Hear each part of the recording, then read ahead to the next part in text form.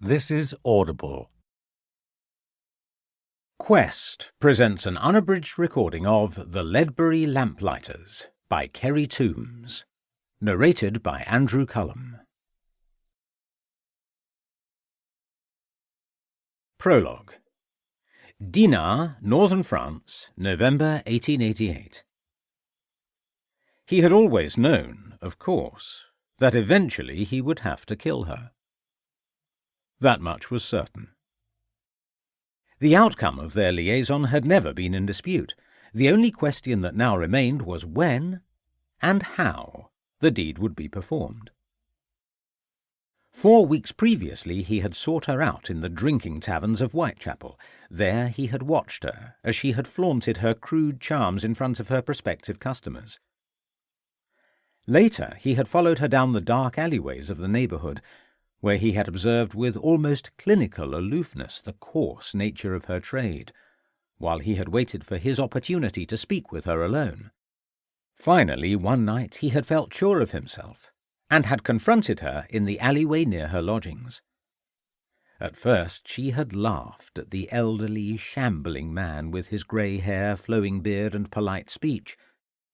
But as he had shown her the gold coins in his gloved hands, he had witnessed the look of greed flutter across her eyes and knew that she would eventually undertake all that would be demanded of her.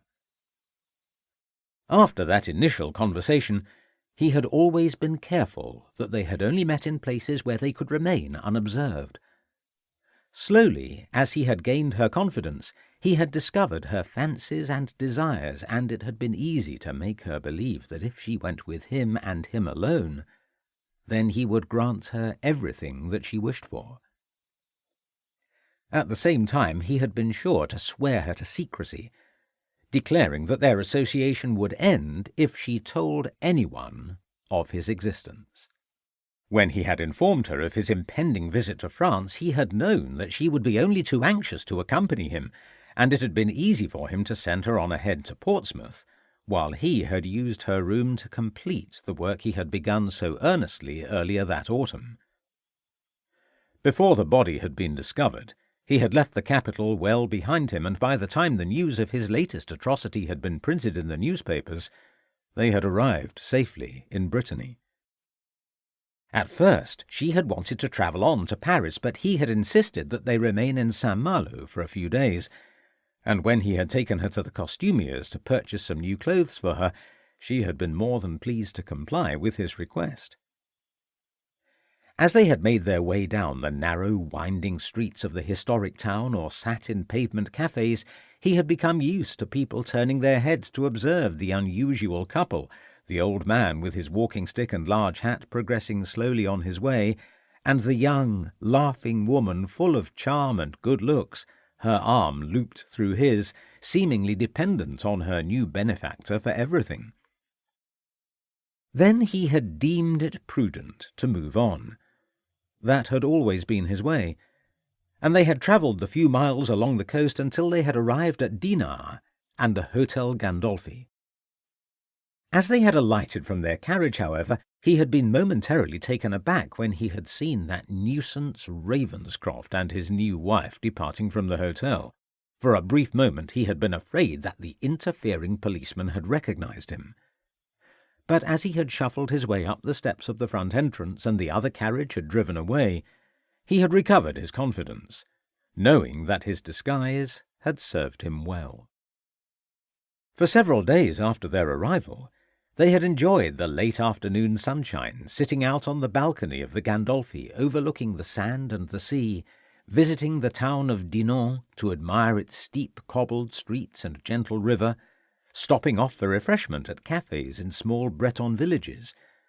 And all the time he had been careful that they had kept to themselves, shunning the polite after-dinner conversations of their fellow guests, always travelling alone, and above all making sure that she had no opportunity to read the London papers, where she might have learnt of the outrage that had taken place at her former lodgings. Now, however, he had become restless and unsettled. The quiet, unhurried pattern of their existence, which had at first been so welcoming and enlightening, had begun to bore him. Worse still, he had grown tired and embarrassed by the attentions of his young companion, whose pretentious French mannerisms and silly conversation had started to irritate him. And when she had cast glances at one or two of the more eligible male single diners in the hotel dining-room, he had known that it would only be a matter of time before she abandoned him for another perhaps more appealing prospect, or worse still, would reveal her true identity to some passing stranger. When he had announced that they were about to return to London, she had become annoyed, still believing that he had intended taking her on to Paris.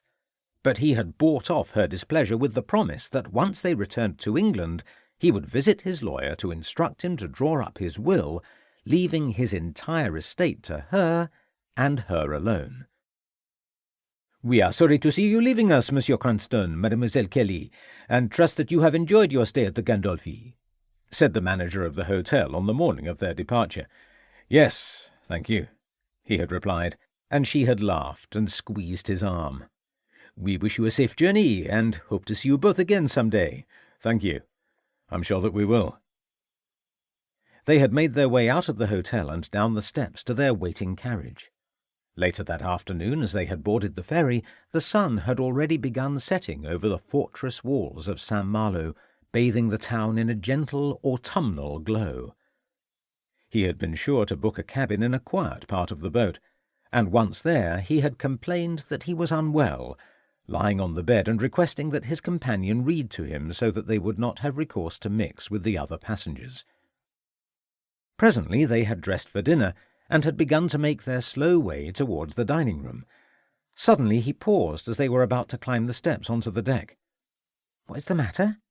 she asked anxiously, looking into his face. "I'm still feeling unwell, my dear." "Shall we return to the cabin?" "No, I shall be well in a moment. I think if we could go up above for a brief moment or two, I would be much better after some air. I find the close confines of the boat somewhat oppressive, my dear." Taking his arm, they made their way up the steps and out through the door that brought them up onto one of the promenade decks. "It is far too windy," she recoiled, drawing her shawl close around her and wishing to return indoors. "I'm sorry, my dear, to bring you up here. I promise we will not be very long. I feel a little better already. Perhaps we could walk for just a minute or two before we go into dinner," he suggested. She gave him a look of momentary displeasure, then, remembering the reason for their journey, smiled and complied with his request. The couple made their way along the empty, dimly lit deck. He looked out across the wide expanse of sea to where a solitary lamp somewhere in the far distance broke the intense darkness of the night, and knew that the time had come. "Please, can we go into dinner? It's so cold and dark out here," she pleaded, shouting above the noise of the crashing waves. "I think you're right, my dear. I'm so sorry to have brought you up here," he replied. Suddenly he let out a groan and staggered forward. She moved quickly and reached out to prevent his fall. "Shall I call someone?" she said anxiously, holding his arm tightly. "Over there," he muttered, moving towards the rail. "Do let me call someone.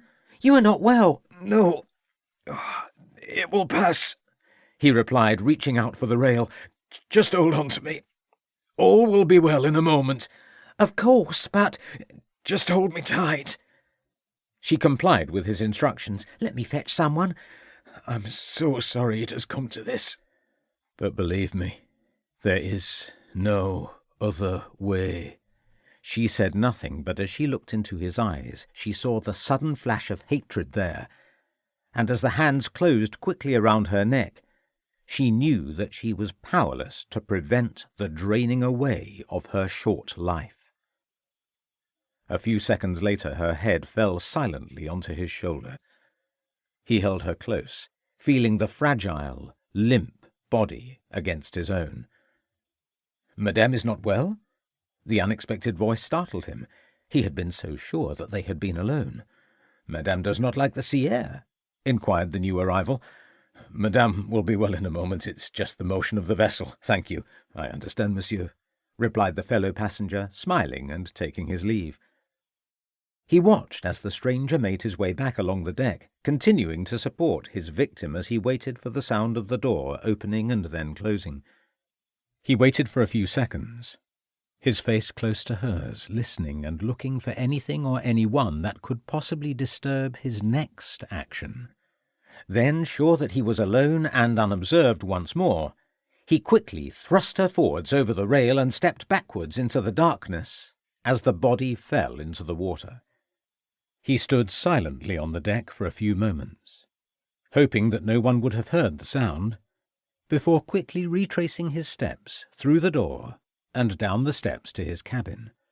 Locking the door behind him, he stared into the mirror without emotion and began to slowly remove his beard and grey hair. Opening his case, he took out another set of clothes, which he placed neatly upon the bed. The old man had served him well, but it was now time to move on and leave Cranston as nothing more than a brief, passing memory. He would again become Monk, the man of the shadows. He had covered his tracks with his usual expertise.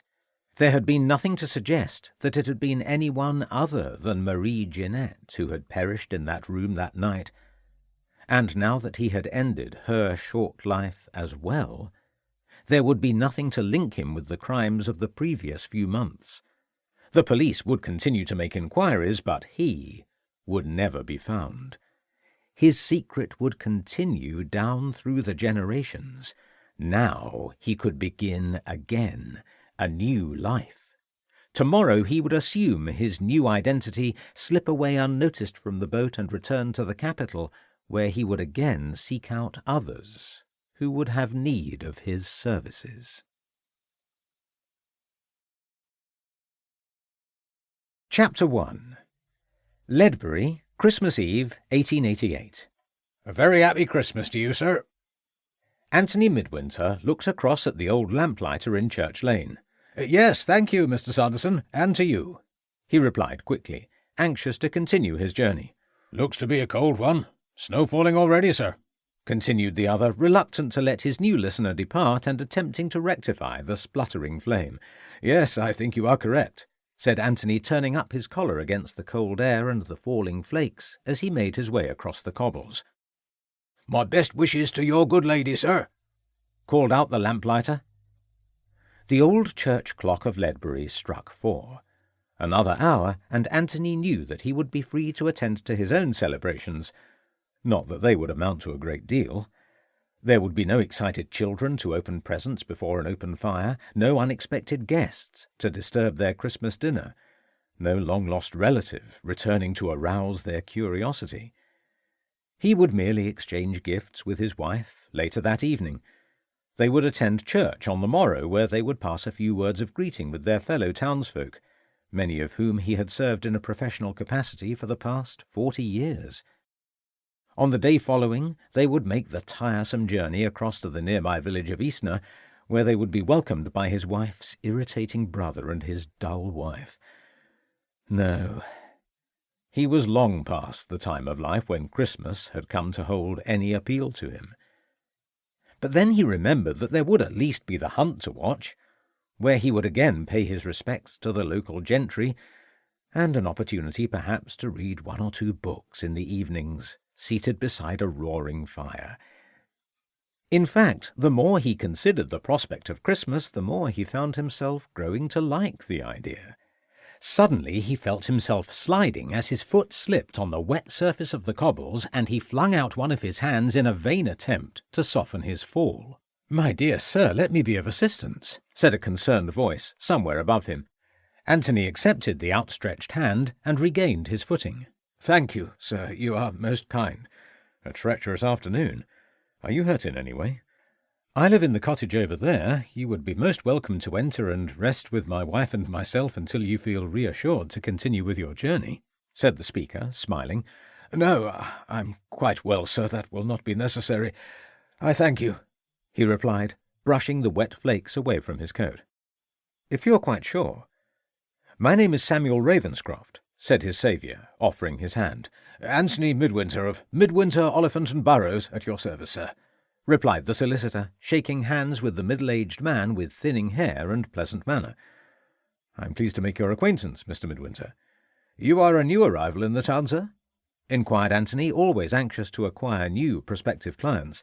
"Yes, although my wife has lived here for over 3 years. You may have known her as Miss Armitage." "I know of the name, but cannot recollect ever having met the young lady in any professional capacity. If you will excuse me now?" "Yes, of course. It is a busy time, and I must not detain you." "I thank you once again for your kind assistance, Mr. Ravenscroft. Should you ever feel in need of my legal services, you will find my offices across from the marketplace." "I wish you the compliments of the season, sir," said Ravenscroft, giving a slight bow before walking across to his cottage.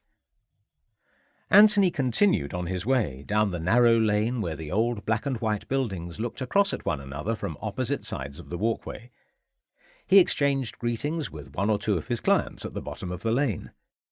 The flakes of snow began to increase as he entered the busy marketplace. He drew his coat closer to him as he paused to listen to a group of carol singers. "Penny for the poor of Ledbury," said one of their number, shaking a box in his direction. Anthony dug deep into his inner pocket and produced a coin which he placed in the slot. He doubted whether the poor of Ledbury would ever have need of his services, but he knew the gesture would be expected of him as one of the prominent businessmen resident in the town. "God bless you, Mr. Midwinter, and a happy Christmas to you." Anthony nodded, and quickly made his way through the crowd towards one of the open shops. "Good day to you, Mr. Midwinter. Can we interest you in one of our lovely birds?" said the cheery, red-faced shopkeeper, raising his arm and sweeping it majestically across his display. "I'll take that goose, if you please," replied Anthony, pointing to the bird at the end of the open table that had first presented itself to his casual gaze. "A good choice, sir, if I might say so, a very good choice. This bird would do justice to the finest table in Ledbury. I'll have my boy deliver it to your house within the hour." "Thank you." "The compliments of the season, sir, to you and your good wife," shouted out the butcher as his latest customer hurried away. "And to you and your family." Anthony turned away from the marketplace, crossed over the road, and walked a few yards before entering an old building which bore a brass plaque with the words Midwinter, Oliphant and Burrows, Solicitors. Seeing the highly polished plate with its neat lettering never ceased to remind him of the day when he had first joined the practice as an articled pupil some 40 years before.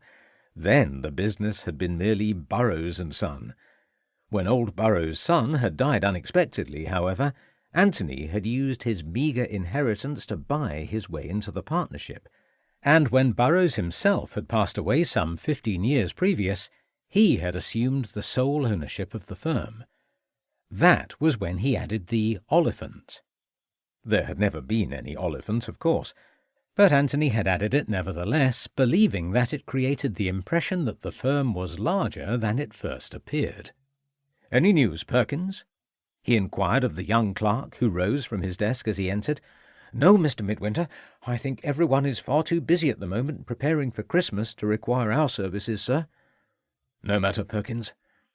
At least we are here should anyone have urgent need of our services. The pen and our expertise are always available. Have you completed the copying yet?" "Another page to go, sir," replied the young man, smiling. "Good. Let me know when you have finished," said Anthony, opening the door of the inner office as the clerk resumed his labours. After hanging his coat on the single peg, he warmed his hands in front of the dying embers in the grate before seating himself behind his large desk. Opening a folder before him, he read intently for some minutes before uttering a deep sigh and leaning back in his chair. As he gazed up at the stained ceiling, thoughts of expansion again crept into his mind, as they had done from time to time during many an idle moment in the past 5 years. He really could do with taking on a new partner, someone younger, who would attend to the more mundane work of the practice and to whom he could eventually sell his share when he needed to seek retirement. But then there was the continual worry that such a move might not support 2 partners. Since that new practice had opened up further along the home end 6 years ago with its 2 young partners, he had seen a steady decline in the fortunes of his own business as his clients had slowly drifted away. His thoughts were disturbed by a knocking at his door. "Begging your pardon, sir, but there is a gentleman who would like a word with you. He's most insistent, sir," said his clerk, entering the room. "Is this gentleman known to us, Perkins?" "No, sir." "Did he give a name?" "No, sir, I've never seen him before. He says his business is most important and that he must see you before Christmas." "Then you had best show him in." His clerk closed the door, only to reopen it a few seconds later. A tall, thin gentleman wearing a long overcoat with a turned-up collar, grey hat, and sporting a turned-down, carroty-type moustache entered the room. "Good day to you, sir. Good of you to see me at such a late hour. Mr. Oliphant, I presume?" said the stranger, extending an arm. "Midwinter," corrected Anthony, rising from his seat and shaking the new arrival's hand as his clerk left the room. "Mr. Oliphant is away on business at present. My apologies, sir. Mr. Midwinter." "Would you care to take a seat, sir? And whom do I have the honour of addressing?" he inquired. "My name is of little consequence," said the other. "And how can I be of assistance to you, sir?" "My business is of a highly serious and delicate nature, Mr. Midwinter," said the stranger, accepting the seat and removing his hat. "Most of my clients would say the same," replied Anthony. "I would need to be assured, sir, that what I tell you in this room tonight would not go any further than these four walls." Anthony observed that the new arrival spoke in a London accent, and that his delivery was of a hurried, almost nervous nature. "You would have my word on that, my dear sir," said Anthony, trying to sound reassuring. "I would also need to know that you would not seek to question me further about my affairs or my motives in the matter that I intend placing before you. I can assure you that you would be paid well for undertaking a task that would require little effort on your part." "I see. I cannot see a problem in that respect," replied Anthony, leaning back in his chair and becoming intrigued as to what was about to be revealed to him. "Good. I can see that I've made the correct choice," said the new arrival, unbuttoning the top two buttons of his coat, reaching into its inner pocket and producing a large brown package which he placed on the table before the solicitor. Anthony stared down at the package, not knowing whether he should leave it where it was or examine it. "This envelope, Mr. Midwinter, contains papers of a delicate and sensitive nature. The package must never be opened by anyone, least of all by yourself or anyone in your employ. There are others out there who would seek to do so. Should these documents ever find their way into the public arena, the very foundation and stability of our country would be put at risk," said the stranger, leaning forward and tapping the envelope with one of his fingers. "I see," said Anthony, somewhat taken aback by what was being imparted to him. "I have two requests of you, Mr. Midwinter. One, that I leave the package with you for safe custody. No doubt you have a secure safe over there." Anthony indicated to the corner of the room where the tall metal device was located. "Excellent. And the keys?" "There is only one set of keys to the safe, and I have it upon my person at all times. Not even my clerk has access. Be assured, sir, that your package will be safe with us." "Good," said the stranger, again reaching into his coat pocket and taking out a wallet from which he extracted a £5 note. He placed it upon the desk in front of Anthony. "I will return on the 1st of May, when I have further instructions for you, and when you will be paid a further £5 for your services. I trust that will be satisfactory?" "Yes, that will be more than satisfactory. We are often asked to look after important papers for our clients.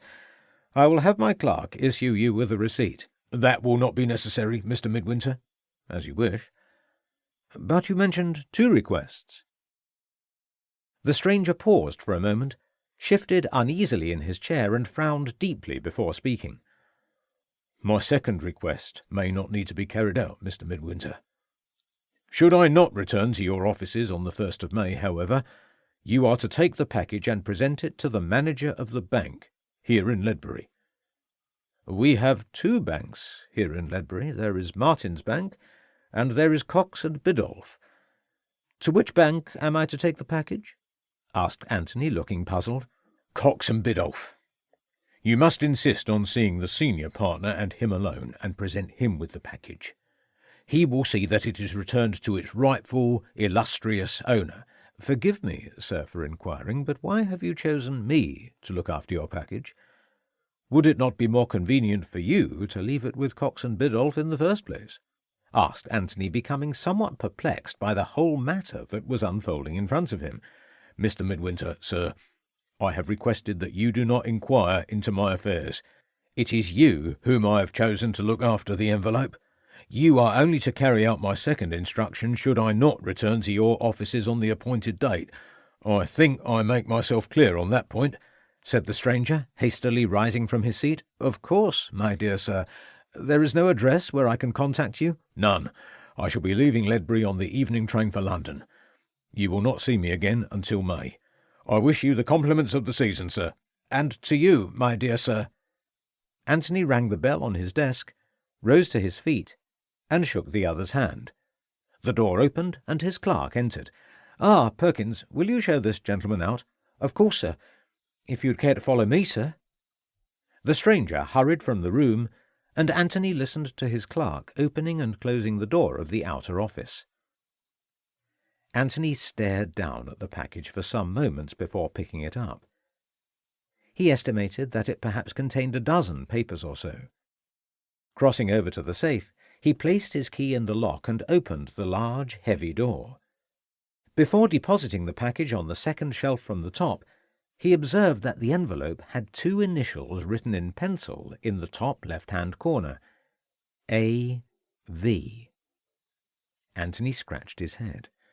The initials obviously meant something to the man who had insured the package to his safe custody, and had probably been written on the outside of the envelope so as to distinguish it from any others of a similar nature. As he locked the door to the safe, he went over in his mind once more the words that the stranger had used. Should any of these documents ever find their way into the public arena, then the very foundation and stability of our country would be placed at risk. It all sounded very mysterious and important. But what had the stranger meant by those words? If the envelope and its contents were all that important, why had he been chosen above all others to be the guardian of such property? Why had he been instructed to take the package to Cox and Biddulph if the stranger failed to return in May? Why had the stranger not chosen to take it there in the first place? The more he thought about it, the more puzzled he became. Finally, he came to the conclusion that no amount of deliberation on his part would throw any light on the intriguing matter. Extinguishing the light in his room, and after dampening down the remainder of the small fire and buttoning up his overcoat, he closed the door to his office and turned the key in the lock. "I think you can safely leave off that now, Perkins. What is not done now can safely wait until the festive season is over." "Right you are, Mr. Midwinter," replied the clerk, closing his ledger with an eager flourish. "Put out the candles, and let us return to our families for the festive season." "As you wish, sir." Closing the outer door behind him, Anthony shook hands with his clerk. "A very happy Christmas, Tom, to you and your family." "Thank you most kindly, sir. May I wish the best of the season to you and your wife, Mr. Midwinter?" "Strange sort of gent, sir, to seek us out at such an hour," replied the clerk, stamping his feet on the snowy ground. "Strange indeed, Tom. Strange indeed." Chapter 2. Ledbury, New Year's Eve, 1888 to 1889.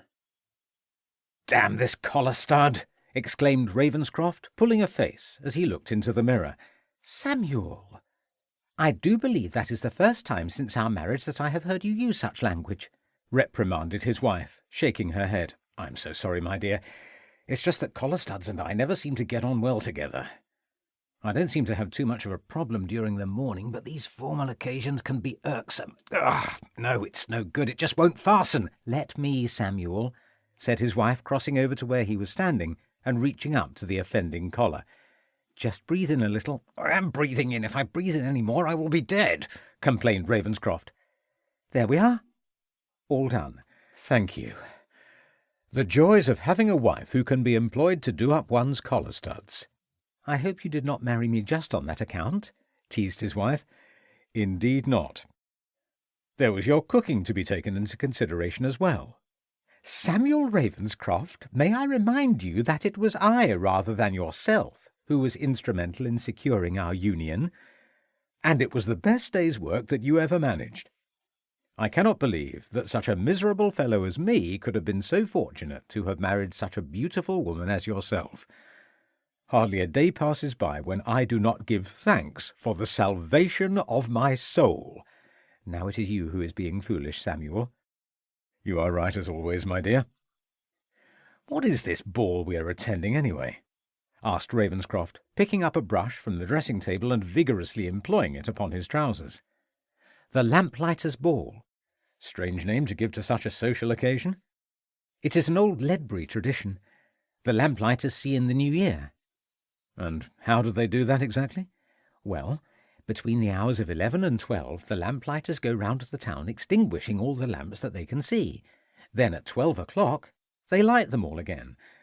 Something to do with dampening down the flames of the old year and letting in the light of the new year. I believe that they also attend the ball, which is named in their honour, and do something with all the lights there.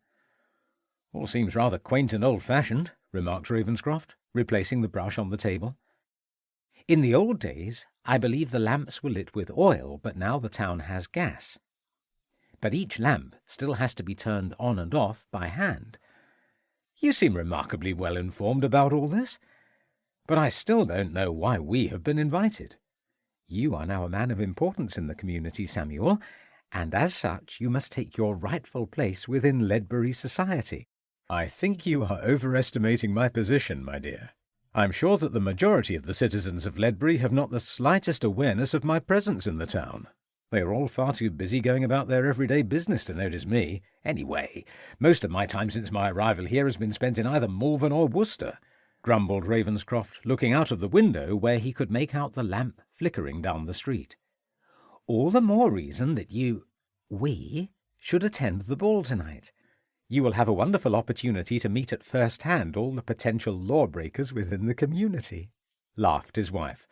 Lucy, I have been here 6 weeks, and during that time all I have managed to accomplish is the apprehension of 2 railway navvies who were fighting in the marketplace one night, and the recovery of 1 lost bicycle and a basket of washing.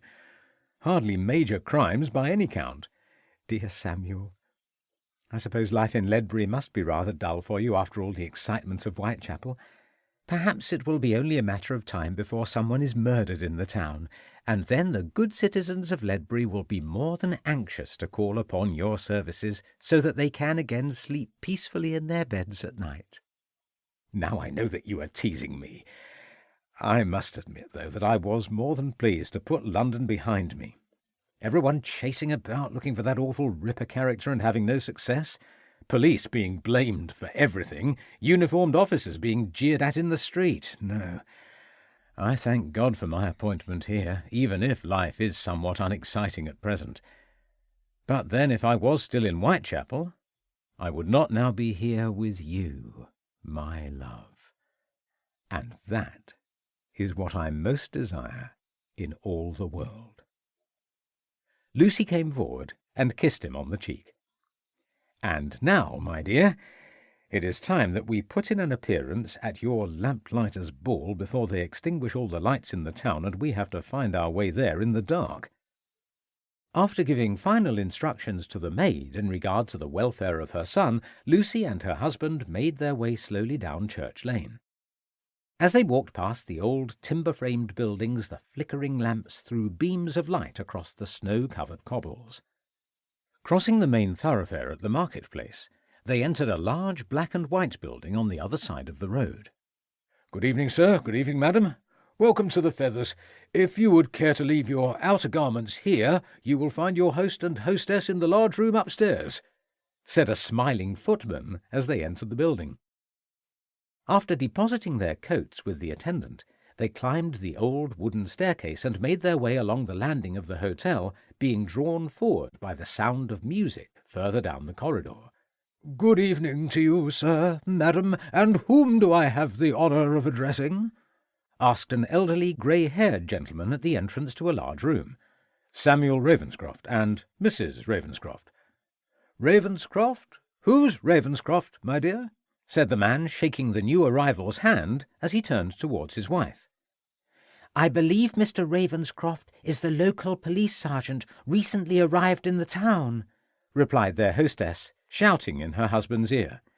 "Inspector," corrected Ravenscroft uneasily. "Don't think I've seen you around," muttered his host. "I have only been here for 6 weeks, sir, although my wife has lived in the town for 3 years. I spend a great deal of my time in Malvern and Worcester. That is perhaps why I am not much in evidence." More crime in Worcester, I suppose?" Ravenscroft smiled. "Delighted to make your acquaintance, Mrs. Ravenscroft," said the gentleman, taking Lucy's hand and bringing it to his lips. "I hope you will enjoy the ball," said their hostess, somewhat nervously. "I'm sure we will," replied Ravenscroft, giving a short bow and guiding his wife into the room. "I don't think I have seen so many people in Ledbury in one place before," said Lucy as they made their way through the throng towards a waiter who was holding a silver tray. "Who on earth was that who welcomed us?" asked Ravenscroft, helping himself to 2 glasses of wine. "I believe his name is Montacute. He is the manager and owner of Cox and Biddulph, the local bank. I think he and his wife live at the Gables, that large imposing house on the way out of the town," replied Lucy. "They must have plenty of money to live in such a house. I should think they would need to employ at least a dozen servants or more to keep them in any degree of comfort. The wife must be about half his age." "She is very attractive," offered Lucy. "I'm sure I did not notice. But then you are certainly the most attractive person in the room tonight." "Samuel, stop flattering me." "You're Ravenscroft, ain't you?" Ravenscroft turned. "Onslow at your service. Major Onslow, late Bengal Lancers and now master of the Ledbury Hunt."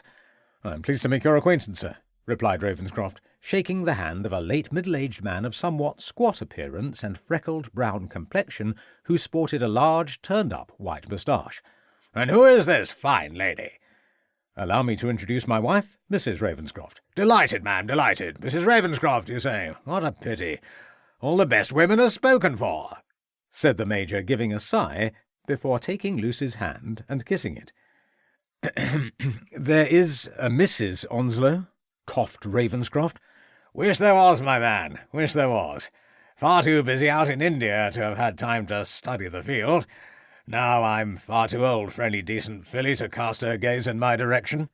"I'm sure that is far from the truth, sir," said Lucy, smiling. "You think so, man? Perhaps there is hope for me yet. Should have met you before your husband snapped you up. There would have been no faltering in the starting blocks then, I can assure you. Me timing has always left a lot to be desired. Like a word with you about the hunt, whilst you're here, Ravenscroft?" "I'm afraid I don't ride." "Pity. Don't know what you're missing. There's nothing quite like the thrill of the chase to improve one's constitution. Let me know if you fancy trying your hand some time or other. I'm sure I can fix you up with a good filly." "Thank you, Major. I'll let you know if I change my mind," said Ravenscroft, smiling. "While you're here, there's something else I need to have a word with you about." "How can I be of assistance?" "It's that damn fellow Catherwood," snorted the Major. "Catherwood?" inquired Ravenscroft. "Sorry, forgot you're new to the area. Owns a big farm out towards Colwall way. The man's a bounder. No respect for society. Won't let my hunt go over his lands. Says he'll shoot the first dog that he sees. Damned unsporting of him. Sorry for my language, my dear lady. Very unsporting. Want you to have a word with him, Ravenscroft. Tell him to follow the laws of the countryside and all that. Jiggle him up a bit, if you know what I mean." "I don't think I can do that, sir." "Why ever not, man?" asked the Major, frowning. "Well, unless Mr. Catherwood has committed an offence, I have no cause to question him. He would be perfectly within his rights to say who and who cannot come onto his land." "Rubbish, man." "I'm sorry, Major, but I don't see what I can do," said Ravenscroft quietly, trying to placate the master of the hunt. "Damn it, Ravenscroft. That sort of attitude won't go down well here. Damned unsporting of you. Didn't have you down as a lily-faced townie," growled the Major, turning abruptly away and moving to another part of the room. "Oh dear," "I think you might have upset the Major just a little, my dear," said Lucy, squeezing her husband's arm. "I can't help that." "It is just not my job to go around telling people who they can and who they cannot allow on their land," answered Ravenscroft. "Never mind. I'm sure the Major might eventually come round to your way of thinking." "I doubt it." "Aren't you going to ask me to dance?" inquired his wife, looking into his eyes. "I'm not sure I would be very good at it. It has been quite a time since I took to the dance floor. I also suffer from policeman's foot." "Policeman's foot? Whatever is that?" asked Lucy. "2 left feet," said Ravenscroft, smiling. Lucy ignored his last remark and, taking hold of his arm, led her husband out onto the crowded dance floor. "Strange to see the lamps going out all over the town," said Lucy as she and her husband looked out from the upstairs window of the Feathers Hotel. Beneath them they could see the Lamplighters extinguishing the lamps in the marketplace. "Within a few minutes the whole town will be plunged into darkness," added Ravenscroft. "A good opportunity for housebreaking, I would say, with everyone of note attending this ball instead of safely guarding their own homes." "It's Mr. Ravenscroft, is it not?" asked a voice at his elbow. "Yes." "Anthony Midwinter, you were kind enough to assist me when I fell the other day." "Yes, of course, Mr. Midwinter. I trust you are fully recovered, sir." "Indeed. Let me introduce you to my wife, Lucy." "Dear, this is Mr. Midwinter." "Of Midwinter, Oliphant and Burrows, solicitors of Ledbury, at your service." "I am pleased to make your acquaintance, Mr. Midwinter," said Lucy, smiling at the elderly gentleman. "Strange to see the town plunged into darkness at night. An ancient but not unpleasant custom, I think you would agree, Mrs. Ravenscroft?" "Yes, indeed," replied Lucy. "I presume that the Lamplighters must have held an important role in the life of the town." "Why, yes, indeed, Mrs. Ravenscroft. The town has always depended on light for its very survival, and the position of lamplighter has always been considered an important one. In medieval times there were just 2. Over the past 100 years the town has grown in size, and so we now have 3 lamplighters. A much sought-after position, almost an honour, you could say, to be nominated. Only men of honesty and long standing in the town are considered to fill the role of lamplighter, when such a vacancy arises," said Anthony. "Fascinating. Perhaps you should have been a lamplighter, Samuel, rather than a policeman," said Lucy, smiling at her husband. "Of course, you are the new inspector," exclaimed Midwinter. "I'm afraid so." "My husband was only saying to me earlier this evening that he did not have enough to occupy his time due to the law-abiding nature of the town." "It has not always been so, I can assure you. Ledbury, alas, does have its crimes like everywhere else. Why, a few years ago there was even a robbery at Martin's Bank. I remember it came as quite an affront to the town. I'm not sure that they ever caught the perpetrators. Oh, if you would excuse me, I think I can see my wife calling me from near the mantelpiece. I trust you will both enjoy our little ball, Inspector. Mrs. Ravenscroft?" "I hope we may speak again, Mr. Midwinter," said Ravenscroft. They watched as the solicitor made his way across the crowded room. "A pleasant gentleman," remarked Lucy. "Oh, Samuel, do look! They have put out the last lamp by the marketplace. That means it must be nearly 12 o'clock, and the Lamplighters will be shortly making their way up here. It will soon be the new year." "Load of old ancient rubbish, if you ask me," exclaimed a young man, bumping into Ravenscroft and spilling some of the contents of his glass over the detective's sleeve. "Dreadfully sorry, old man. Didn't mean to cover you in the best malt." "It is of no matter, I can assure you. It will soon dry," said Ravenscroft, somewhat annoyed, and dabbing his suit with his handkerchief. "Nevertheless, bad form, not to be excused on any account. You've met my father, then?" asked the young man, taking another drink from a nearby tray. "Your father?" inquired Ravenscroft, observing that the new arrival was rather the worse for drink. "Montacute. Nathaniel Montacute of Cox and Biddulph, money-scrapers of this parish," replied the young man, bringing the glass to his lips. "We were introduced when we arrived," offered Ravenscroft, turning away and looking for an opportunity to move to another part of the room. "Everyone knows my father. If they don't, they won't get any money. My father owns half of Ledbury and has designs on the other half. See that he does not buy you up as well. Sorry, I don't think we've been introduced. I'm Rupert Montacute." "And do you work at the bank?" asked Lucy. "Lord above! Don't want to set foot in that awful place if I can help it. No, I'm what you call the black sheep of the family, sometimes referred to as the idle layabout by my parents. The one who is always trying to drink away the family fortune. But do you know something? I can't keep up. The more I drink, the more money the old man seems to make. He's always trying not to give me any. Well, that's money, of course, not drink. Keeps nagging me to go out and get a job. Join the army or something. God, can you see me in the army? Can you, really?" "No, I suppose not," laughed Lucy. "Better than the church, I suppose. God, that's a laugh. Me in the church? I suppose I'm really a great embarrassment to the old man. When all is said and done, he would rather be rid of me so he can keep up the respectability of the family. Send me off to London or somewhere else miles away from Ledbury. And you know, I'd go like a shot tomorrow, except that the tight-fisted old skinflint won't give me any money to go. Miserable old miser, mean as they come. He just doesn't seem to be interested in giving me any money. What do you think of that, then?" "I don't know what to think. Now, if you'll excuse us," said Ravenscroft, attempting to steer his wife away from the speaker. "Oh, don't go. Have a drink with me. See out the old year and all that nonsense. I know I go on rather a lot, but I can't help it, really. I'm quite a nice fellow when you get to know me. Have another drink." "Now then, Rupert, what have you been up to?" said a new arrival, laying a hand on the young man's arm. "Just enjoying myself. No harm in that, is there? Go away and leave me alone. These are my new friends." "I must apologize for my brother. I'm Maurice Montacute, Samuel Ravenscroft, and this is my wife, Lucy. Pleased to meet you both. I'm sorry my brother has had too much to drink. I trust he has not been annoying you." "No, not at all," replied a somewhat relieved Ravenscroft. "Come on now, Rupert. There's a young lady over there who has been asking about you all night," said Maurice, attempting to steer his younger brother away from Ravenscroft and his wife. "I want another drink.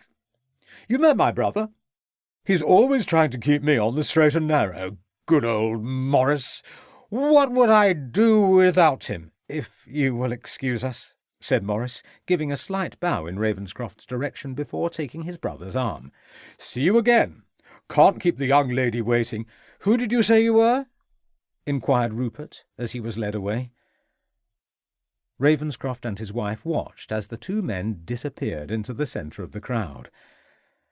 "It seems as though our Mr. Rupert Montacute has had rather too much to drink," said Lucy. "He seemed harmless enough, was probably just enjoying the occasion. Interesting. One would not have thought that the two men were brothers. Rupert young, dark-haired, outgoing and frivolous. Maurice, perhaps 15 years older. Seems more confident and reserved.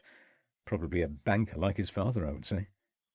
Perhaps they're really stepbrothers. Samuel, stop it. You are not on duty now. Stop trying to be the detective." "Sorry, my dear." "Ladies and gentlemen, will you please welcome the Grand Order of Lamplighters?" A loud voice cried out suddenly from near the entrance of the room.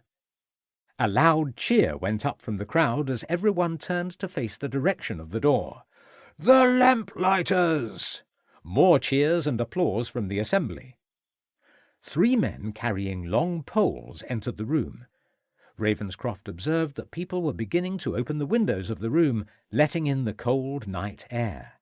"I didn't know they had uniforms," shouted Lucy to her husband over the noise. "Bit like Morris men. They must just wear them for this one evening," shouted back Ravenscroft. The 3 new arrivals made their way round the room to great applause, shaking hands with each of the guests in turn as they progressed. "Ladies and gentlemen, if I could have your attention for just 1 minute." Ravenscroft observed that the speaker was the old banker, Nathaniel Montacute. "Ladies and gentlemen, I give you a toast. The Lamplighters!" "The Lamplighters!" chorused the crowd as they raised their glasses. Lucy took her husband's arm and smiled as she heard the church clock begin to strike somewhere in the distance. "Put out the lights before the last stroke," shouted out a voice from somewhere in the centre of the floor. "The lights! Put out the lights! Bad luck not to put out the lights!" The room quickly plunged into darkness as the cry was taken up. "Quiet, everyone! Listen to the clock!" A silence fell over the darkened room as everyone strained to hear the remainder of the slow chimes of the church clock. "A Happy New Year!" The cry went up as the Lamplighters set about the business of relighting the room. Ravenscroft turned to face his wife. "A Happy New Year, Samuel."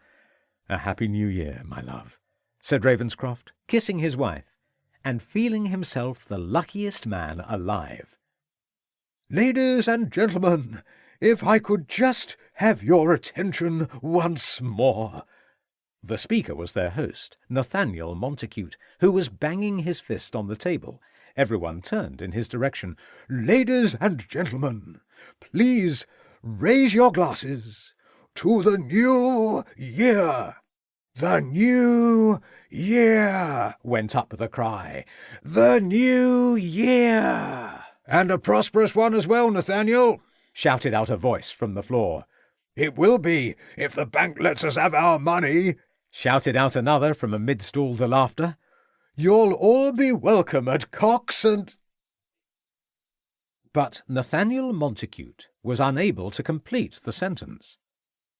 Someone in the room screamed as first the glass, and then the old banker fell suddenly to the floor.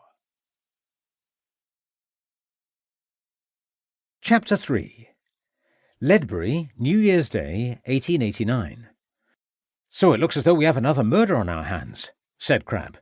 "Indeed," replied Ravenscroft. "Thought things had been rather too quiet since your arrival, sir. They may not be for much longer. This is Dr. Andrews. Doctor, let me introduce you to Constable Crabbe, who will be assisting me in this case." "Constable Crabbe," replied the doctor, nodding in the arrival's direction. "Dr. Andrews, sir," said Crabbe, returning the greeting and glancing at the dark-haired, middle-aged man who was seated in one of the armchairs. Several hours had passed since the dramatic events at midnight, and the three men were sitting in the ballroom of the Feathers Hotel. "Dr. Andrews was at the ball with my wife and I, and half the population of Ledbury," explained Ravenscroft, before going on to recount the events of the evening to his younger colleague. "So Mr. Montacute was poisoned?" asked Crabbe when his superior officer had finished. "It would certainly seem that way. I was the first to examine poor Montacute. There was nothing I could do for him. He died within a minute or so," interjected the doctor.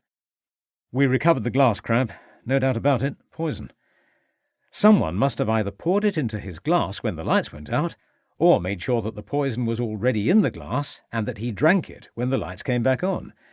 I saw Montacute toasting the Lamplighters from his glass when they arrived in the room, and he was perfectly all right then," said Ravenscroft, removing his spectacles so that he might clean them. "I suppose if you were going to poison someone, you would wait for the lights to go out and then drop the poison into the glass." "A perfect opportunity, sir," suggested Crabbe. "I think our murderer must have slipped the poison into the glass before the lights went out. Everyone was far too occupied in watching the lights go out to see what he or she was up to. If the murderer had waited for the room to descend into absolute darkness, he might not have been able to see what he was doing." "What happened afterwards, sir?" At first everyone was stunned by the event they had just witnessed. One or two people, including Dr. Andrews and myself, rushed forward to see if we could assist the poor man, but once it became apparent that nothing could be done for Montacute, one or two of the ladies screamed and fainted, and I could see that unless I took control of the situation straight away, a wholesale panic might have ensued. I therefore informed everyone who I was and suggested that it would be better if they all returned to their homes as quickly as possible, with the exception of the Montacute family, who were to remain. At first, some of the people seemed reluctant to go, and I'm afraid I had to apply a fairly strong tone of language to make sure they left. Then, once Dr. Andrews had pronounced Montacute dead, I got the old man's sons to take Mrs. Montacute home, and the undertakers to remove the body." "Busy night, sir," sympathized Crabbe. "Not the way I would have liked to have seen in the new year," added Ravenscroft, replacing his spectacles on his nose. "There will have to be an inquest," said Andrews, removing his thick-lensed spectacles and polishing them on a handkerchief. "Almost certainly. Our task now, Crabbe, is to discover who killed Montacute. And that's where you might be able to help us, Doctor. Anything. Just ask." "How long have you known the deceased and his family?" asked Ravenscroft. "I came to Ledbury when I completed my medical studies some 4 years ago, but I did not attend to the Montacute family until 2 or 3 years ago." "Oh? Why was that, Doctor?" "Old Dr. Fuller was the family doctor. It was only when he passed away that I was asked to take over the care of the family." "I see, Doctor. Please go on. What can you tell me about them?" urged Ravenscroft. "Well, there was Nathaniel Montacute, the old man. He was the senior partner in Cox and Biddulph, the principal bankers in the town. I believe they also have a branch in London as well. The business was apparently well established, and the family was obviously very wealthy." "What kind of man was Montacute?" asked Ravenscroft, leaning forward in his seat. The doctor thought deeply for a moment before answering. "He was a very much respected gentleman in the town, but I would say that while a great deal of that respect came from his position as the town's banker, some of it also came out of fear." "Could you elaborate further, sir?" "Montacute had been mayor of Ledbury on no less than 2 occasions. He was a local magistrate and served on a number of committees. I believe he had shares in a number of local companies and concerns and owned a great deal of property in the town. It was generally said that he drove a hard bargain.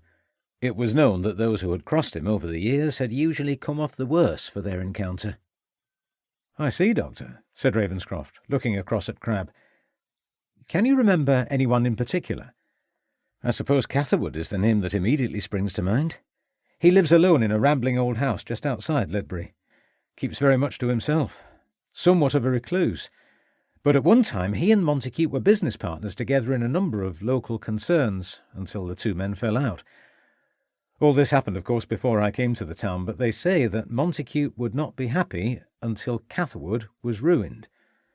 "Looks as though there was someone who had a motive for killing Montacute," suggested Crabbe. "Maybe. Please go on, Doctor," urged Ravenscroft. "Well, that's all, really. There is nothing else I can add. As I said, it happened before I came to the town.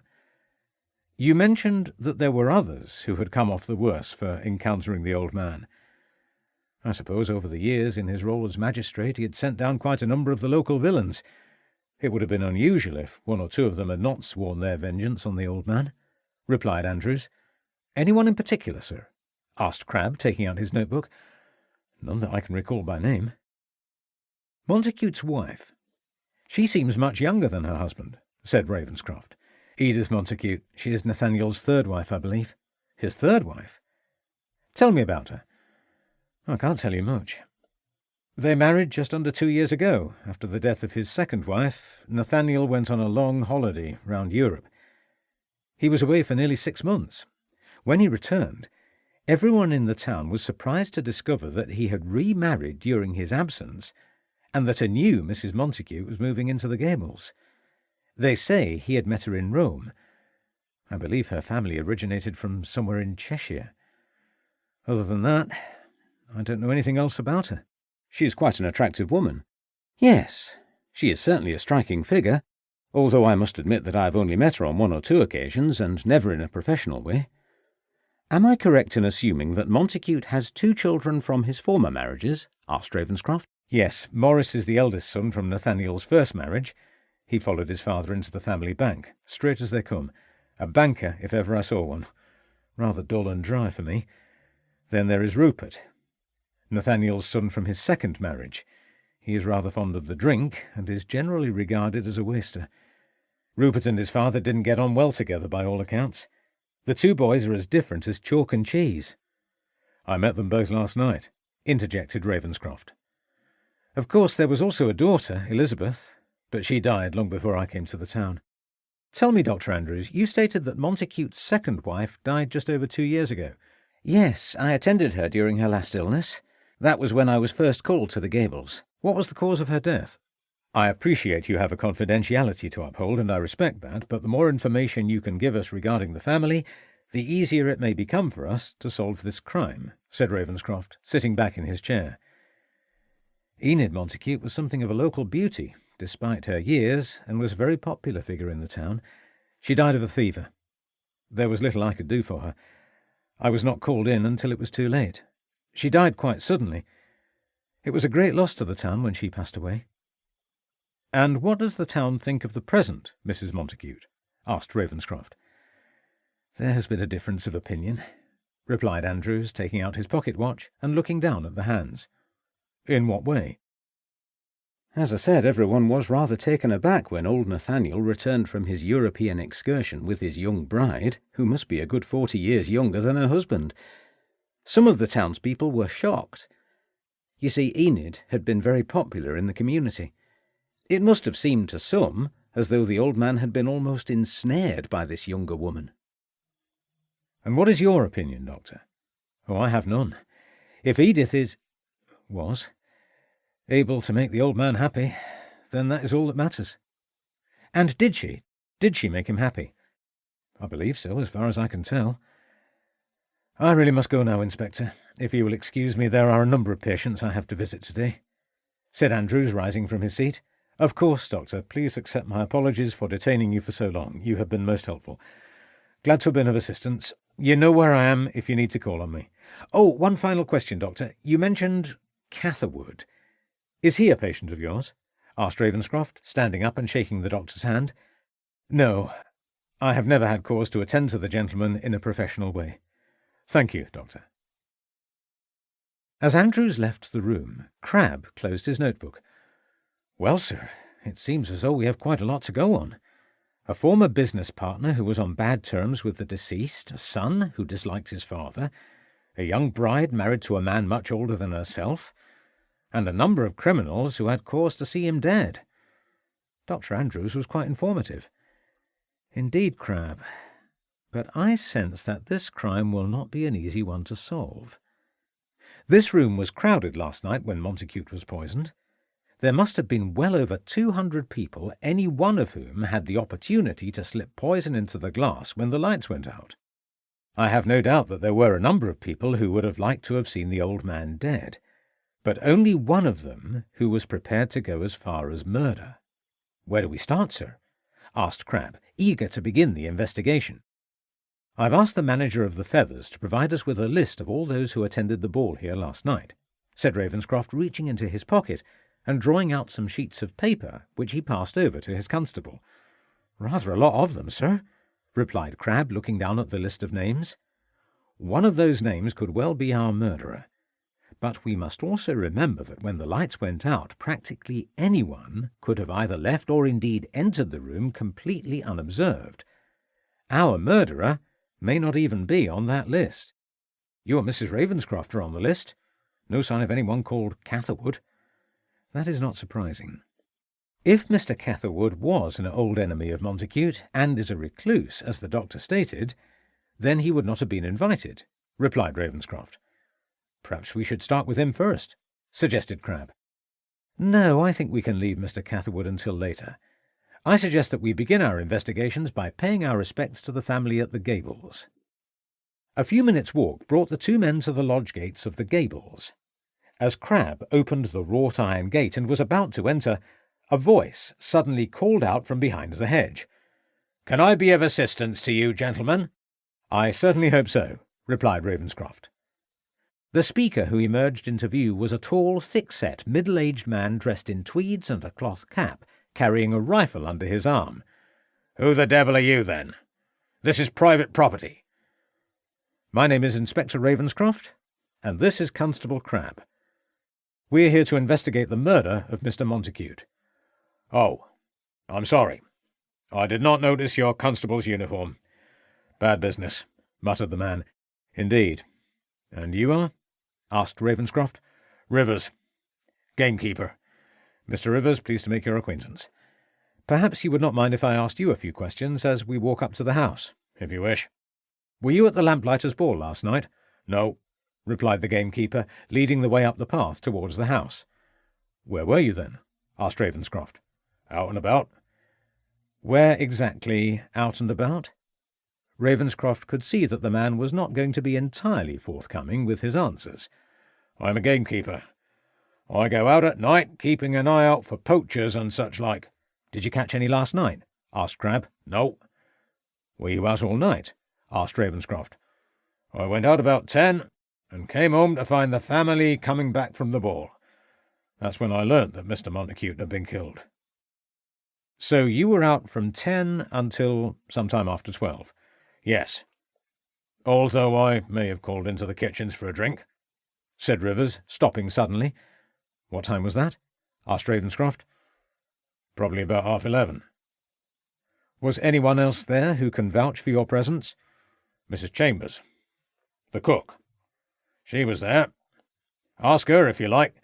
Look, what's all this about? Why am I being questioned like this?" asked the gamekeeper, becoming annoyed. "We need to know where everyone was at 12 yesterday evening." "House is over there. Just ring the bell," grunted Rivers, turning away. "Oh, one final question, Mr. Rivers. How long have you worked here for Mr. Montacute?" The gamekeeper turned round and gave Ravenscroft a steely look. "I've been here for over 40 years, man and boy. My father was gamekeeper to Mr. Nathaniel before me, and he was gamekeeper to his father, Mr. Giles, as well. Now, if you've finished, I've work to be doing." "Thank you, Mr. Rivers. I appreciate your assistance. We may need to speak with you again," said Ravenscroft. The gamekeeper said nothing as he walked back towards the lodge gate. "Bit surly," muttered Crabbe. "We will need to check his alibi. We will have words later with this cook, Mrs. Chambers." "How old do you think this building is, sir?" "Probably 200 or 300 years old.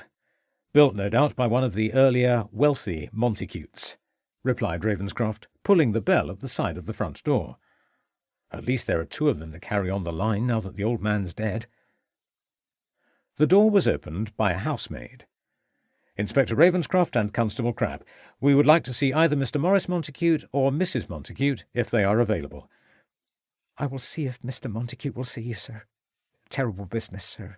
If you would like to wait in the hall," said the maid, opening the door wider so that the 2 men could enter.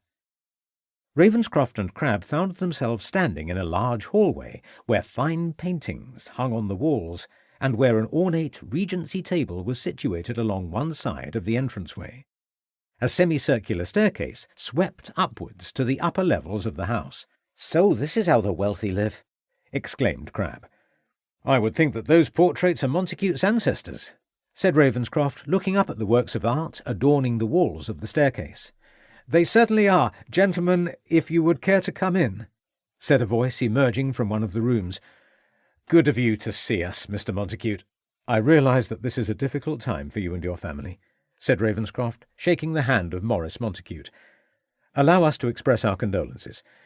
"Thank you, Inspector," replied Maurice, leading the way into what Ravenscroft considered to be the library. "Please take a seat, gentlemen. Now, how can I be of assistance to you?" "All this must have come as rather a blow to you, sir. I hope you will excuse our intrusion." "How is Mrs. Montacute?" asked Ravenscroft. "My stepmother is as well as can be expected.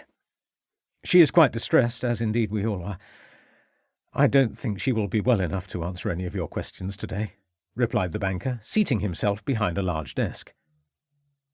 Ravenscroft observed that his host spoke in a slow and precise manner. Maurice Montacute was evidently a man who was used to choosing his words with care. "Of course, sir, we quite understand. If you don't mind answering a few questions for us, it would be much appreciated. You won't mind if my constable takes notes?" he asked, accepting one of the chairs and gazing round at the book-lined walls. "No, not at all. Anything I can do to help." "Can you think of any reason, Mr. Montacute, as to why your father was poisoned?" "None at all, Inspector." "Did your father have any enemies?" "None that I can think of." "Mr. Catherwood, for instance?" suggested Ravenscroft. "Catherwood? Oh, you mean that dispute. All that was over with years ago." "I believe Mr. Catherwood and your father were business partners at one time?" inquired Ravenscroft. "That is so, and yes, they had their disagreements, but, as I said, that was really all quite a long time ago." "Did your father ever mention the cause of their falling out?" "No, I cannot recall my father ever mentioning it." "You cannot think of anyone else who might have held a grudge against your father?" I believe your father was a local magistrate. Yes, indeed. You think that some local criminal might be responsible for his death?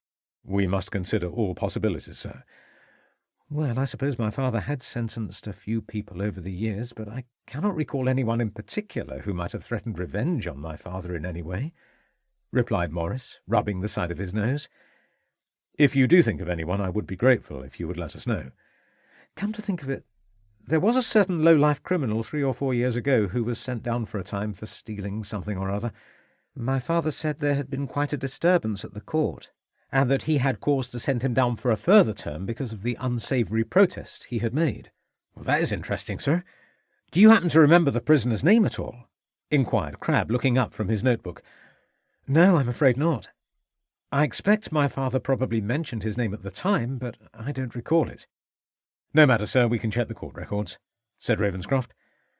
You think that this man may have been responsible for my father's death? We won't know that until we look. Tell me, Mr. Montacute, I believe you worked with your father at the bank? Asked Ravenscroft, changing the subject. Yes, I was a junior partner. I followed my father into the bank when I left university. That was something you wanted to do? Inquired Ravenscroft. Of course, why do you ask? Replied Morris, a look of puzzlement on his face. It's just that sometimes children feel compelled by their parents to do something they don't really want to do.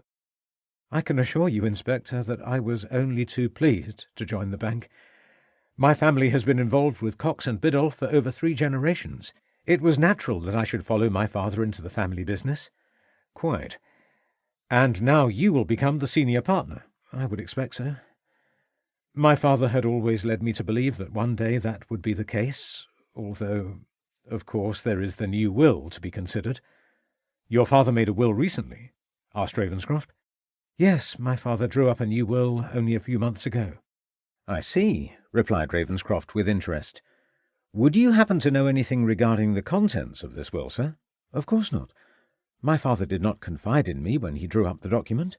Wasn't that unusual, sir? Inquired Crabbe, looking up from his notebook. Not really. It was entirely within my father's character. He kept his business and private affairs very close to his heart. He was not a man to consult other members of his family, replied Morris. Can you see any reason why your father drew up the will? Surely there would have been an earlier will already in existence, asked Ravenscroft. Yes, of course. I suppose my father wanted to provide for my new stepmother. Where is the will now, sir? asked Crabbe. With Mr. Midwinter at Midwinter, Oliphant and Burrows, solicitors. I presume the contents of the document will be read after the funeral, said Ravenscroft. That is normally the case. Your brother, Rupert. There was no wish on your father's part that Rupert should join the bank, asked Ravenscroft. The idea had been mooted a year or so ago, but after my brother was sent down from Oxford, it was evident that he was not suited to a life of banking. You met my brother yesterday evening, Inspector, so I think you can see what I mean. Unfortunately, my brother is rather too fond of alcohol. He clearly has no intention at all of entering any kind of profession or occupation. Was there much conflict between your stepbrother and your father? Said Ravenscroft, detecting a slight trace of sadness in the dry, measured tones of his host. I'm afraid so, Inspector. There were a number of heated discussions between the two of them, but if you are suggesting that Rupert would have wanted my father dead, I can assure you that nothing could be further from the truth. Why do you say that, sir? Asked Ravenscroft. My brother would have nothing to gain from my father's demise. Unless, of course, your father had changed his will in Rupert's favour, suggested Crabbe. Highly unlikely, Constable. My father would never have changed his will to favour Rupert. He knew that if he did so, it would have meant the end of the bank. You saw the state my brother was in last night. Do you think he would have been capable of carrying out such a dreadful deed in that state, even if he had wanted to? Ravenscroft gave a brief smile. Can you tell me anything about your stepmother? Edith. I believe your father met her in Rome. That is correct. It was after the death of his second wife, Enid, Rupert's mother, that he decided to travel round Europe for a few months, replied the banker. It must have come as a surprise to everyone when he returned with his young bride, questioned Ravenscroft, discerning a slight unease breaking through Morris's dry composure. Yes, certainly. There is quite a large difference between their 2 ages. Yes, but I don't see where all this is getting us, Inspector. Did you get on well with your stepmother, Mr. Montacute? Asked Ravenscroft, ignoring the last remark. I am not here a great deal, what with my work at the bank and my club. I also spend quite a great deal of my time in London, visiting our offices there. Thank you, sir, said Ravenscroft, suddenly rising from his chair. We won't detain you any longer. Perhaps we could return tomorrow to see if Mrs. Montacute has recovered sufficiently to answer some questions. We might need to interview your brother as well. As you wish, Inspector. Look, Ravenscroft, I want whoever did this terrible thing caught. The family are quite prepared to offer a reward for any information gathered, said Morris, crossing over to the bell pull. I don't think that will be necessary, sir, at present. Rewards, I find, encourage all kinds of undesirables to come forward with all sorts of fanciful, manufactured stories. As you wish, Inspector. I see what you mean, said their host, shaking Ravenscroft's hand. Do everything you can, Inspector, to catch this murderer. We will endeavour to do our best, sir. Rest assured on that score. Will you show these gentlemen out? Said the banker, addressing the maid who had entered the room. Good day to you, sir. I thank you for your time. Oh, one final question, sir. Your gamekeeper, Rivers, I understand he has been with you for a very long time? Asked Ravenscroft. Over 40 years. He was gamekeeper here, along with his father, when I was a boy. You surely don't suspect him. We have to consider all possibilities, sir. That idea is quite ridiculous. Rivers was totally devoted to my father. He would have had nothing to gain from his death. Thank you, sir. Ravenscroft and Crabbe followed the maid out of the room and across the hall towards the front door. I wonder if we might have a word with your cook, Chambers, before we leave, said Ravenscroft, addressing the servant woman. Yes, sir. She's working in the kitchens. If you would care to follow me, sir. The maid opened a door, and the 2 detectives followed her down a flight of steps which led into a large room. Mrs. Chambers, called out the maid, there are 2 gentlemen who would like a word with you. An elderly woman of stout build and a red face rose from a seat by the kitchen table. Good morning to you, Mrs. Chambers, said Ravenscroft, observing that the cook had recently been crying. Good morning to you, sir. My name is Inspector Ravenscroft, and this is Constable Crabbe. We are investigating the murder of Mr. Montacute. May we have a few words with you? Please resume your seat. A terrible business, sir. Who would have wanted to have killed the master? Said the cook, dabbing her eyes. That's what we aim to discover, replied Ravenscroft, seating himself at the table. He were a lovely man. Why would anyone want to do the master any harm? You've been here a long time, Mrs. Chambers. 40 years, sir. That is a long time. You have witnessed a few changes over the years, I'll be bound. Ravenscroft smiled, hoping that the woman would be forthcoming with her recollections. I have indeed, sir. People have come and gone. Yes, sir. I can remember the first Mrs. Montacute. She died as the result of a riding accident when Master Morris was young. That must have been quite hard on the boy. Oh, yes, sir. It was difficult for him losing his mother like that, what with him being so young. Then there was his sister, Miss Elizabeth, died of a chill when she was 8 years old, replied the cook, only too happy to answer the questions. Could not have been easy, sympathized Ravenscroft. No, sir. Then there were the second Mrs. Montacute, Miss Enid. She were a real lady, no doubt about it. She knew how to run a house. She was a pleasure to work for. Everyone liked her. It was very sad when she died so suddenly. And what do you think of the present Mrs. Montacute? Not for me to say, sir.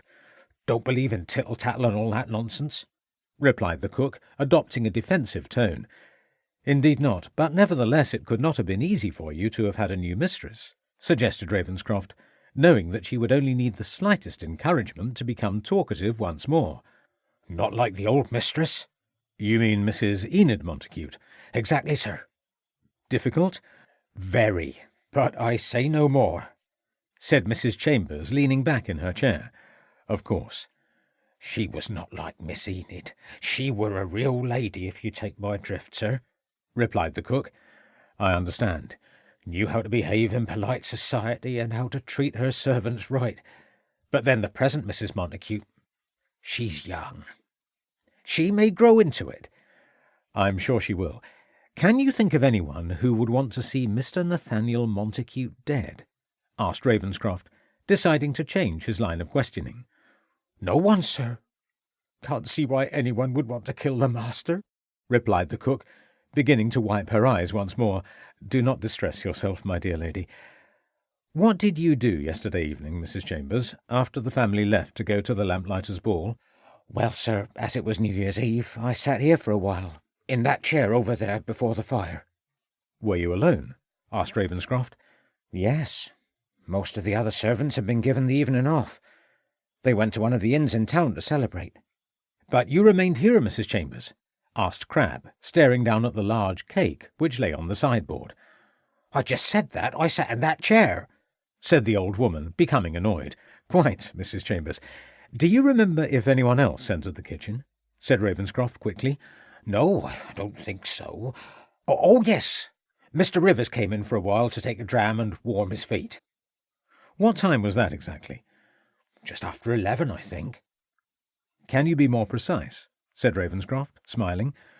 Well, I suppose it was more like 11:30. How long did Mr. Rivers stay for? Why, I suppose about 10 or 15 minutes, replied the cook, with a puzzled expression on her face. You could not tempt Mr. Rivers to stay and see in the New Year with you, said Ravenscroft, rising to his feet. No, I thought he might have done so, what with it being the end of the old year and such like, but he said he had to go outside. He said there would be poachers about, what with all the lights being out in Ledbury. Thank you, Mrs. Chambers. You have been most helpful to us. Please don't get up. We will see ourselves out. I hope you catch the villain that did this terrible thing, sir, sobbed the cook. Ravenscroft nodded as he and Crabbe walked out of the kitchen. Chapter 4. Ledbury, New Year's Day, 1889. Well, sir, looks as though our friendly gamekeeper does not have a good enough alibi, remarked Crabbe as the two men made their way back down the path at the gables. I find it strange that Rivers only came into the kitchen for 10 or 15 minutes and did not remain there to see in the New Year with Mrs. Chambers. Any other person would have taken full advantage of a good fire and a warm drink and remained indoors for longer than 15 minutes. Either he was being overzealous in his duties and really was on the lookout for some poacher or other, or he slipped into town in the dark and put the poison in Montacute's glass, then quietly slipped away again without anyone noticing him, interrupted Crabbe, finishing Ravenscroft's sentence. You could be right, Crabbe. How long would it have taken him to have walked from the gables to the Feathers? 5 minutes if he hurried, 10 at the outside. But we're forgetting one thing, Crabbe. Oh, what's that, sir? Rivers does not appear to have had any reason to kill his master. He had worked at the gables for practically all his working life, as his father had done before him. What advantage could he have gained by killing off the old gentleman? Perhaps Mr. Montacute had found out something about his gamekeeper and had threatened to sack him, suggested Crabbe. And because Rivers did not want to lose his job, he killed his master. A possibility, but I don't really see it at the moment. Tell me what you thought of Mr. Morris Montacute.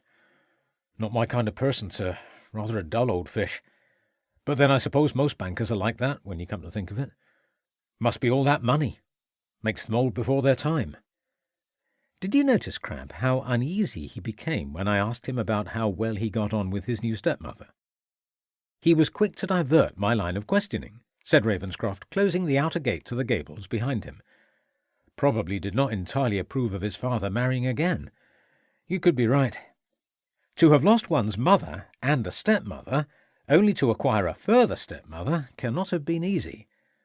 Morris is unmarried, I believe, so when he is not up in London, he normally resides at the family home, with his father, stepmother, and stepbrother. At least the house is large enough to accommodate them all. You would have thought that Morris would have married by now. With his wealth and position in society, he would have been what, I believe, the ladies call a desirable catch. Time enough yet, sir. Why, look at yourself, joked Crabbe. Enough of that, said Ravenscroft, frowning. This new will interests me. I wonder why the old gentleman had decided to revise his will only a month ago. Wanted to provide for his new wife? Maybe. We will need to attend the reading to see who gains and who loses from Montacute's will. We may well find our reason for the murder there. Don't forget, sir, that the old banker was also a local beak, said Crabbe as the two men began to walk back into the town. Yes. We need to have a look at the records to see who it was that caused all the disturbance in Montacute's court, and to find out what exactly transpired there and where that person may be now. It could be a long job, sir. Then we'd best start before the morning is over. The two men made their way along the main street of the town until they reached a rather drab-looking building, the front of which bore a large plaque with the words Magistrates' Court engraved on it. Perhaps there may be someone in here who can aid us in our research, said Ravenscroft, closing the front door behind them and ringing a large brass bell which he found lying on a table in the entrance hall. Very fusty old smell in here, sir, said Crabbe, turning up his nose. Presently their call was answered by a thin, elderly, bald-headed gentleman who was wearing a suit that had seen better days. Ah, good morning to you. I presume you are the clerk of the court. And you are Inspector Ravenscroft, pronounced the clerk, peering over his spectacles. I am indeed, and this is Constable Crabbe. But how did you know? I was at the Lamplighters' ball last night. Yes, of course, forgive me. There were quite a number of us there. Terrible business, sir, said the clerk, shaking his head. Indeed. Can you think of anyone who would have wanted to kill Mr. Montacute? Sorry, you are? Asked Ravenscroft. Simpson. Mr. Simpson. Mr. Montacute had been one of the town's magistrates for nigh on 20 years. During that time he must have sentenced many of the local thieves and villains. Many of them will have accepted their sentences. One or two over the years may have felt particularly aggrieved, replied Simpson. Anyone who comes to mind? There was a particular nasty case some 3 or 4 years ago. One of the local villains by the name of Leewood came from a bad family. I think he was up on a charge of theft. There was never any doubt about his criminality. Mr. Montacute found him guilty and sentenced him, but Leewood protested his innocence in quite forceful terms. How do you mean? Asked Ravenscroft. Leewood tried to climb over the rails and attack Mr. Montacute, saying he had not committed the crime and that he would get even with him one day. What happened next? Inquired Crabbe. Mr. Montacute, he was having none of it, and quite right as well. He sent him down for a longer term. Perhaps you would like to see the records? That would be most helpful, Mr. Simpson. This way, gentlemen, if you would care to follow me. Ravenscroft and Crabbe followed the clerk down a long corridor and into a large room at the back of the building. Simpson walked over to a set of shelves on one of the walls and looked through a row of ledgers until he lifted one down which bore the year 1885 on its spine. I think the event you are looking for occurred in this year, although it might be a year later, said Simpson, turning over the pages of the large volume. Ravenscroft leaned over his shoulder, looking down at the pages of neat copperplate handwriting, while Crabbe busied himself by casting an eye over the contents of the room. Ah, here we are, said the clerk presently, pointing to an entry on one of the pages. Ravenscroft leaned forward and began to read. 12th of June, 1885. Joshua Leewood stands accused of stealing 3 shillings from the premises of John Freeman. Accused pleads not guilty. Evidence called from John Freeman and his servant Maggie Trubshaw, who say they both saw accused take the money. Accused says he was elsewhere at the time of the theft. Accused found guilty and sentenced to 3 years' imprisonment with hard labour at Hereford Jail by Mr. Justice Nathaniel Montacute. Accused then attempted to assault bench, but was restrained by officers and was then sentenced for a further 3 years on a charge of threatening behaviour. Very interesting. So Leewood had his sentence doubled. He received 6 years in prison. That would seem to rule him out then in regard to this murder. I reckon he has another 2 years left to run on his sentence, said Crabbe. That would appear to be the case.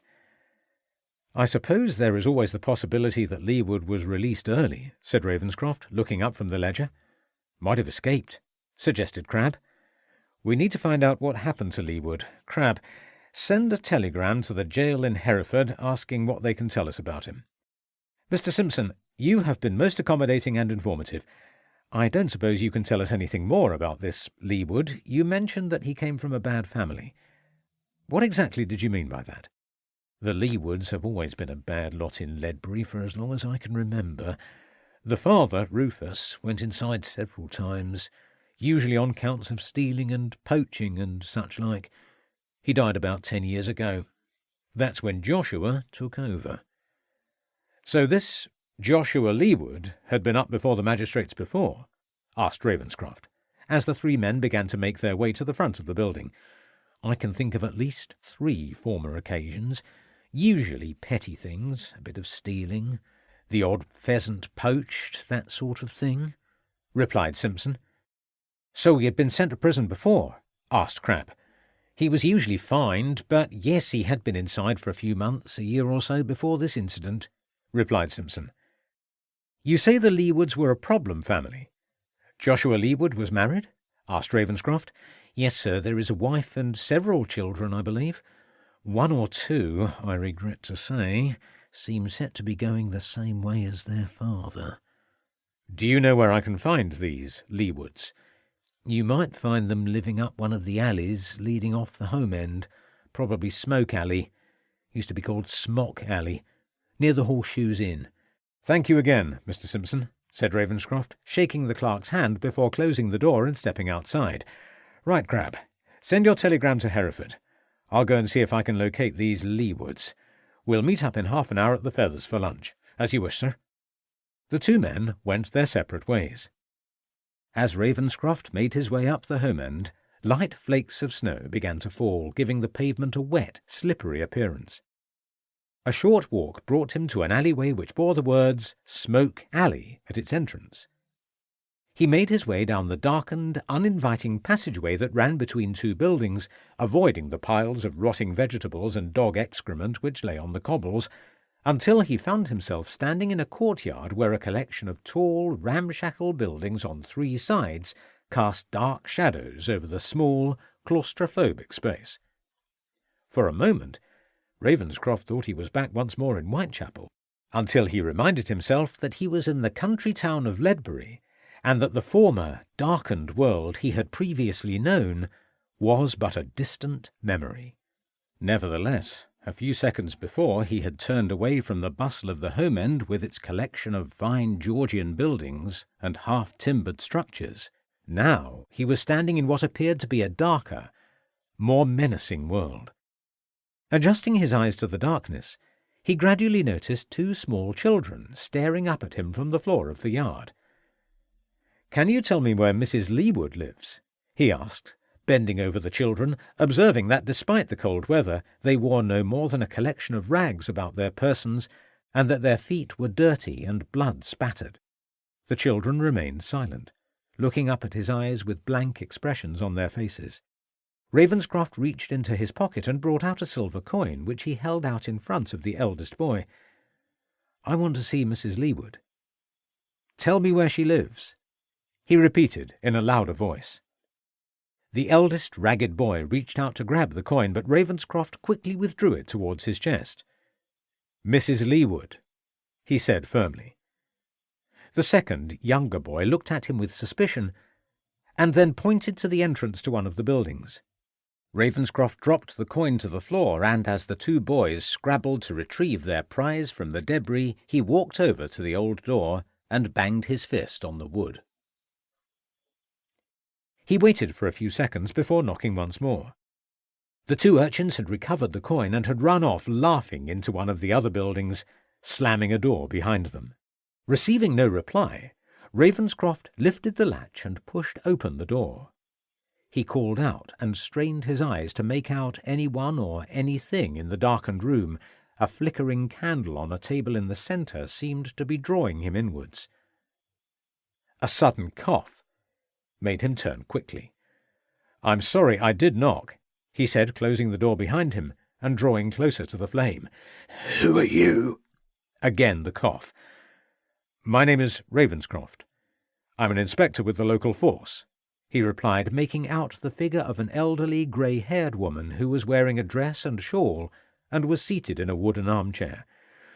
"What do you want?" said the woman, holding a hand to her face, attempting to stifle the cough. "I'm looking for Mrs. Leewood," Ravenscroft said hesitantly. As his eyes adjusted to the scene, he noticed that the table was covered with dirty plates and old newspapers. The room had the air of decay and dampness about it. "You found her," replied the hostile voice. "Mrs. Joshua Leewood," corrected Ravenscroft. He had expected Leewood's wife to have been much younger in years. "Joshua is my son," coughed the old woman, drawing her shawl tightly around her shoulders and giving Ravenscroft a cold stare. "I was given to understand that your son's family lived here," said Ravenscroft, taking out a handkerchief from his overcoat pocket and bringing it to his nose in an attempt to block out the foul smell that was being emitted from the kitchen sink. "His wife left 2 years ago. Ran off with a tinker after Babby had died of the pox." "I'm sorry." "Nothing to be sorry about. He were better off out of it." "What happened to the other children?" "Don't know where they went. Somewhere in Ledbury," replied the old woman, descending into a set of more prolonged coughs. Something cold brushed against Ravenscroft's leg. He looked down quickly, and was relieved to find it was only a black-and-white cat of a hungry, bedraggled appearance. "Where is your son, Mrs. Leewood?" asked Ravenscroft, recovering his composure, but nevertheless anxious to keep his distance from the figure in the armchair. The old woman laughed. "You, of all people, should know that." "Hereford Jail." Leewood's mother said nothing as she turned her face away towards the empty hearth. Ravenscroft looked down once more at the cat, who hissed loudly at him. "I understand that your son protested his innocence when he was sent down," he said, finally breaking the silence. "What do you want to know for?" "You going to help him, then?" sneered the woman. "No, I cannot change what has happened in the past." "Thought as much," muttered the old woman, before resuming her coughing. "You have heard that Mr. Nathaniel Montacute is dead? He was the magistrate who sentenced your son." "I know who he was." Ravenscroft thought he could detect a mixture of resignation and bitterness in her voice. An old clock on the mantelpiece chimed 12, and he counted the strikes to himself. Neither he nor the old woman spoke. The cat hissed loudly again at Ravenscroft, before crossing over to the door. "Did your son ever say anything about Mr. Montacute?" "How do I know?" The cat began to scratch the door in an angry fashion. "Cat!" shouted the old woman. Ravenscroft opened the door, and the animal gave him a venomous look before it quit the room. "Do you visit your son in prison?" he said, returning to the table. "How could I afford the fare to Hereford?" laughed the old woman. "Does your son write to you?" asked Ravenscroft, knowing that his line of questioning was going nowhere. "Can't read nor write, nor can Joshua," coughed the woman. "Should your son return in the near future," began Ravenscroft. "My son is still in jail, where he has no cause to be," shouted out the old woman, before being convulsed by a fit of coughing. "Can I get you anything?" he offered, knowing that he could do little to relieve her suffering. The woman made an angry gesture with her arm, indicating that Ravenscroft should leave. "Perhaps I could ask Dr. Andrews to call upon you." "How do you expect me to be able to pay for some old quack?" growled the old woman. "I'll pay for Dr. Andrews to call on you, and to give you something for that cough." "Nothing can cure me once the flock has taken hold. Save your money and get out." I'm sorry," said Ravenscroft, feeling helpless as he moved back towards the door. "Get out!" Ravenscroft realised that it was futile to remain any longer. Opening the door, he stepped out into the courtyard before making his way past the two dirty, shoeless children who had returned to witness his departure. "Found it then, mister?" asked the eldest of the two boys, looking up at him. Ravenscroft said nothing, but made his way quickly down the alleyway, to where he hoped a brighter, more genteel, welcoming world would be waiting to greet him. A sudden blast of cold air blew into his face, however, as he turned back into the home end, reminding him that it was the first day of January, and that he could expect little better at this time of the year.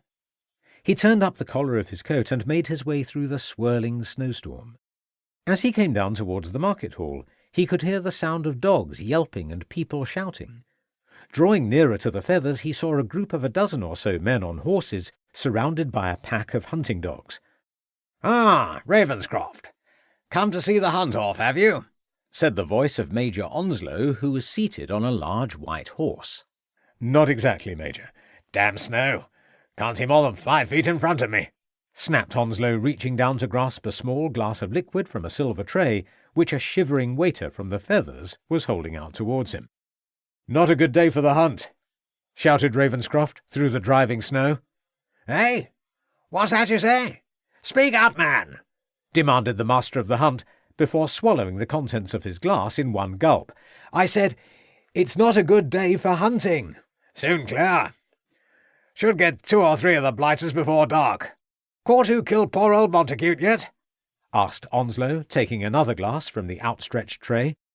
"Our investigations are still at an early stage." "Suppose so. Bloody awful thing to happen. Who the devil would want to kill old Montacute?" "Who indeed, Major?" "Snow seems to be dying down a bit. Best be on our way. We can't keep the foxes waiting. Good day to you, Ravenscroft," shouted Onslow, banging his empty glass down on the tray and signalling to one of the huntsmen to sound the horn.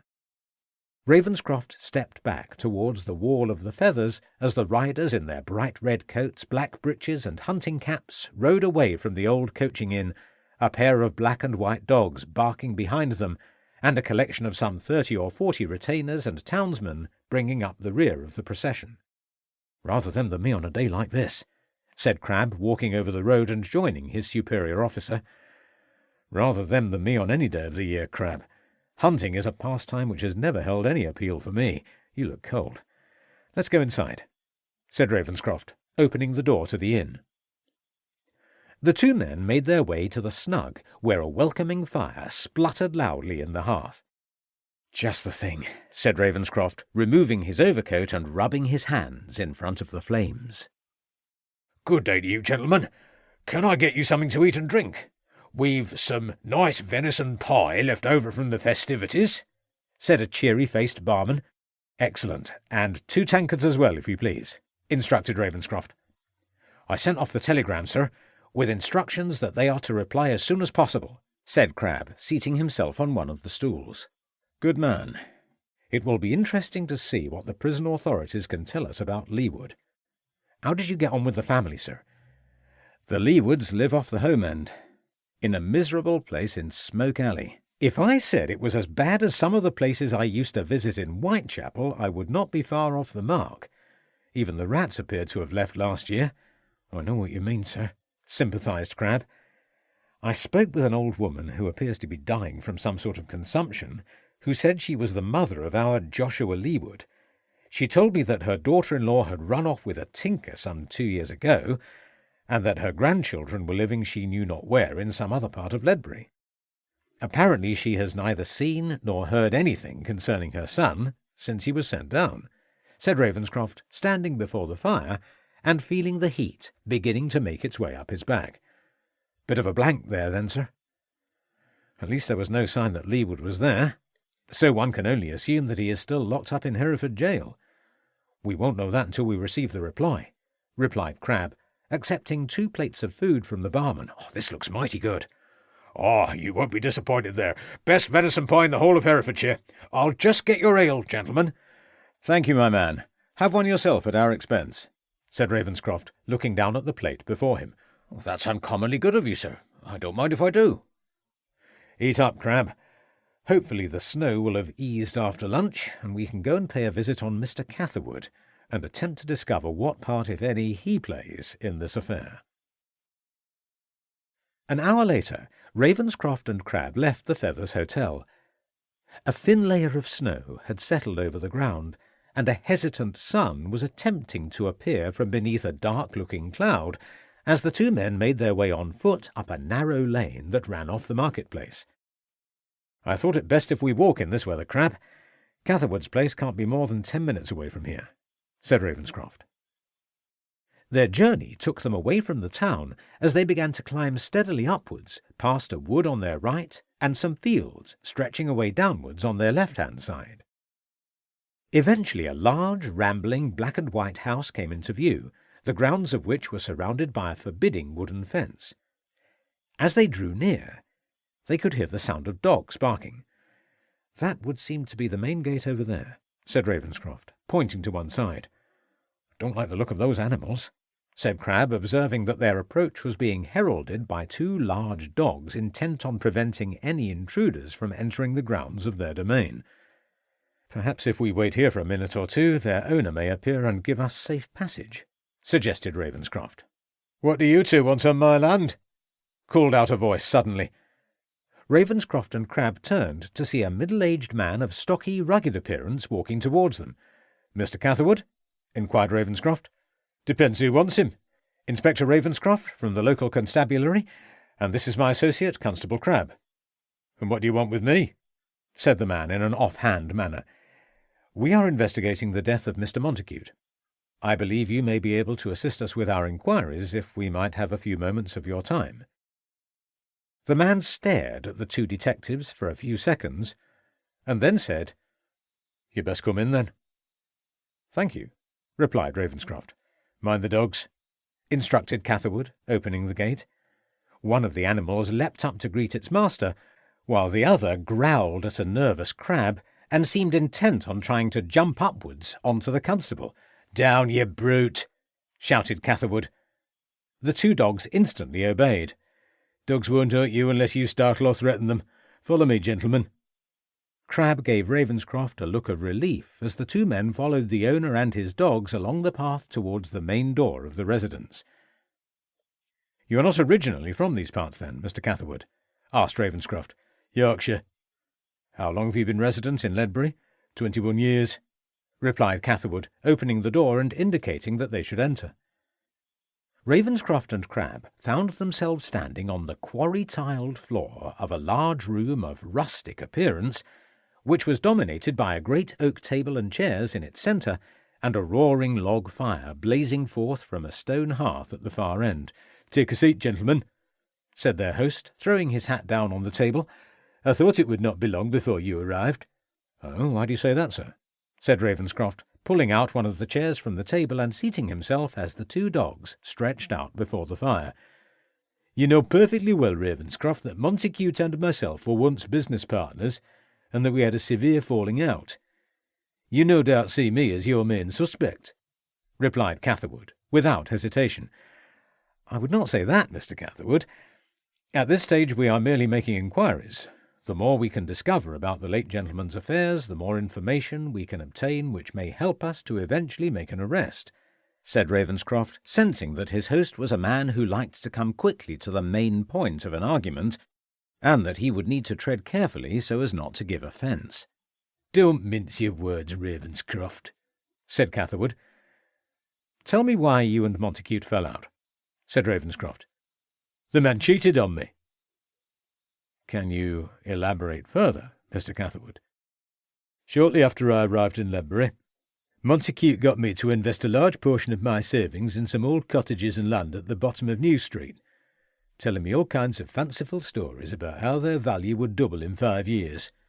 Then, after 2 years, he said the council, of which he was the mayor of at that time, would need to acquire the land in order to widen the road, and that we would all have to sell for a fraction of the price we had paid.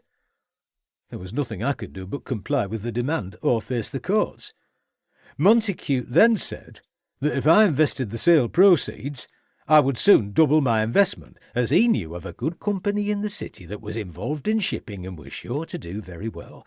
I, like a fool, believed him. The following year, Montacute sold his share of the New Street properties to the Ledbury Gas, Coke and Coal Company for the new gasworks, and made a pretty pile in the process. Seemed as though he had not sold his share of the original investment after all. At the same time, the company I had speculated in became bankrupt after one of their ships was lost at sea. Unfortunate, muttered Crabbe, writing in his notebook. Not unfortunate at all. I sold out my share of the investment to Montacute, only to learn later that the company had been resurrected and had doubled its profits the following year. I call that sharp practice, added Catherwood. I can see why you disliked Mr. Montacute, said Ravenscroft, trying to sound sympathetic. Dislike is putting it mildly. I hated the man at the time, Ravenscroft, but I soon realised I was powerless to do anything about it. Montacute had nearly ruined me, but he had such a strong hold on the affairs of the town that I could see little opportunity for redress, replied Catherwood, throwing another log on the fire. And do you still hate Mr. Montacute? No point. At the time I could have killed him quite easily. But as the years go by, you soon realise it does you little good to think about the past.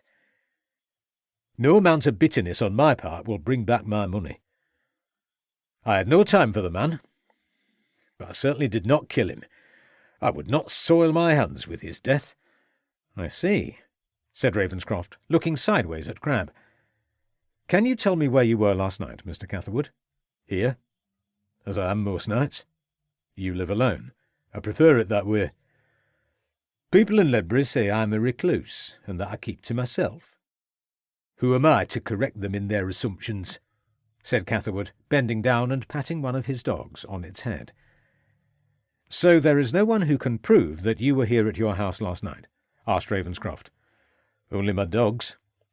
I keep no servants, only an old woman from the town who comes up here to keep the house clean and cook me a meal in the middle of the day. That serves me well enough. I've little cause to go into the town. You have not seen Mr. Montacute recently? Last time I saw Montacute was 3 years ago on the other side of the street. He barely noticed my existence.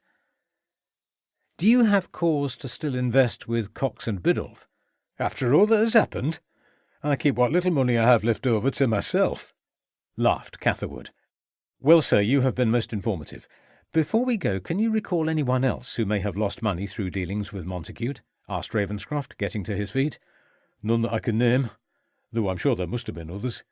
Men like Montacute don't increase their wealth by doing large favours for those less fortunate than themselves, said Catherwood, motioning to the dogs that they were to remain where they were as the two policemen prepared to leave.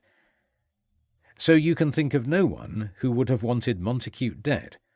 As I said, Inspector, there are almost certainly others out there whose dislike of the man may well have been greater than my own. Does the name Leewood mean anything to you? Joshua Leewood? Leewood? No. The name means nothing to me. Thank you, Mr. Catherwood. If you remember anything that could assist us in our inquiries, I would be obliged if you would let us know, said Ravenscroft, shaking the large, rough hand. Let me see you out. As Ravenscroft and Crabbe walked back towards the centre of the town, the former paused for a moment to turn round and look back at the building in the distance. A strange kind of existence, living day after day with only 2 dogs and a visiting domestic for company. If Montacute had ruined Catherwood and caused him to become a recluse, you would have thought that Catherwood would have displayed more anger and bitterness towards the banker. Instead, he seemed almost resigned to his fate, accepting that he could do little to alter circumstances. Perhaps, as he said, he has long forgotten the wrong that was done to him, suggested Crabbe, as the 2 men resumed their walk. In my experience, Crabbe, men who have been financially ruined by another neither forgive nor feign indifference with the passage of time. Catherwood was far too accommodating for my liking. His calm, down-to-earth exterior may well be hiding an intense anger beneath.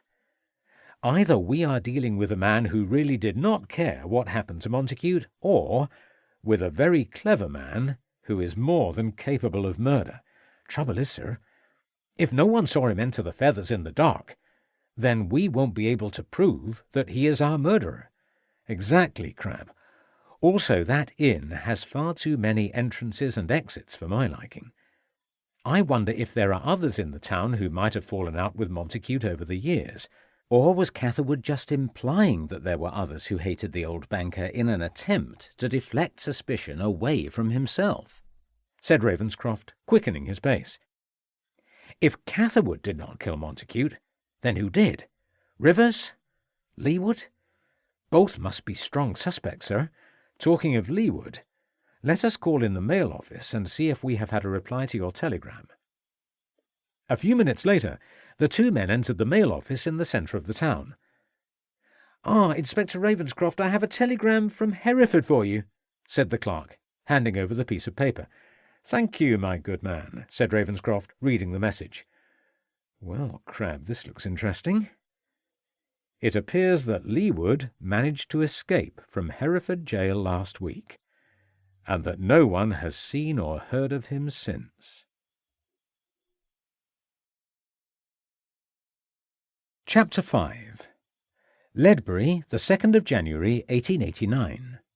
The following morning, Ravenscroft stepped out of his cottage in Church Lane to discover that more snow had fallen during the night, and that the ground had become frozen by the late frost. Need to be careful, sir, said Crab as the two men met up outside the police station. Any news of the escaped convict Leewood? None, sir.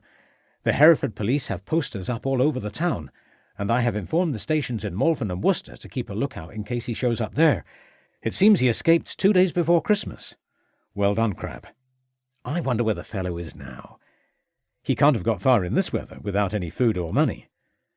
I suppose some former associate could be sheltering him. I went to Smoke Alley earlier this morning with a couple of the men, but there was no sign of him there. I see what you mean when you said it resembled your old haunts in Whitechapel, said Crab, stamping his feet on the ground in an attempt to keep warm. I suppose that is probably the last place he would go to, knowing that it would be the first place we would go looking for him. So you think Leewood could be our killer, sir? He certainly had cause to seek his revenge on the old man, and he was certainly at large on New Year's Eve. However, it would have been extremely difficult for him to have obtained a poisonous liquid, and even more difficult for him to have slipped into the Feathers unnoticed.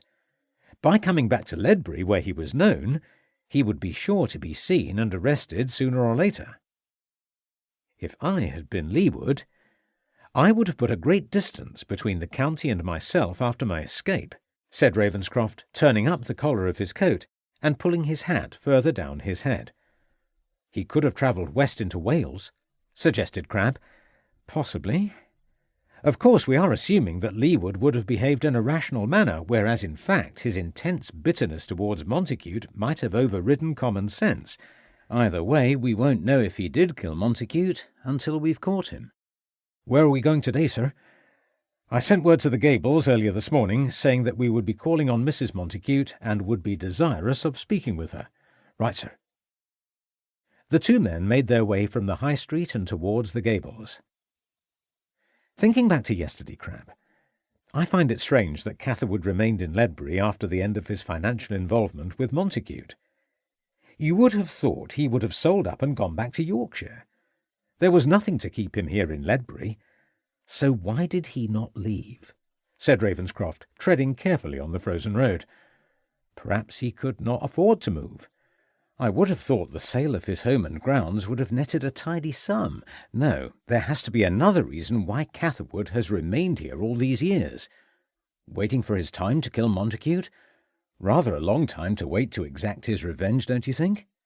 He could have killed Montacute years ago. No need to wait until now. Perhaps he is wanted in Yorkshire for some previous crime he committed long ago and was afraid to go back there. Whatever the reason, it does not seem to add up. Why stay in a town where you are regarded as some kind of strange recluse, and where your greatest enemy lives just down the road? We will need to inquire further into the affairs of Mr. Catherwood. A voice interrupted their conversation. Good day to you, gentlemen. Good morning, Mr. Rivers. We were just on our way to the Gables to see Mrs. Montacute, said Ravenscroft, observing that the gamekeeper was carrying a shotgun under his arm. You don't want me, then? I'm off to the woods, shooting pheasants, Rivers told them. No, we have no need to question you at the present. Mrs. Chambers has confirmed that you were in the kitchen between 11:30 and 11:45 last night. Why did you not remain in the kitchens to see in the new year, Mr. Rivers? Asked Ravenscroft, looking the gamekeeper full in the face. Thought I told you. I was out looking for poachers. So you did, Mr. Rivers. So you did, said Ravenscroft, smiling. The gamekeeper gave a shrug of his shoulders before striding away in the direction of the woods. You still suspect him, sir? Inquired Crabbe. At the present time, I don't know who is the more likely suspect, Leewood, Catherwood, or Rivers. Here we are at the Gables. Let us see whether Mrs. Montacute is well enough to see us today. Ravenscroft rang the bell, and the maid opened the door. Good morning. It is Inspector Ravenscroft and Constable Crabbe to see Mrs. Montacute, if you please. I believe we may be expected. If you will just wait here, sir, said the maid, showing the two men into the hall. After a few moments she returned and instructed them to follow her into the drawing-room. Inspector Ravenscroft and Constable Cribbe, my lady. Crabbe. Constable Crabbe, corrected the policeman. Ravenscroft? Maurice Montacute was standing by the fire. Good morning, Mr. Montacute, replied Ravenscroft, shaking hands with the banker. Mrs. Montacute has agreed to answer your questions, Ravenscroft. Good morning, madam. Please accept my sincere condolences for your loss, said Ravenscroft, stepping forward and giving a slight bow in the direction of the lady who was sitting on a chair before the fire. You were there at the Lamplighters' ball, when my husband, said Mrs. Montacute, her voice trailing away, the red eyes indicating the symptoms of her grief. I thought it best if I were present, Ravenscroft, said Maurice. Of course, sir. Do take a seat, man. How are your investigations proceeding? Slowly, but with thoroughness, sir, replied Ravenscroft, accepting the chair and trusting that he had given the answer that had been expected of him. I hear that you suspect some man whom my husband sent to prison some years ago, inquired the lady, looking directly at Ravenscroft.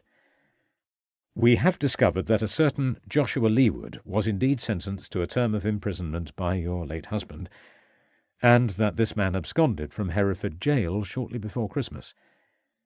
Does the name Leewood seem in any way familiar to you, Mrs. Montacute? Asked Ravenscroft.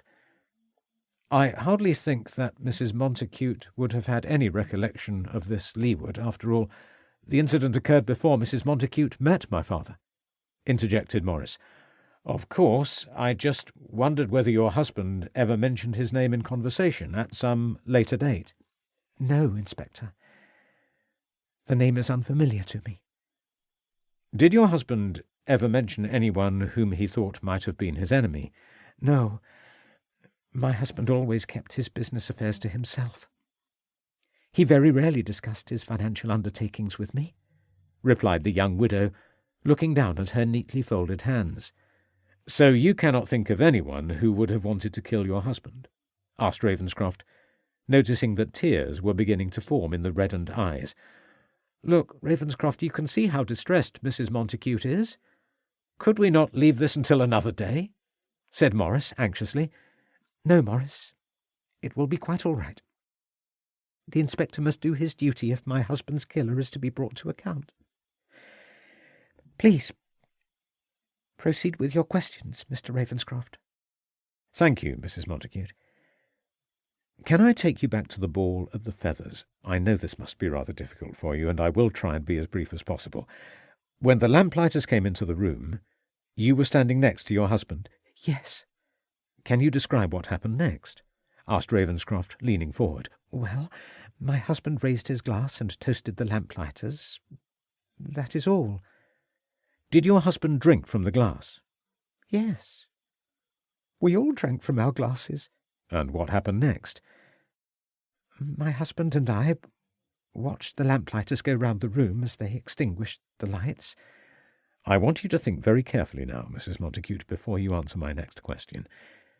You and your husband were standing at the head of the room, near the entrance, I believe.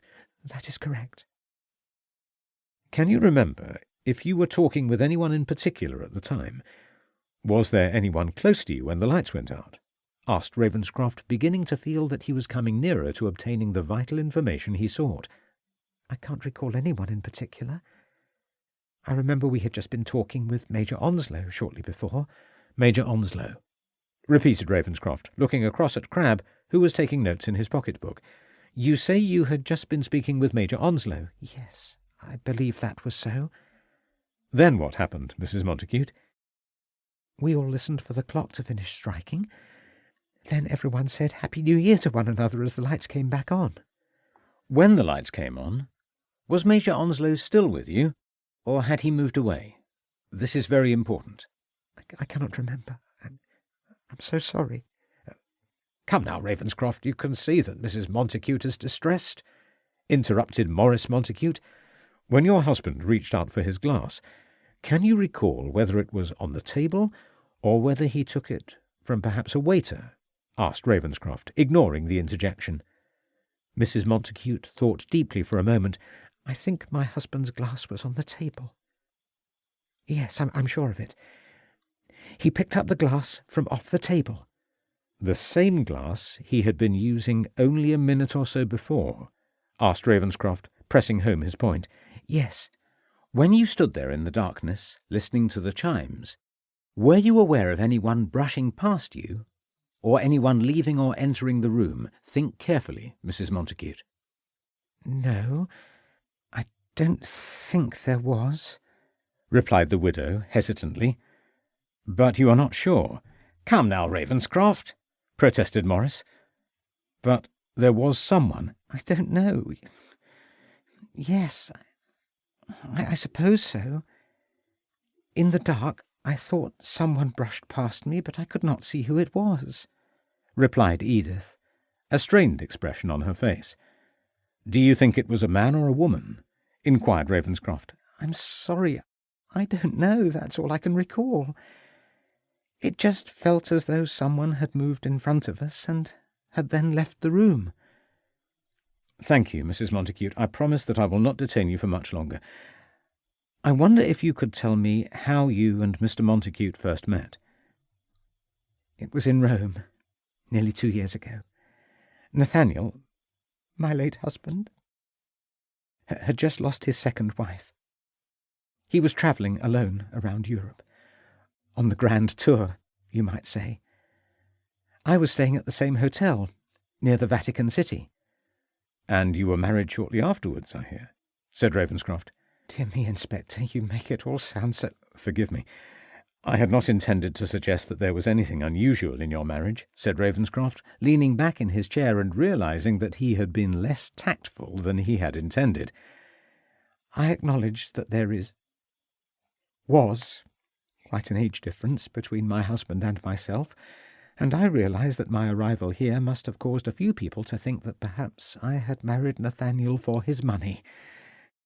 But I can assure you, Inspector, that despite our age difference, we married for love, and for love alone, explained Edith Montacute, becoming increasingly agitated. I really do think you have overstepped the mark this time, Ravenscroft, and must ask you to leave before any more distress is caused to my stepmother, said Maurice Montacute, standing up. Of course. Thank you, Mrs. Montacute, for answering all my questions. I am sorry to have questioned you at a time like this, but I am sure you will agree that if we are to discover who killed your husband, we must pursue all possible lines of inquiry, said Ravenscroft, observing that the young widow had already turned away. Ravenscroft, I'll see you both out, said Maurice. That won't be necessary, sir. We can find our own way. Thank you once again, Mrs. Montacute, said Ravenscroft, giving a short bow before walking across to the door. He noticed that Edith Montacute did not look up as he and Crabbe left the room. In the hallway he paused to look upwards again at the fine portraits which hung on the wall overlooking the sweeping staircase. Rather a miserable, pathetic collection, I think you would agree. Ravenscroft turned to see that the speaker was young Rupert Montacute, who had just entered the front of the building. Good day to you, Mr. Montacute. Spoke with you at the ball, didn't I? Ravenswood, isn't it? Ravenscroft, corrected the detective. I was just admiring the portraits. 6 generations of upstanding noble Montacutes. Every one of them pillars of society, dull, crusty old sticks. That's the old man at the bottom, painted some 20 years ago when he was better looking. God, I suppose there will now have to be a new one now that Morris has become the head of the clan." "But not one of yourself, sir?" asked Ravenscroft. "God forbid. No room for second dissolute sons on the grand staircase," laughed Rupert. "Your brother is the last of the line?" "I suppose he is. He'd better get on with it and marry some dull, boring woman and produce some ghastly urchins, or there won't be any more Montacutes to carry on after him." "Unless you marry, sir?" suggested Ravenscroft. "God forbid, Ravenswood. No woman of any importance is going to saddle up to me," replied Rupert, giving a casual laugh. "And what will you do now, sir?" "What do you mean, what will I do now?" "I mean, sir, what will you do now that your father is dead?" "Lord knows. Not given the matter much thought. Carry on as before, I suppose, if my wonderful stepbrother will indulge my profligate ways." "Can you think of anyone who would have wanted your father dead?" asked Ravenscroft, seeking to steer the conversation in another direction. "Half the town, Inspector, half the town," laughed Rupert. "Anyone in particular, Mr. Montacute?" "Can't think of anyone special. Look here, Ravenswood. How can you expect such a silly fellow as myself to remember important things like that?" "No, sir, I suppose not," said Ravenscroft, smiling and giving Crabbe a sideways glance. "Can you remember, sir, where you were exactly in the room when your father collapsed?" "Fireplace. Yes, I remember. I was having a drink and talking to a pretty young lady by the fireplace when the lights went out." "Who was that, sir?" asked Crabbe. "So your assistant does speak," said Rupert sarcastically. "Who was the young lady, sir?" asked Ravenscroft firmly. "How the devil should I know? I've never seen her before. Wore a pink dress and had crooked teeth. That's all I can remember." "Thank you, Mr. Montacute. We won't detain you any longer," said Ravenscroft, moving towards the door. "Glad to have been of help, Inspector Ravenswood," said Rupert, beginning to make his unsteady way up the staircase. "Well, those two brothers are certainly different from one another," said Crabbe as the two men walked away from the gables. "Same father, different mothers. You could smell the drink on Rupert. Yes, he is rather fond of the bottle, as they say." I find it interesting that although Rupert was clearly the worse for wear at the Lamplighters' ball and appears to remember little about everyday events, he was very quick to tell us exactly where he was standing when his father was poisoned, yet he can't remember the name of the person who he was talking with, said Ravenscroft, deep in thought. "Very convenient, if you ask me," added Crabbe. "Did you also notice, Crabbe, how protective Mr. Morris Montacute was of his stepmother? On 3 separate occasions he interrupted my line of questioning when he thought I was being too bold with my inquiries. Could be something going on there, between Morris and his stepmother," suggested Crabbe. "You think Morris might have killed his own father so he could inherit both the bank and his wife?" "That is a fascinating possibility, Crabbe. So far, in this case, the more people we question, the longer our list of suspects becomes." "I think I can see one of the men from the station running in our direction, sir," interrupted Crabbe. "Glad to have caught you, sir," said the breathless constable, coming to a halt. "Urgent message from Mr. Catherwood. Can you come as quickly as you can, sir, to Dog Hill?" "Did Mr. Catherwood say what he wanted?" asked Ravenscroft. "No, sir. Only that I was to find you as quickly as possible and bring you in the direction of the hill, and that Dr. Andrews was to come as well." "Then you best lead on, constable." The 3 men made their way quickly towards the church. After walking through the churchyard, they turned the corner and joined the old trackway that gradually took them upwards away from the town. "There's Mr. Catherwood, sir," indicated the constable, pointing ahead of them. As they drew near, one of Catherwood's dogs began to bark at the group until its master shouted the command for the animal to sit. "Good morning to you, Mr. Catherwood," called out Ravenscroft. "Over here, man." Ravenscroft could see that Catherwood was standing near some of the undergrowth at the side of the track. "Found him not half an hour ago. Or rather, the dog did," said Catherwood, standing back. Ravenscroft stepped into the snow-covered bracken and looked down at the ground. "What is it, sir?" asked an inquisitive Crabbe. "It appears to be the body of a man lying face downwards," replied Ravenscroft. "You say the dog found him?" "Yes. We were out for a walk. Dog went off into the undergrowth and started barking and pawing at the ground. I came over and discovered the body. Did you touch anything? Asked Ravenscroft, surveying the deceased. No, I came straight to the station. You did right, Mr. Catherwood. I told the constable to fetch Andrews as well, said Catherwood. Thank you, sir, you acted correctly. Well, whoever he is, he's been here for quite a while, I would say. The fact that there is a thin layer of earth on top of him rules out death from any natural causes, and I would say he died several days ago. Could be Leewood, suggested Crabbe. Maybe, but this fellow looks as though he was too well dressed in this long overcoat to be Leewood. And anyway, why would anyone want to kill Leewood? Replied Ravenscroft. Sir, I think Dr. Andrews has arrived, interrupted the constable. Good morning, Ravenscroft. Catherwood? What have we got here? Said Andrews, hurrying over to where the body lay. He was uncovered by Mr. Catherwood's dog, Dr. Andrews, said Ravenscroft. I see, said Andrews, crouching down by the side of the body. Can you give me a hand to turn him over? Constable, go to the station, get the cart and return with some men. We will need to move the body, instructed Ravenscroft, before he and Crabbe knelt down by the side of the corpse. The three men eased the body onto its back. My God, he must have been here for quite a while, exclaimed Ravenscroft, taking a step backwards and bringing his handkerchief to his nose. Crabbe took one glance at the dead man and turned away quickly. It looks as though he was hit on the forehead by something hard. Part of the skull and face have caved in, said Andrews, bending over the body. By the state of him, I would say that he has been here for at least a week, possibly longer. The intense cold weather and snow have helped to preserve the body to a certain extent, though I see that some animal has been gnawing at his ears and nose. One eye is completely gone. What description do we have of Leewood? Said Ravenscroft, addressing Crabbe, and quickly distancing himself from the body. Approximately 5 feet 2 inches tall, stocky build, rugged appearance, deep scar on right cheek, replied Crabbe, consulting his pocketbook. What can you tell us about this man, Doctor? Asked Ravenscroft. Not much without a proper examination, but I can at least tell you that this is not your escaped convict. This man must be over 6 feet in length, quite slender build, no sign of any scar on the face, and he looks far too well dressed to be an escaped prisoner, replied Andrews. Have you ever seen the man before? Asked Ravenscroft. If you mean was he one of my patients, then the answer is no. I've never seen him before. I would guess that he is probably not from around these parts. Thank you, Doctor. We will take him to the mortuary for a closer examination. Later that afternoon, Ravenscroft and Crabbe stood in a cold, colourless room staring down at the contours of the body that lay beneath a grey sheet. Well, Doctor, now that you have completed your examination, what else can you tell me about the man? Asked Ravenscroft, eager to know more about the mysterious stranger. I don't think I can add much to my initial examination.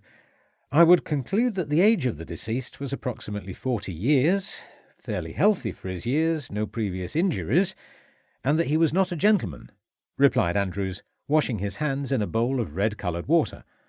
Oh, why do you say that, sir? Inquired Ravenscroft.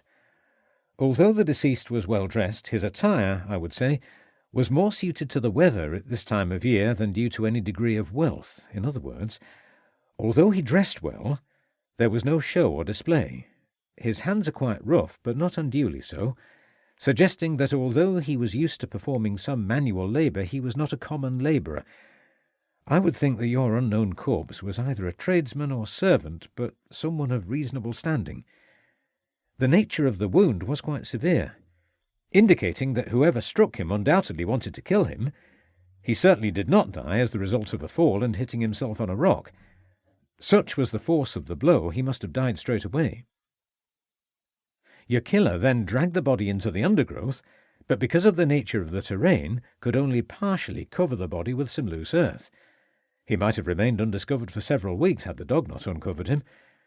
I'm sorry I cannot tell you any more. Thank you, Dr. Andrews. You have been most helpful and informative. So, Crabbe, who do you think our mystery man is? Not Leewood, that's for certain. Although I suppose the convict might have killed him. There are no papers or money in the pockets except for a few coppers. I don't think this is the work of Leewood. Had the escaped convict come across this man and struck him on the head with the intention of robbing him, he would have taken the coins in his pockets. He would also have taken the overcoat in order to keep warm and to conceal his own appearance. No, I don't think Leewood had a hand in this, said Ravenscroft. I can see your reasoning, sir.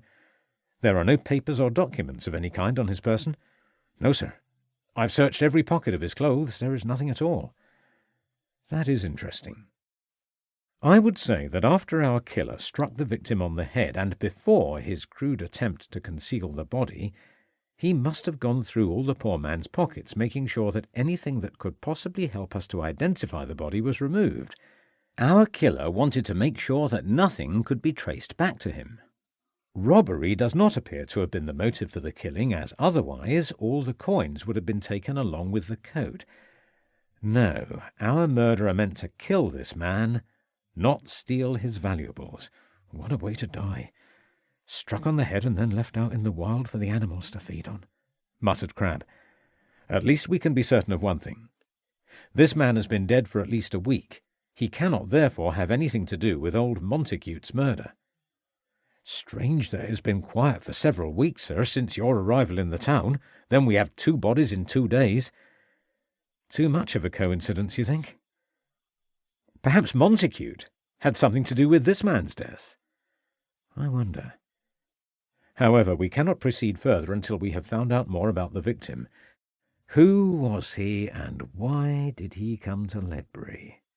Said Ravenscroft, removing his spectacles and polishing them on his handkerchief. If you'll excuse me, gentlemen, I'll leave you to your deliberations, interrupted Andrews, putting on his coat. Thank you, Doctor. Andrews left the room and closed the door behind him. Why did he come to Ledbury? At Christmas as well, added Crabbe. Yes. Why Christmas? That is the intriguing thing. Coming home for the festive season to be reunited with friends and relations, but we have no reports of any missing persons at present. He could have been meeting someone important in the town. Yes, but why at Christmas? Perhaps he was not working over the holiday, suggested Crabbe. I think you have it, Crabbe. This man came to Ledbury at Christmas because he was not employed over the festive season. Now, who could be given time off at Christmas? Wondered Ravenscroft. School teachers. That is a possibility, although the coarse nature of his hands suggests he was engaged in some light manual employment. Not tradesmen or clergymen. It's their busy time of the year. I agree. Servant. Andrews thought the man might have been a servant. Sometimes domestics are given a few days off at Christmas to visit relatives, although many are retained over the festive season by their employers. Then we have this coat. He was wearing a long, thick, expensive overcoat. That suggests to me that perhaps our mystery man was a servant who worked mainly out of doors, like a coachman. Exactly. Our mystery man could have been a coachman. But all this is conjecture, of course, until we find out who he really is. Let's go through his clothes again. There might just be something that our killer overlooked and forgot to take away with him. You take his trousers while I have another look at this expensive overcoat. There's nothing in the trousers, sir. I'll go through his waistcoat pockets again, said Crabbe. This is interesting. There is a small hole in this pocket of the overcoat. I wonder if anything could have slipped through into the lining. Give me those scissors, Crabbe. Now, you hold the coat while I enlarge the hole. Right. That should do. Now, let us see whether there's anything inside, said Ravenscroft, running his hand between the lining and the outer layer of the coat. Yes. I can feel something here. Feels like a small piece of paper. Ah, here we are. Damp and screwed up. Lay it on the table and we will see if we can unravel it. Looks like a ticket of some kind, offered Crabbe. Ravenscroft gently prized the coloured paper apart and then held it up to the light. See here, Crabbe.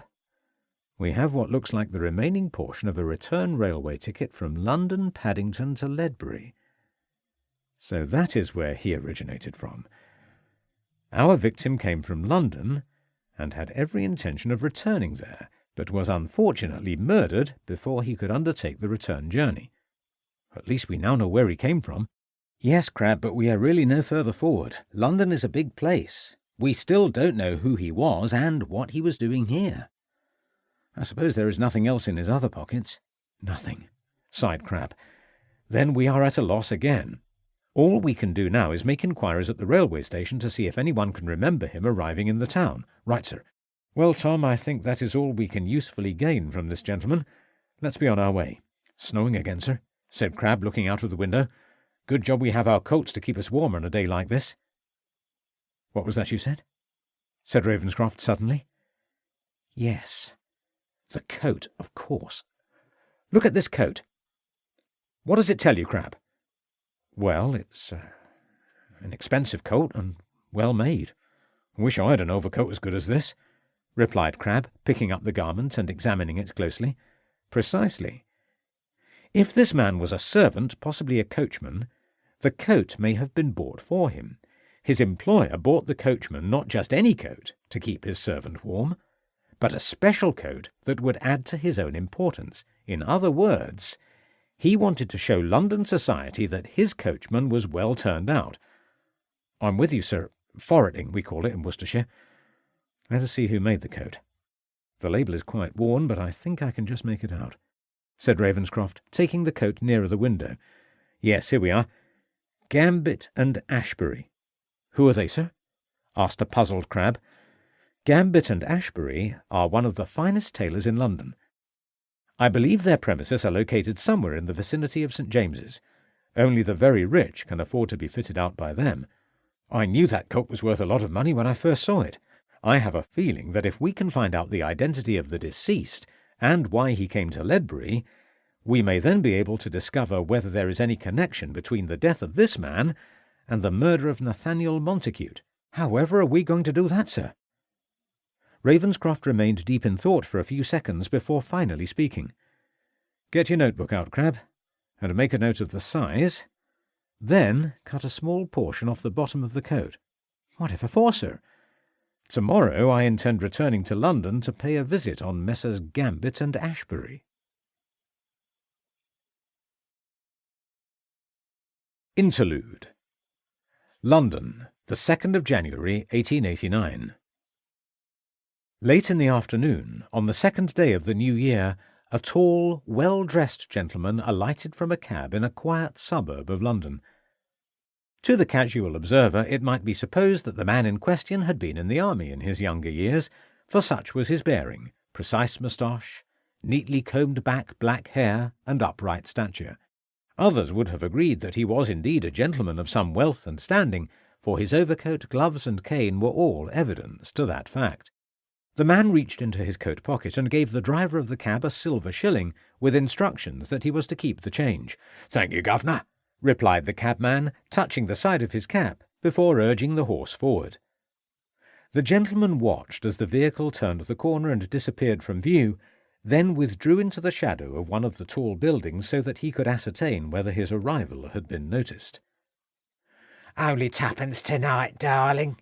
Special rate for the new year." The voice made him turn suddenly. The speaker was a middle-aged woman, scantily clad despite the cold weather, who seemed intent in flaunting herself before him. The man raised his walking cane and threatened to bring it down upon the woman's head. "Here, no offence," she said, backing away quickly. "There's no need for that. We've all got to make a living, ain't we?" "Here's your money, now go away," he replied, flinging a coin down onto the pavement before quickly moving on. The last thing he wanted was to draw attention to himself. "Bless you, sir. May God look after you." He turned the corner and found himself in a square of fashionable Georgian houses, then made his way past the dimly lit gas lamps until he reached an insignificant-looking brick-built building at the end of the street, which bore the words West Kensington Freemason Society on a brass plaque. He stood still, listening and watching for any sign which would suggest that he might have been followed, then after a few seconds rang the bell at the front entrance to the building. The heavy oak door was opened by a grey-haired servant in livery uniform. "Good evening, sir. How can I help you?" "My name is Major Monk," he replied. "Of course, sir. You are expected. Please step inside. If you would care to take a seat in the hall, I will inform the gentleman of your arrival." "I would prefer to stand," he replied, gazing at the old portraits that hung down one side of the hallway. The servant disappeared from view, leaving him alone with only the sound of a ticking clock for company. As the minutes passed and the servant did not return, he grew uneasy, took out his pocket-watch and examined its hands and paced up and down the uneven floor. He had not wanted this. He was not used to being at such a disadvantage. Then he reminded himself that carrying out someone else's wishes always contained an element of undue risk. That was the price he had to pay for being at another's service. The door opened, and the servant finally returned. "We are sorry to have kept you waiting, sir. If you would care to follow me, the gentlemen are ready to see you now." Monk followed the servant down the drab-looking corridor, some part of his mind telling him that he should withdraw now before he became further involved. But he also knew that some new challenge would be awaiting him, and that some financial gain would be his. He had carried out his mission as he had been instructed. They would not be able to fault him on its execution. Evidently they would not have called him back if there was not further work to be undertaken. "Major Monk, gentlemen," said the servant, opening the door at the bottom end of the passageway. He entered the room and sought to adjust his eyes to the dim light, which struggled to escape from the partially lit oil lamp in the centre of a large table. "Ah, Major Monk, we are so sorry to have kept you waiting. Do please take a seat," instructed an elderly, quiet voice. Monk said nothing, and accepted the empty chair that had been left for him at the bottom of the table, placed his gloves and cane before him, and strained to see the half-dozen or so faces that were seated before him in the half-light of the room. "For the sake of my fellow brothers, I would be obliged if you would inform us of your progress concerning the man Robertson," asked the elderly gentleman who had spoken previously. Monk cleared his throat. He hated giving any account of himself and his movements to anyone else, but he realized the importance of the occasion. The fact that he could not clearly see the faces of the figures at the other end of the table, however, disturbed him. He had been used to carrying out work for singular individuals and upon his own territory. He distrusted organizations and despised the affluence and power of the gentlemen who now wanted him to do their bidding. "After being informed about the man Robertson, I kept watch on the said person at his lodgings and at his place of work for 2 days without discovering anything of an untoward nature. Early on the morning of the 24th of December, I found that the gentleman had not returned to his rooms the previous evening, and upon further inquiry, I learnt that he had purchased a return railway ticket to the market town of Ledbury." "Where is Ledbury?" interrupted one of the faces. "I believe it lies in the county of Herefordshire," replied the main speaker. "Please proceed, if you would, Major." "I journeyed to Ledbury, where I discovered that Robertson had arrived 3 hours previously. Nevertheless, I was able to prevent his return to the railway station later that evening, and was able to carry out your instructions. I can report that he will not be returning to the capital as you so wished," reported Monk in his usual unemotional manner. "Excellent," said another voice from the far end of the table. "You were careful to remove all traces from his person as to his identity?"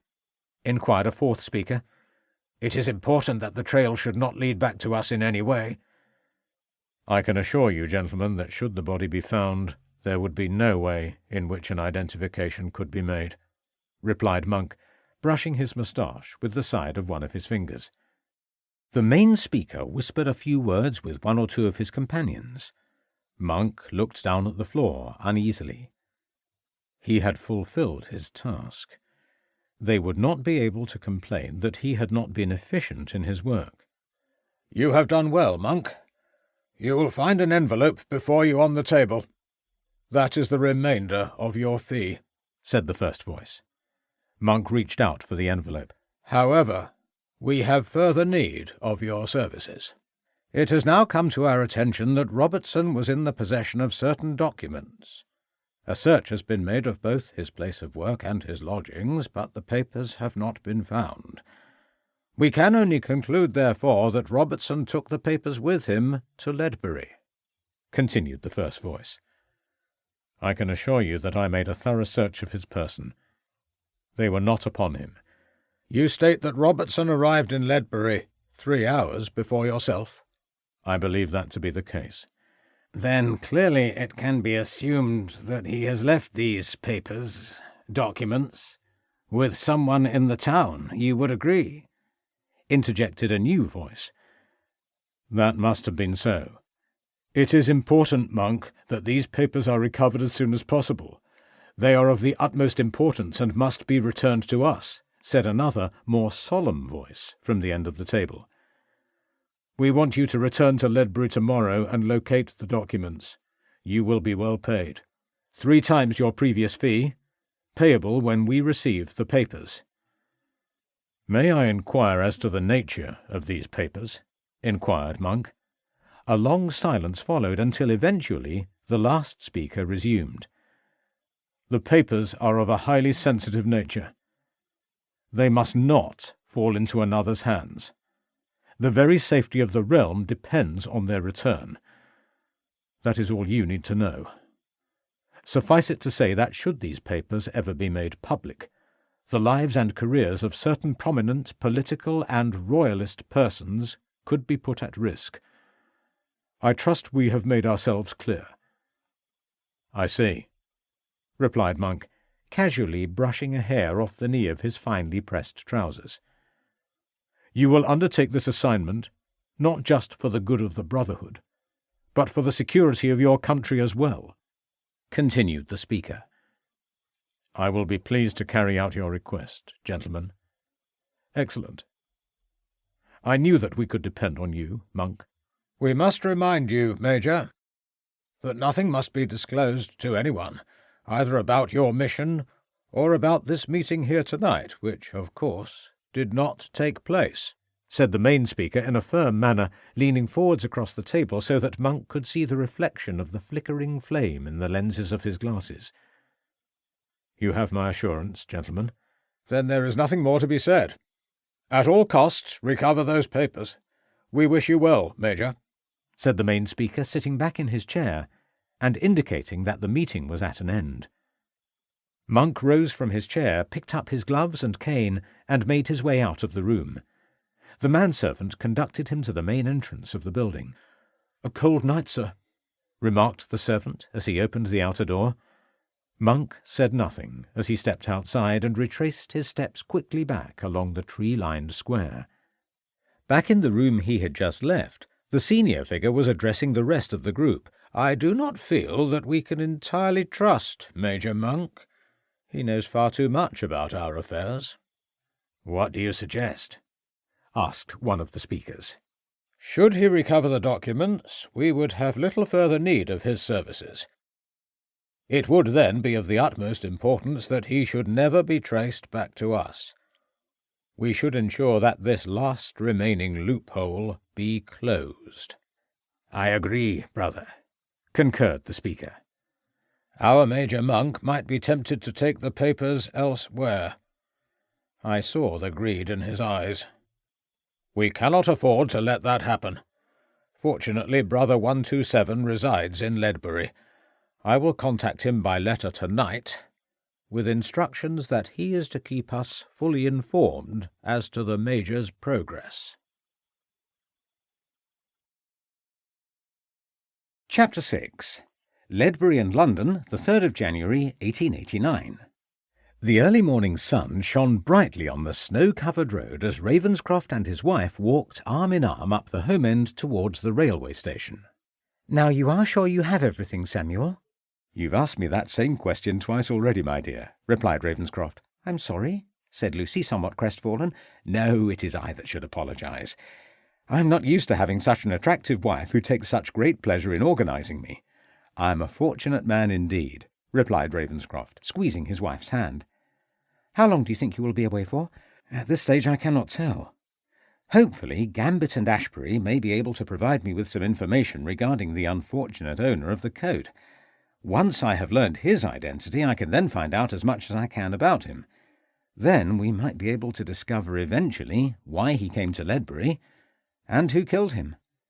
The poor, unfortunate man. Fancy coming all this way to Ledbury just to die like that. And at Christmas as well. That is the biggest mystery of all. What happens if your Gambit and Ashbury have no knowledge of the owner of the coat? Then all I can do is see if the Yard has any information on the man and ensure that his description is circulated to all the stations in London. I'm sure that someone somewhere must know who he is. Either way, I hope to be back by tomorrow. Do you think that this man's murder has anything to do with poor Mr. Montague's death? Asked Lucy as they approached the station. In all honesty, I just don't know at this time. I have instructed Tom Crabbe to continue with the investigation whilst I'm away. He will interview some more of the guests at the ball to see if anyone can remember seeing anything. "Good morning to you, sir," said the ticket collector at the station. "Good morning to you as well. I would like a ticket to London, please. First or second class, sir?" "Oh, I don't think the police authorities would allow me the indulgence of first-class rail travel," said Ravenscroft, smiling. After purchasing his ticket, Ravenscroft and his wife walked onto the platform. "It seems very quiet today," said Lucy, looking round at the near-empty platform, where only two gentlemen could be seen conversing with one another. "I suppose not that many people want to travel at this time of year." "Spare us a halfpenny, governor." Ravenscroft turned. He had not noticed the old, bearded beggar sitting on one of the seats near the entrance. He reached into his pocket, took out a coin and gave it to the man, before moving his wife away down the platform. "Samuel, you should not encourage these people," whispered Lucy. "The man looked in need of a good wash and some food. It was the least I could do, considering this cold weather," replied Ravenscroft. He looked across once more to where the beggar had been sitting, but found that the occupant of the seat had quickly departed. "You have a soft heart, Samuel Ravenscroft, and I love you for it," said Lucy, laughing. "Strange, but I thought I had seen that fellow before, probably loitering around the streets of Ledbury. I expect you are correct, my dear. No matter. Now, please take care of yourself and little Richard whilst I'm away," said Ravenscroft, stepping back from the edge of the platform as the noise of the approaching train could be heard. "Do you know, I've only been away from London for a few weeks, and yet it seems that I have always lived here in Ledbury." "That is because you are content and happy," said Lucy, smiling. "And may it long be so." The train drew into the station, and Ravenscroft opened the door of one of the carriages. "Take care, Samuel. I could not bear it if you never returned," said Lucy, gripping her husband's arm and quickly planting a kiss on his cheek. "Do not worry, Lucy. I have every intention of returning to Ledbury, I can assure you." Lucy waved as the train slowly pulled away from the station, and it was not until it finally disappeared from view that she moved away from the edge of the platform and made her way out of the building. No passengers from Hereford had alighted from the train, and she began to make her solitary way back towards the town. Only the old ragged beggar seemed to have noticed the passage of her journey. Later that day, Ravenscroft found himself standing outside the opulent premises of Gambit and Ashbury, situated in the area of London known as St. James's.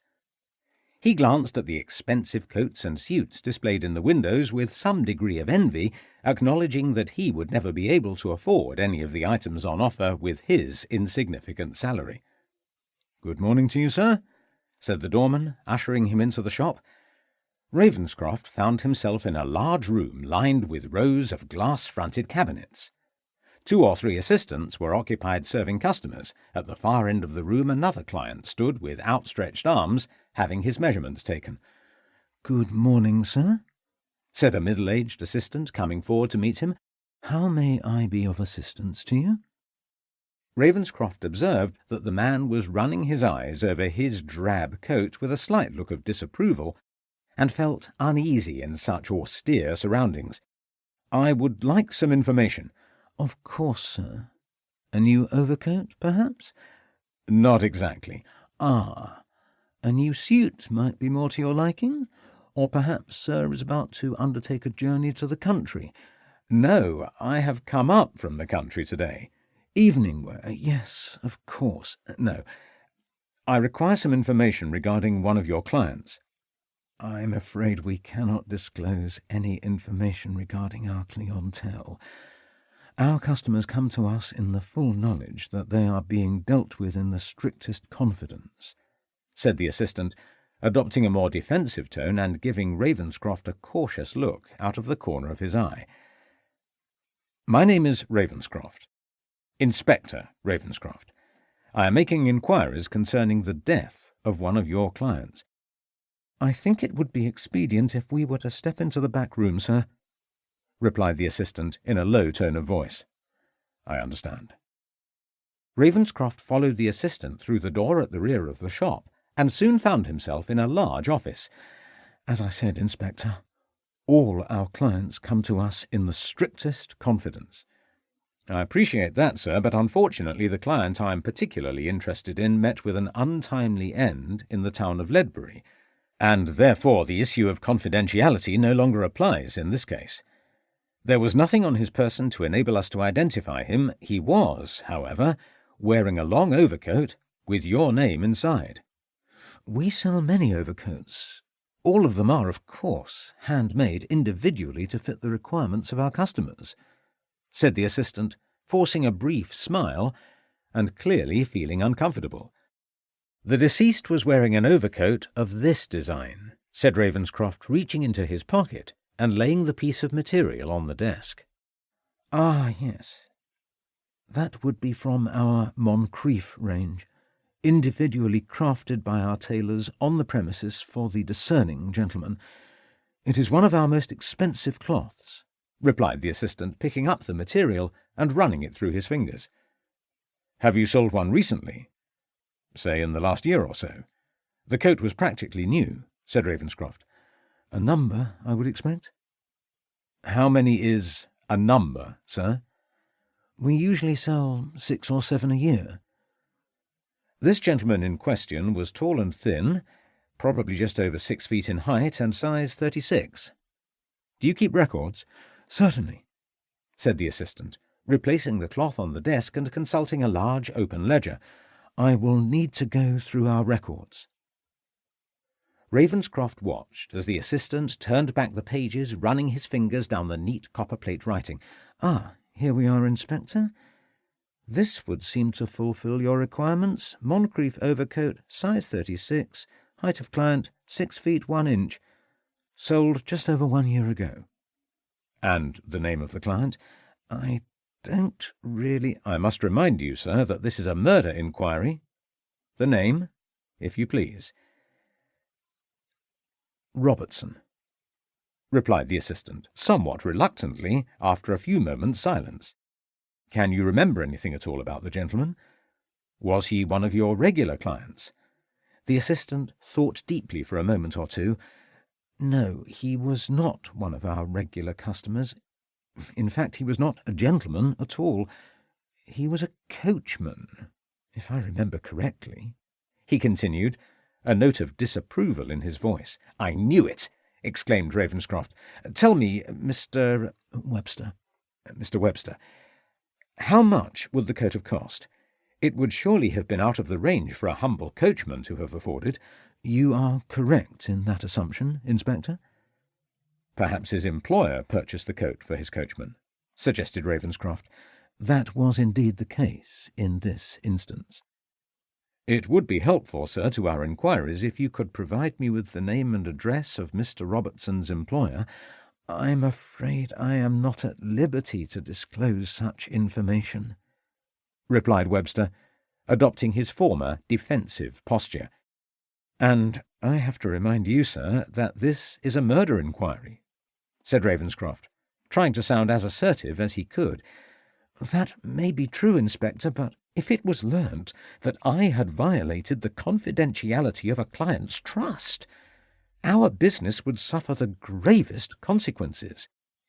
"If I have to return later this afternoon with a warrant and 20 policemen to search these premises, I think we would agree that your clients would withdraw their patronage once they had received news of our visit," said Ravenscroft firmly, becoming increasingly impatient at the salesman's intransigence.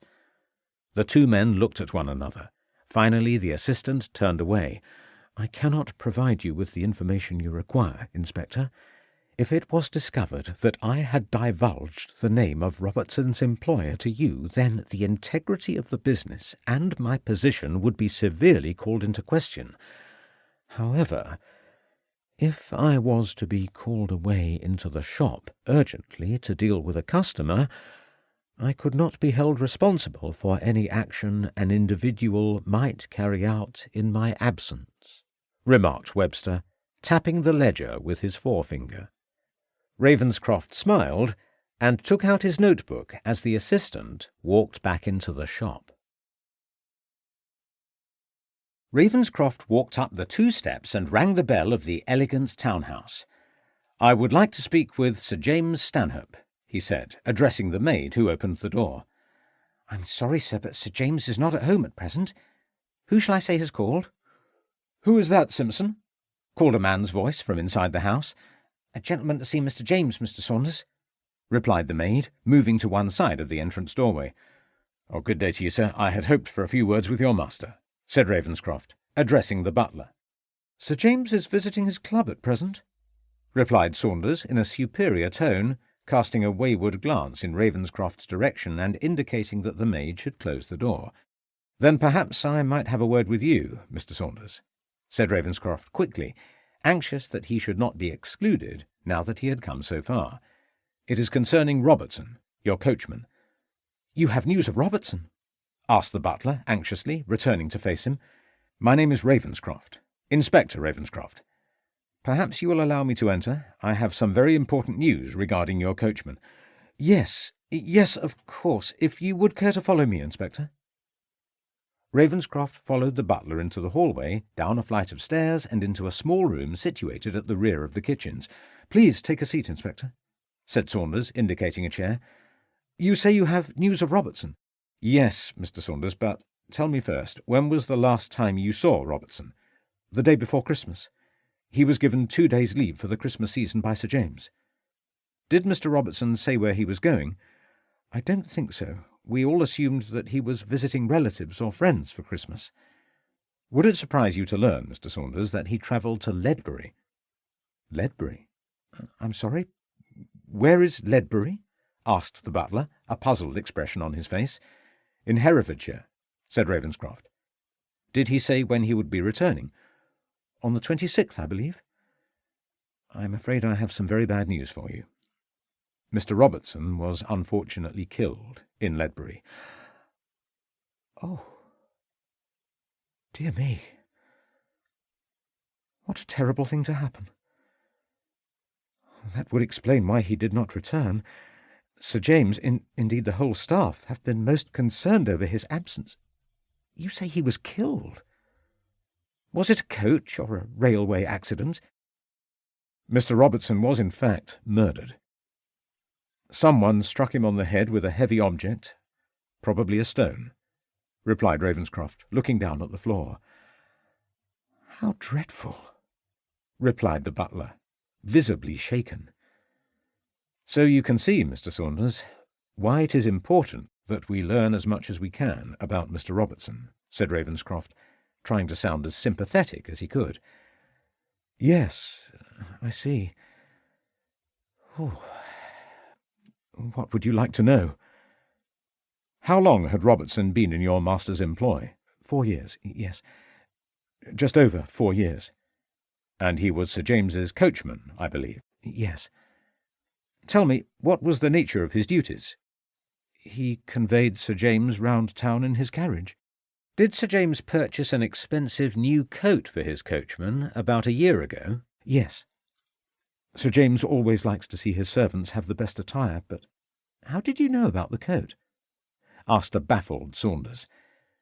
"It was just that Robertson was wearing the coat when he was killed.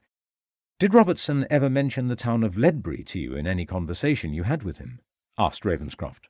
"No." "Did Mr. Robertson have any relatives that you know of?" "No. He was a single gentleman, I believe." "So he never mentioned any relations or acquaintances?" "No. He appeared to be quite alone in the world." "I wonder if I might have a look at his room," asked Ravenscroft, rising from his seat. Yes, of course, but I don't see what use that will be to you, Inspector. I believe that Mr. Robertson went to Ledbury for a specific purpose. There may be something in his room which may help us to determine the reason for his visit. The butler led the way up 3 flights of stairs at the base of the house and through a door which opened out onto a landing. Mr. Robertson's room was there, indicated Saunders, pointing to one of the rooms. Thank you. You mentioned that Mr. Robertson appeared quite alone in the world.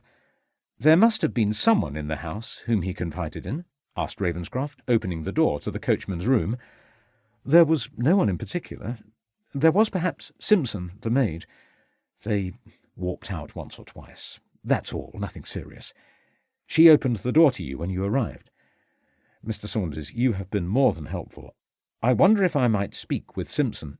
Yes, I suppose so. I'll ask her to come up here. That would be most kind of you. Before you go, however, there is one more thing you could do for me. Anything, Inspector? What did Robertson do in his spare time? Nothing, really. He usually kept to his room. So the only time he went out was when he was performing his duties with Sir James? Yes. It may be useful to our inquiries if we could build up a picture of the dead man's activities. I wonder if it would be possible for you to make a list of the places where Robertson used to take Sir James. That may be difficult, Inspector. Robertson was used to taking Sir James to a great many places in London. I appreciate that. A list of perhaps the most frequent places would be useful. Ravenscroft listened to the butler's footsteps making their way down the stairs, and then turned his attention to the coachman's living quarters. The room was simply furnished, a brass bed, washstand, chest of drawers, bedside cabinet, small bookcase and a chair, and a mahogany-framed cracked mirror hung on one of the walls, while a thin, plain rug lay on the floor. Clearly Sir James Stanhope's fashionable concerns for the appearance of his servants did not extend to their rooms. He opened the chest of drawers and went through them one at a time, but found only various items of clothing, then took down the 5 or 6 books from the bookcase and examined them in detail for any loose papers or inscriptions. A search of the wardrobe and its contents proved equally futile. Finally he opened the top drawer of the bedside cabinet and lifted out a small framed print which he found there. He walked over to the window so that he might obtain a better view of the contents of the frame. The print was an early 19th century view of the exterior of an unnamed church, similar to many thousands of others that had been produced at that time to illustrate topographic books. Ravenscroft studied the print, and the more he looked at it, the more it seemed to be familiar to him. He began to wonder why Robertson had kept such an insignificant framed print in his bedside cabinet. He turned the frame over, but found no writing on the back to indicate the name of the church. But then, observing that it was loose, he lifted up the one rusty tack that was holding the frame together and removed the print from its housing. There, in faded writing on the back of the print, were the words, "Ledbury Church, Herefordshire, 1805. So that was why the print had looked so familiar to Ravenscroft, and that was why Robertson had journeyed to Ledbury. He had not chosen to travel to Ledbury at random. The town obviously had some appeal or fascination for the coachman. Robertson had kept the print in the cabinet by the side of his bed because of its strong associations. Perhaps Robertson had once lived in Ledbury. The door opened. Simpson the maid entered. Ravenscroft noticed that she had been crying. "You asked to see me, sir?" "Yes, I'm sorry to be the bringer of such bad news." The maid said nothing and looked down at the floor. "Please take a seat, Miss Simpson," said Ravenscroft, pointing to the only chair in the room. "You say Mr. Robertson has been killed?" asked Simpson, seating herself. "Murdered? So Mr. Saunders said." "I'm afraid so. I understand that Mr. Robertson was used to confiding in you." "Not really, sir." "Oh, I was given to understand from Mr. Saunders that you and Mr. Robertson went out together upon a number of occasions." "Yes, sir, but there was never anything in it, if you take my meaning. It was only once or twice."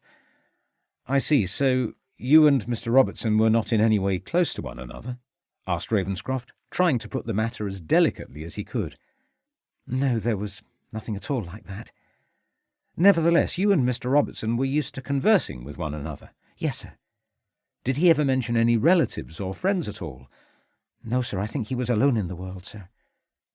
Do you happen to know where he was going for Christmas? No, sir. Did he ever mention a place called Ledbury to you? Asked Ravenscroft, beginning to think that he was clutching at straws. No, sir, I've never heard of Ledbury. So you don't know why Mr. Robertson was going there at Christmas? No, sir. I want you to think very carefully now, Miss Simpson, before you answer my next question. Did you speak with Mr. Robertson on the morning of his departure? No, sir. I did not see Mr. Robertson at all on the morning he left. I see, said Ravenscroft, feeling somewhat dejected by the failure of his questions. I did speak with Mr. Robertson the night before. Can you recall what Mr. Robertson said? Asked Ravenscroft, hopefully. He said he had some important papers to dispose of in a safe place, and that he needed to get away from London as soon as possible. I see. How did he seem when he spoke with you? How do you mean, sir? Did Mr. Robertson seem anxious in any way? Did he appear frightened? Or did he say those words in a light-hearted way? Oh, no, sir, he wasn't making a joke or anything like that. He was quite serious and... Well, yes, I suppose he did seem a little anxious, now you mention it. Did he tell you what the papers were? Asked Ravenscroft, believing that at last he might be on the verge of gaining some important information from the maid. No, sir. I do remember that the papers were in a large envelope, like a packet. Brown it was. Did you see inside the packet? No, sir, it was sealed. When Mr. Robertson said he had to get away from London, did he say anything else? He said that if he did not leave soon, there would be others who would prevent him from going. Can you remember his exact words? The maid thought deeply for a moment. Yes, sir, he said, there are some people who would stop at nothing to get their hands on that packet. Some people who would stop at nothing to get their hands on that packet, repeated Ravenscroft. Did he say anything else? No, sir, nothing else. He never said who those people were? No, sir. Thank you, Miss Simpson, you have been most helpful. One final question before you go. Does the name Montacute mean anything to you? Did Mr. Robertson ever mention the name Montacute to you? No, sir. Can I go now? Asked the maid, standing up. Yes, and thank you. Will you catch the person who killed poor Mr. Robertson? I sincerely hope so, said Ravenscroft, as the maid left the room. He stood for some minutes looking down at the print. So Robertson had left London in a hurry, taking a packet of important papers with him, and had chosen to travel to Ledbury because he knew the town. Did he travel to Ledbury to meet someone? Someone he could trust with the envelope? There would be others who would prevent him. That is what the maid had said. Who were these others? And what was so important about the contents of the envelope that had caused Robertson to leave quickly and travel to Ledbury? No packet had been found on the dead man. Had he been robbed of the packet when he had been killed? Or had Robertson managed to pass over the envelope and its contents to someone else in the town before his death?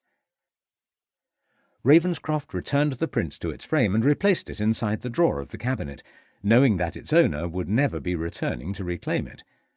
Then, closing the door of the room behind him, he made his way down the 3 flights of stairs until he reached the kitchens. "Ah, Mr. Ravenscroft," said Saunders, the butler, coming forward to meet him. "I have tried to compile a list of the places that Robertson and Sir James visited. It is quite long, I'm afraid, and perhaps not comprehensive enough to be of use to you." "Thank you," said Ravenscroft, taking the paper and reading down the list of places. "Sir James is quite a man about town. White's, that is the name of Sir James's club, and those are a list of Sir James's friends. Lord Arthur Somerset is a particular friend. He is, I believe, an equerry to the Prince of Wales," said Saunders, pointing to the paper. "Sir James is used to socializing in important social circles, I can see," said Ravenscroft, recognising the names of 2 or 3 cabinet ministers and several prominent churchmen. "That is Sir James's tailors, and a jeweller's in Mayfair that he frequents to buy presents for his friends, and that is a gaming club in Pall Mall. "I'm impressed by your diligence and assistance, Mr. Saunders," said Ravenscroft. "Oh, I realise I have missed off one other place that Sir James often visits. I don't know the exact address, but I believe it is in Cleveland Street." "Cleveland Street," said Ravenscroft, looking up. "Do you know why Robertson and Sir James went there?" "No, sir, I cannot help you." "Thank you, Mr. Saunders. This list may prove very useful," said Ravenscroft, folding up the piece of paper and placing it in his pocket. "Shall I inform Sir James that you called?" "By all means.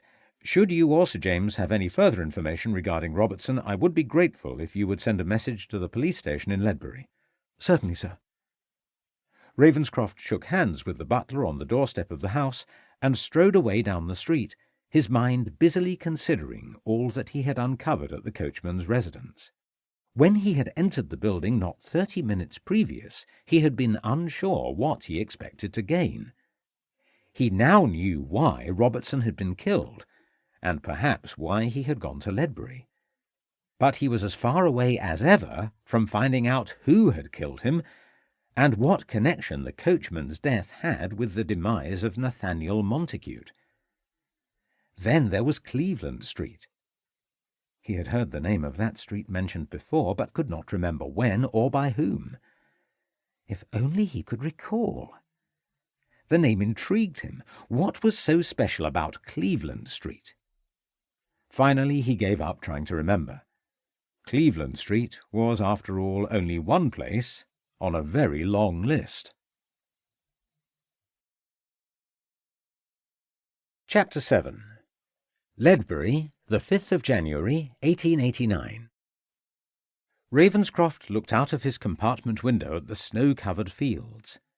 In another hour he would be returning to Ledbury, and after 2 days of following the deceased coachman's trail around London, he was now somewhat relieved that his weary search had been halted. The arrival of Crabbe's telegram informing him that he was needed to give evidence at the inquests of Montacute and Robertson had necessitated his leaving the capital. 2 days of investigations had revealed very little.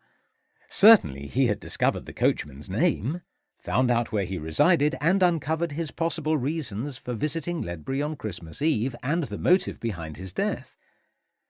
But he was no further forward in ascertaining who had killed the man, or what the mysterious package might have contained. However, as he had walked the streets of London, he had become more and more convinced that the answers to his questions would be found not there, but in Ledbury. The murderer and the package were more likely to be there than in some tree-lined square or gaming club in London, and if he could only discover the dead man's association with the town, then all might be revealed. The rest of the places that Sir James Stanhope and his coachman were in the habit of frequenting could wait for another day. Then there was Nathaniel Montacute's murder to be solved. It seemed more than a coincidence that both men had been murdered within a few days of each other, but at present he could see no connection between the two. His investigations into the banker's poisoning had thrown up a number of suspects. Catherwood, Rivers, Onslow, Leeward, and the 2 Montacute brothers all came to mind, and he would not be surprised if Crabbe had come up with yet more during his absence. The trouble was that although he could see any one of these men killing Montacute, he could find no possible reason why any of them should have wanted to murder the stranger, Robertson.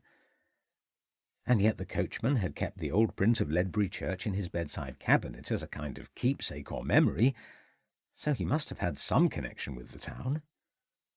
He knew now that when he returned to Ledbury his first priority would be to try and find out Robertson's connection with the market town. There had to be someone he had met on the day he had visited Ledbury, or perhaps even someone he had known previously. The sound of the door to his compartment being opened broke into his deliberations. "I say, it's Ravenswood, isn't it?" said the unmistakable tones of Rupert Montacute, throwing himself down on one of the seats. "Ravenscroft. Good day to you, Mr. Montacute. Caught the old man's killer yet?" "We are proceeding with our investigations," replied Ravenscroft, able to smell the drink on the young man's breath despite the distance between them. "That means no, then." "These things take time, Mr. Montacute." "Suppose so. Miss the old man, you know. Damned shame for someone to go and poison him like that. He was a bit stingy and frightfully dull, but that was no excuse for someone to go and kill him." "Your stepmother seems very upset," suggested Ravenscroft. "Yes, shame for her as well. Marrying Papa like that just 2 years ago, and then he goes and gets himself murdered. Still, I suppose she'll be all right." "Oh? And why do you say that?" "Well, he'll have left her all his money, won't he? Stands to sense that he would look after her, what with her being much younger than he was. Fancy a drink, Ravenswood?" said Montacute, taking out a hip flask from his pocket and attempting to pass it over to the detective. Not for me, thank you. Please yourself, then." "Don't mind if I do?" asked the young man, taking a swig from the flask. "It must have been hard for you when your mother died," said Ravenscroft, hoping that Rupert might provide him with additional information. "Yes, Mamma. The blessed Enid Montacute. Do you know she was a saint, my mother? Saint Enid of Ledbury, that's what we used to call her. Saint Enid of Ledbury. On all the local welfare committees was my mother. Local hospital, relief for the poor, you know the sort of thing. Never refused a request from a needy soul, did my mother. Worked tirelessly for the good of the community," explained young Montacute, lying back in his seat and adopting a reflective, melancholic tone. "I understand that she died quite suddenly. Got some infection or picked up some fever or other. Nothing anyone could do for her. Went down very quickly. All of us were put out by her death. Saint Enid. Poor old Enid Montacute. Old Catherwood never got over her death." "Oh? Why Mr. Catherwood?"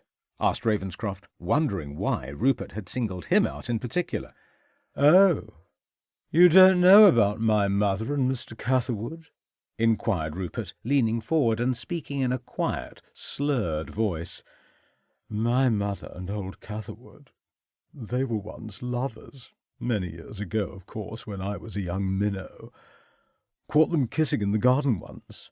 The saintly Enid and that Yorkshire terrier. No one knew about it but me, and of course my mother. She knew that I knew. That would explain why she always gave me a wide berth after that. Let me go my own way. Now look at me. God, it's all a mess." Ravenscroft said nothing and looked out of the window. So that was why Catherwood had never left the town. He and Enid Montacute had been lovers. He wondered whether the old banker had discovered his wife's infidelity and whether it had been Enid that had caused the rift between the two former business partners all those years ago. If so, that would explain a great deal. He turned back in Rupert's direction, but found that the young man had fallen asleep, his head slumped to one side, the hip flask lying on his lap. He could not help but feel sympathetic towards young Rupert. No wonder the youth had turned into the sorry specimen he now saw before him after being shunned by his father and ignored by his mother. A few minutes later, as the train entered the Colwall tunnel, Ravenscroft leaned over and shook the young man's shoulder. "God, I must have dropped off. Sorry about that, old man." "The train is just coming into Colwall station. Next stop Ledbury," said Ravenscroft. "Good job you woke me up, or I'd have ended up in Hereford. Look, I hope I did not say anything silly just now. I'm inclined to ramble on a bit at times. Take no notice. It's only the drink, you know." "Not to worry. We're a bad lot, us Montacutes. Brother against brother and all that." Ravenscroft smiled. A few minutes later the train drew into Ledbury station. Ravenscroft and his fellow passenger alighted from their compartment and went their separate ways. "Good morning to you, sir. I trust your visit to London bore fruit?" asked Crabbe, joining Ravenscroft at the entrance to the station. "I discovered the dead man's identity. He was a coachman, as we suspected, who worked for a young aristocrat by the name of Sir James Stanhope in a fashionable part of London. I also found that the man had some previous connection with Ledbury and that he left London in a hurry on Christmas Eve." As the two men walked down towards the town, Ravenscroft recounted his investigations in London. "I must admit that your telegram came as a welcome relief. I was becoming tired of visiting all those clubs in London and calling upon Sir James's associates. But tell me, Crabbe, have you made any progress with the investigation here?" asked Ravenscroft, relieved that the snow had at least melted from the roads during his absence. I must have interviewed quite a good number of the people who were at the Lamplighters' ball, But not one of them can remember either anyone leaving the room when the lights came back on, or indeed seeing anything unusual at all," replied Crabbe. I'm not surprised. Our killer was very skilled. Oh, and there had been 2 or 3 possible sightings of the escaped convict Leewood in various places such as Stoke Edith and Mathen, but nothing definite. People often imagine something which they want to see, muttered Ravenscroft. No one has come forward with any information about the dead coachman. I checked the local hotels and boarding establishments in both Ledbury and Malvern, but no one can remember him making a booking. The clerk at the station can recall him arriving about midday on Christmas Eve, but that's all. You've been very busy, Tom. The inquest opens in about 2 hours' time, sir. Then there is just time for me to go home, see my wife, and change out of these clothes. Thank you, Inspector Ravenscroft. You may step down. Ravenscroft made his way back to his seat in the crowded courtroom as the coroner began his summing up. It would appear that Nathaniel Montacute was poisoned by a person or persons unknown. I will therefore enter a verdict of unlawful killing. I appreciate that the police are conducting further inquiries. The court offers its sincere condolences to Mrs. Montacute and to other members of the Montacute family. Turning now to the stranger, Robertson, who was killed in such a brutal fashion out on Dog Hill. From what Inspector Ravenscroft has told the court, the stranger worked as a coachman in the City of London. As further inquiries are still taking place, both in London and in Ledbury, I will record an open verdict until further information is forthcoming as to the deceased's purpose in visiting the town and the reasons for his untimely demise. Excuse me, Your Honour, I'm Dr. Andrews. I have been appointed by the Montacute family to make a formal request for the release of Nathaniel Montacute's body, so that he may be buried as soon as possible, asked the medical man, rising to his feet. Thank you, Dr. Andrews. I see no reason why the court should not accede to such a request, unless, of course, Inspector Ravenscroft, you have any objections. None that I can think of, Your Honour. Very well. Court is adjourned. Ravenscroft and Crabbe made their way through the departing throng. Ah, there is someone over there I need to speak with. Major Onslow, if I could just have a few words with you. Better make it snappy, Ravenscroft. Got an important meeting with Miss Solicitor in 10 minutes, replied the master of the Ledbury hunt. I won't detain you long, sir. If you would step outside where it is quieter. Right, Ravenscroft. Ask away, demanded Onslow, once the 3 men had moved away from the departing crowds. Major Onslow, can you remember where you were just before the lights went out at the Lamplighters' ball? Asked Ravenscroft. Good God, man, how the deuce can you expect me to remember something so mundane? Snapped Onslow. It is very important, sir. Well, I suppose I was helping myself to one of those sausage rolls from off the table. Just about to pour myself another glass of wine when those blasted fellows came in and put out all the lights. You're sure about that, sir? Asked Ravenscroft. Course I'm sure. Would not have said so had it not been true, growled the Major, who was clearly anxious to be on his way to his appointment. I only ask because Mrs. Montacute remembers that you were speaking with her and her husband just as the lights went out, said Ravenscroft, attempting to placate the Major by speaking in a calm manner. Replied Onslow, scratching his ear and looking deep in thought. Can't remember that. Might have spoken to them earlier in the evening, I suppose. Look, got to be on my way. You knows where I live if you got any more questions. There is just one more thing, Major. When the lights went out, and then when they came back on again, were you aware of anyone suddenly leaving or entering the room? No. Don't believe I was. Mustache, said Onslow, striding away and quickly making his way down the home end. Well, that's interesting, sir, said Crabbe. Mrs. Montacute says that the Major was talking with her when the lights went out, but he says he was helping himself to some of the food and pouring himself a drink at the time. Yes, Tom.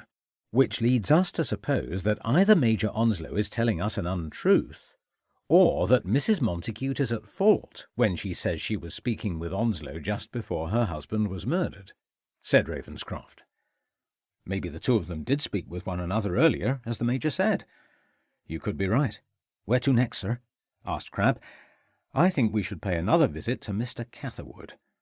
When I spoke with Rupert Montacute on the train, he indicated that his late mother and Catherwood were lovers at one time, which would explain why his business partnership broke up with Montacute and why he has remained in the town for all these years. If we are quick, we can be there before nightfall. As Crabbe and Ravenscroft made their way out of Ledbury, the Lamplighters were busy about their work, lighting the streets and lanes of the town in preparation for the dark, cold evening ahead.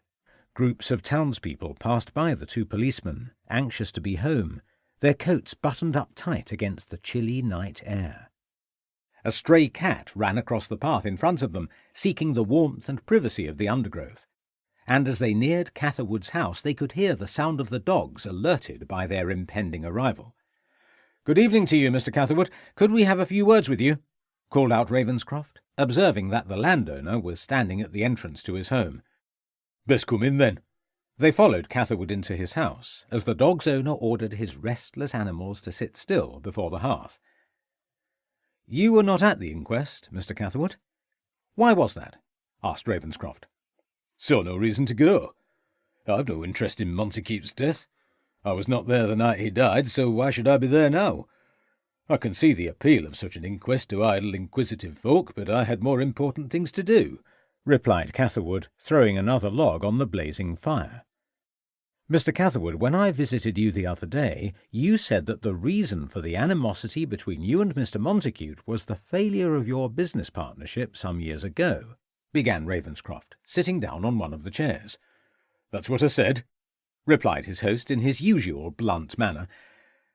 "With all due respect, Mr. Catherwood, that was not the reason for your poor relationship with Montacute, was it?" "What are you getting at, Ravenscroft? If you've something to say, why don't you come out with it straight away?" said Catherwood, clearly becoming annoyed. "Very well. I have reason to believe that you and Mr. Montacute's second wife, Enid, were at one time romantically attached." "Nonsense, man! You've been listening to idle gossip," laughed Catherwood, reaching for another log. "We have it on good authority." "Good authority? What good authority?" "Rupert Montacute. He said that you and his mother were lovers." "And you believe that drunken wastrel?" growled Catherwood. "He seemed quite assured on that point." "Then he were lying." "So there was never anything between you and Enid Montacute?" "I spoke with the lady on one or two occasions in the early days when I dined at the Gables. That is all." "You see, Mr. Catherwood, if you were having an affair with Mrs. Montacute, it would explain a great deal," said Ravenscroft, seeking to engage the other's eyes. "What are you getting at, Ravenscroft?" asked Catherwood. "Did Nathaniel Montacute discover that you and his wife were on intimate terms, and was that the real reason behind the breakdown of your business relationship?" "I've had enough of this nonsense, Ravenscroft. I think it's time you left." "Is that why you stayed on here in Ledbury, long after the break-up of your business relationship with Montacute, so that you could be near Enid Montacute?" asked Ravenscroft, warming to his subject and keeping one eye on the dog that was beginning to growl at the side of the hearth. "Enough, man!" snapped Catherwood angrily. "It would assist us a great deal in our inquiries, Mr. Catherwood, if you were to be frank and honest with us. Were you and Enid Montacute lovers?" A long pause followed as the two men stared at one another, each testing the other's mettle. "All right, man. Yes, if you must know. Enid and I formed a strong relationship shortly after I came to the town," sighed Catherwood, throwing himself down on the old faded leather armchair before the fire. "Enid, Mrs. Montacute, was dreadfully unhappy married to that dull old skinflint. As her husband's business partner, she confided in me, but we were never lovers, Ravenscroft. I would never have done anything that would have caused her ruin." "Nevertheless, Nathaniel Montacute found out about your relationship?" asked Ravenscroft, leaning back in his chair and trying to sound as understanding as possible. "Yes," admitted Catherwood after a brief pause. "Then he set about ruining me. He made believe that he knew nothing about our affair until he had involved me in all his dubious business concerns. It was not until much later, when it was too late to cancel my investments, that I learnt that he had known about our association all along. He was not happy until he had seen me financially ruined. It was his way of getting back at me. And afterwards you remained in the town because of Enid Montacute? Asked Ravenscroft. I could not bear to leave her alone with that awful man. I thought that if I remained here I could see that no harm would befall her. That may be difficult for you to understand, Ravenscroft. We had to be discreet, meeting as if by accident on the hills, never in the town. She had a reputation to uphold. We hoped that eventually old Montacute would die, and we would be reunited. You waited a very long time, said Crabbe, looking up from his notebook. But Enid died before Nathaniel, added Ravenscroft. Yes. Her death came quite suddenly. I was not invited to the funeral and paid my own private respects later. The old man had his revenge on me in the end, I suppose. Now he too is dead. And of course you suspect me of his death. But I tell you one thing, Ravenscroft. If I had wanted to kill him, I would have thought of a more ingenious way. And I would have done it a long time ago, said Catherwood with bitterness. Thank you, Mr. Catherwood. It would have helped if you had told us all this before, but I appreciate your reticence in admitting the truth. We won't take up any more of your time. Tell me one thing before we go. Why did you not leave after Enid's death? Surely there was nothing to keep you here after that, asked Ravenscroft, standing up. You understand nothing, Ravenscroft. Enid Montacute lies buried in the churchyard here at Ledbury. That is why I remain in this awful town. Ravenscroft allowed himself a brief smile before he and Crabbe made their way outside. Do you think he killed Montacute? Asked Crabbe as the two men walked back down the narrow winding lane towards the distant lights of the town. Possibly. Of all our suspects, he had perhaps the strongest reason to see Montacute dead. It must have been frustrating for him to know that the woman he clearly loved was forced to live every day with his arch-enemy, and that he was powerless to do anything about it. As he said, though, he could have killed Montacute years ago, so why wait until now? Could not bring himself to do the fatal deed? Suggested Crabbe. You may be right. Either way, I find it strange that Catherwood still remained here after Enid's death. I don't really accept that he had no desire to move because he simply wanted to continue visiting Enid's grave every day. In fact, I don't believe that Mr. Catherwood is as heartbroken as he makes out. We could bring him into the station for further questioning. It was Catherwood, after all, who discovered Robertson's body. Very convenient, if he killed the coachman as well. You're forgetting one thing, Crabbe. Although Catherwood had every reason to kill Montacute, he does not appear to have had any reason to see off the coachman. Why did that fellow come to Ledbury? On Christmas Eve as well? That is what we need to find out tomorrow. There has to be someone in this town who met up with him, who knows what brought Robertson here. Suddenly Ravenscroft pulled up sharply. Do you hear that, Crabbe? The two men stood still, listening in the cold night air. I thought I heard something moving in the undergrowth, just behind us. Could be an animal of some kind, suggested Crabbe. I don't think so. I've had the distinct impression that we have been followed ever since we left Catherwood's house, said Ravenscroft, looking quickly around him. Could be one of Catherwood's dogs got loose. Unlikely. The animal would have attacked us by now. Come out, my man, and show yourself, shouted Ravenscroft. It's no good. We know you are there. I'll double back, sir, and see if I can see anyone in the wood on our left, said Crabbe, setting off at a brisk pace. Be careful. These woods can be treacherous in the dark. I'll look in the undergrowth on this side. Don't go far. And try to keep the path in sight at all times if you can. Right, sir, said Crabbe.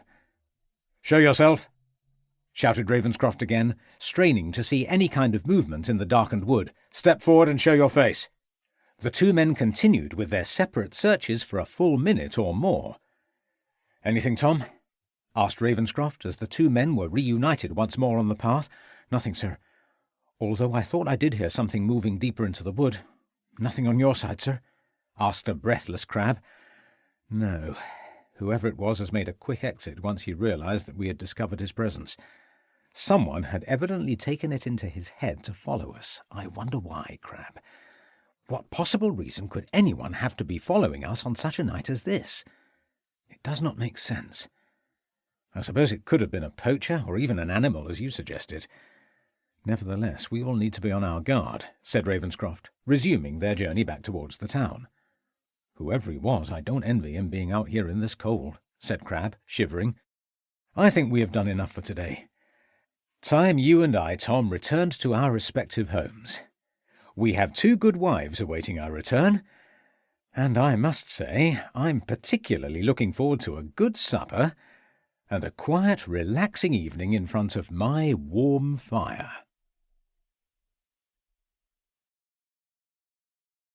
Chapter 8.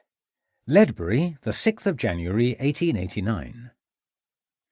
The church clock struck the hour of 11 as they buried the old banker, Nathaniel Montacute. Ravenscroft and Crab positioned themselves in the corner of the churchyard and watched as the coffin was placed in the old family vault. "It's interesting to see who's attending the old man's funeral," said Ravenscroft. "Obviously the family are all here. Edith, the grieving widow, being supported by Maurice Montacute, Rupert standing alone. There's Dr. Andrews, and I think I can see Onslow. Chambers the cook, Rivers, and, yes, Midwinter, the solicitor. Quite a few others as well," added Crab, looking at the 30 or 40 figures who were busy filing out of the church and taking up their positions at a respectable distance from the main party. Montacute was quite an important figure in the community. Besides being the town's banker, he had twice been mayor. There are no doubt many prominent people here today who are anxious to pay their respects, and who wish to be seen to do so. "Can't see Catherwood amongst them," said Crab. "I would not have expected the man to have attended. After all, he has his reputation as a recluse to uphold. I find it sad that everything eventually comes to this. A few minutes of orderly grief in a cold churchyard, whilst the world continues with its unremitting progress.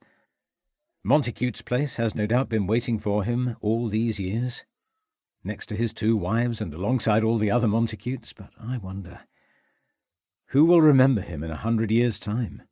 said Ravenscroft in a reflective mood. "Who will remember any of us?" said Crab. "Only our families, it is to be hoped. The future lies with your son and with Lucy's son and with their children who are as yet unborn.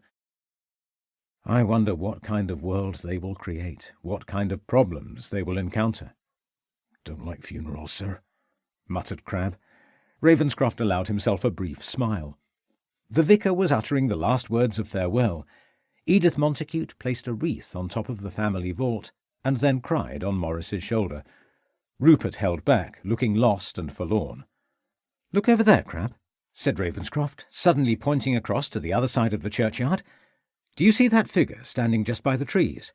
That tall gentleman wearing a long black coat and hat? Yes. He seems to be taking an interest in observing the funeral. He is too far away for us to identify him. Look, he has noticed that we are looking in his direction and has moved out of view. Quickly, Crab, move as discreetly as you can and see if you can catch up with him and ask him to return. I'll continue to watch here." Ravenscroft watched as his constable set off across the churchyard, but he knew that the figure had gone and that Crab would be fortunate indeed to catch him. Edith, Maurice and Rupert began to make their slow way back to the waiting coach, as the other mourners began to pay their respects one by one. As he moved nearer, Anthony Midwinter, the solicitor, came forward to meet him. "A cold morning, Ravenscroft." "It is indeed, Mr. Midwinter." "You asked me, Inspector, to let you know when the will was about to be read." "I did indeed. I will shortly be making my way back to the Gables. After some refreshment, I will undertake the reading of the will. I have explained to the family that you will be present, as an observer only, of course." "I thank you, Mr. Midwinter. I will join you presently." The old solicitor nodded and began to make his way out of the churchyard as a breathless Crab rejoined Ravenscroft. "I'm afraid I was too late, sir. The fellow was gone by the time I got there. I looked down Church Street and back the other way, but he was nowhere to be seen." "Don't worry, Tom. You did your best." "Whoever it was disappeared quickly enough as soon as he noticed that we had observed him. It seems as though we were not the only ones who had an interest in attending the funeral today." "Could have been our murderer, sir. Who knows? I wished we could have got a better look at him. Under that long coat and hat he could have been anyone. I had a strange feeling, though, that I had seen that man somewhere before. Later that morning, Ravenscroft and Crabbe stood in the corner of the dining room at the Gables, observing the people who had arrived for the reading of the old banker's will. In addition to the Montacute family, Edith, Maurice and Rupert, and a number of their servants, including Rivers the gamekeeper and Chambers the cook, the two policemen also noted that Andrews and Onslow were present. Anthony Midwinter, the family solicitor, had already taken his seat at the head of the table and was busily engaged in reading through some of the papers that lay before him. "Don't think much of this sherry," muttered Crabbe. "I think I'm inclined to agree with you," replied Ravenscroft, discreetly returning his glass to the table. "I don't know what it is, but they always seem to serve the poorest kind of sherry at funerals." "Eats are not too bad, though," whispered Crabbe, helping himself to another sandwich. "I think it best if we occupy these two chairs in the corner, where we won't be in the way and where we can observe the behaviour of the people as the will is read. I must say that I am very intrigued to see what the document says, and to find out more from Mr. Midwinter later as to why the old man drew up this latest document not more than 6 months ago." "You think the new will might give us some clues as to who might have murdered Montacute?" asked Crabbe. "You never know. People have often been known to kill off their relations in a desperate attempt to acquire their wealth. There is nothing like the prospect of a handsome legacy to stir the crooked church mouse into direct action. I think Mr. Midwinter is about to begin." "Ladies and gentlemen," said the solicitor, clearing his throat, "if you would care to be seated for the reading of the will." One by one the assembled group seated themselves round the large mahogany dining table. "Before we begin, I should perhaps explain that Inspector Ravenscroft and his assistant are with us today as observers. As you know, the inspector is investigating the untimely demise of Mr. Montacute," began Midwinter. "Damned interference, I call it," growled Onslow, giving the detective a severe look. "I have no objections to Mr. Ravenscroft's presence," said Maurice, "and I am sure that Mrs. Montacute does not mind either." Edith Montacute gave a brief nod of her head. "Now we will come to the reading of the will." "Excuse me, sir," said the maid, suddenly entering the room, "but there is a gentleman who is at the door and insists that he is present for the reading." "Who on earth—" began Maurice, but before he could complete the sentence, Catherwood strode into the room. "What the deuce!"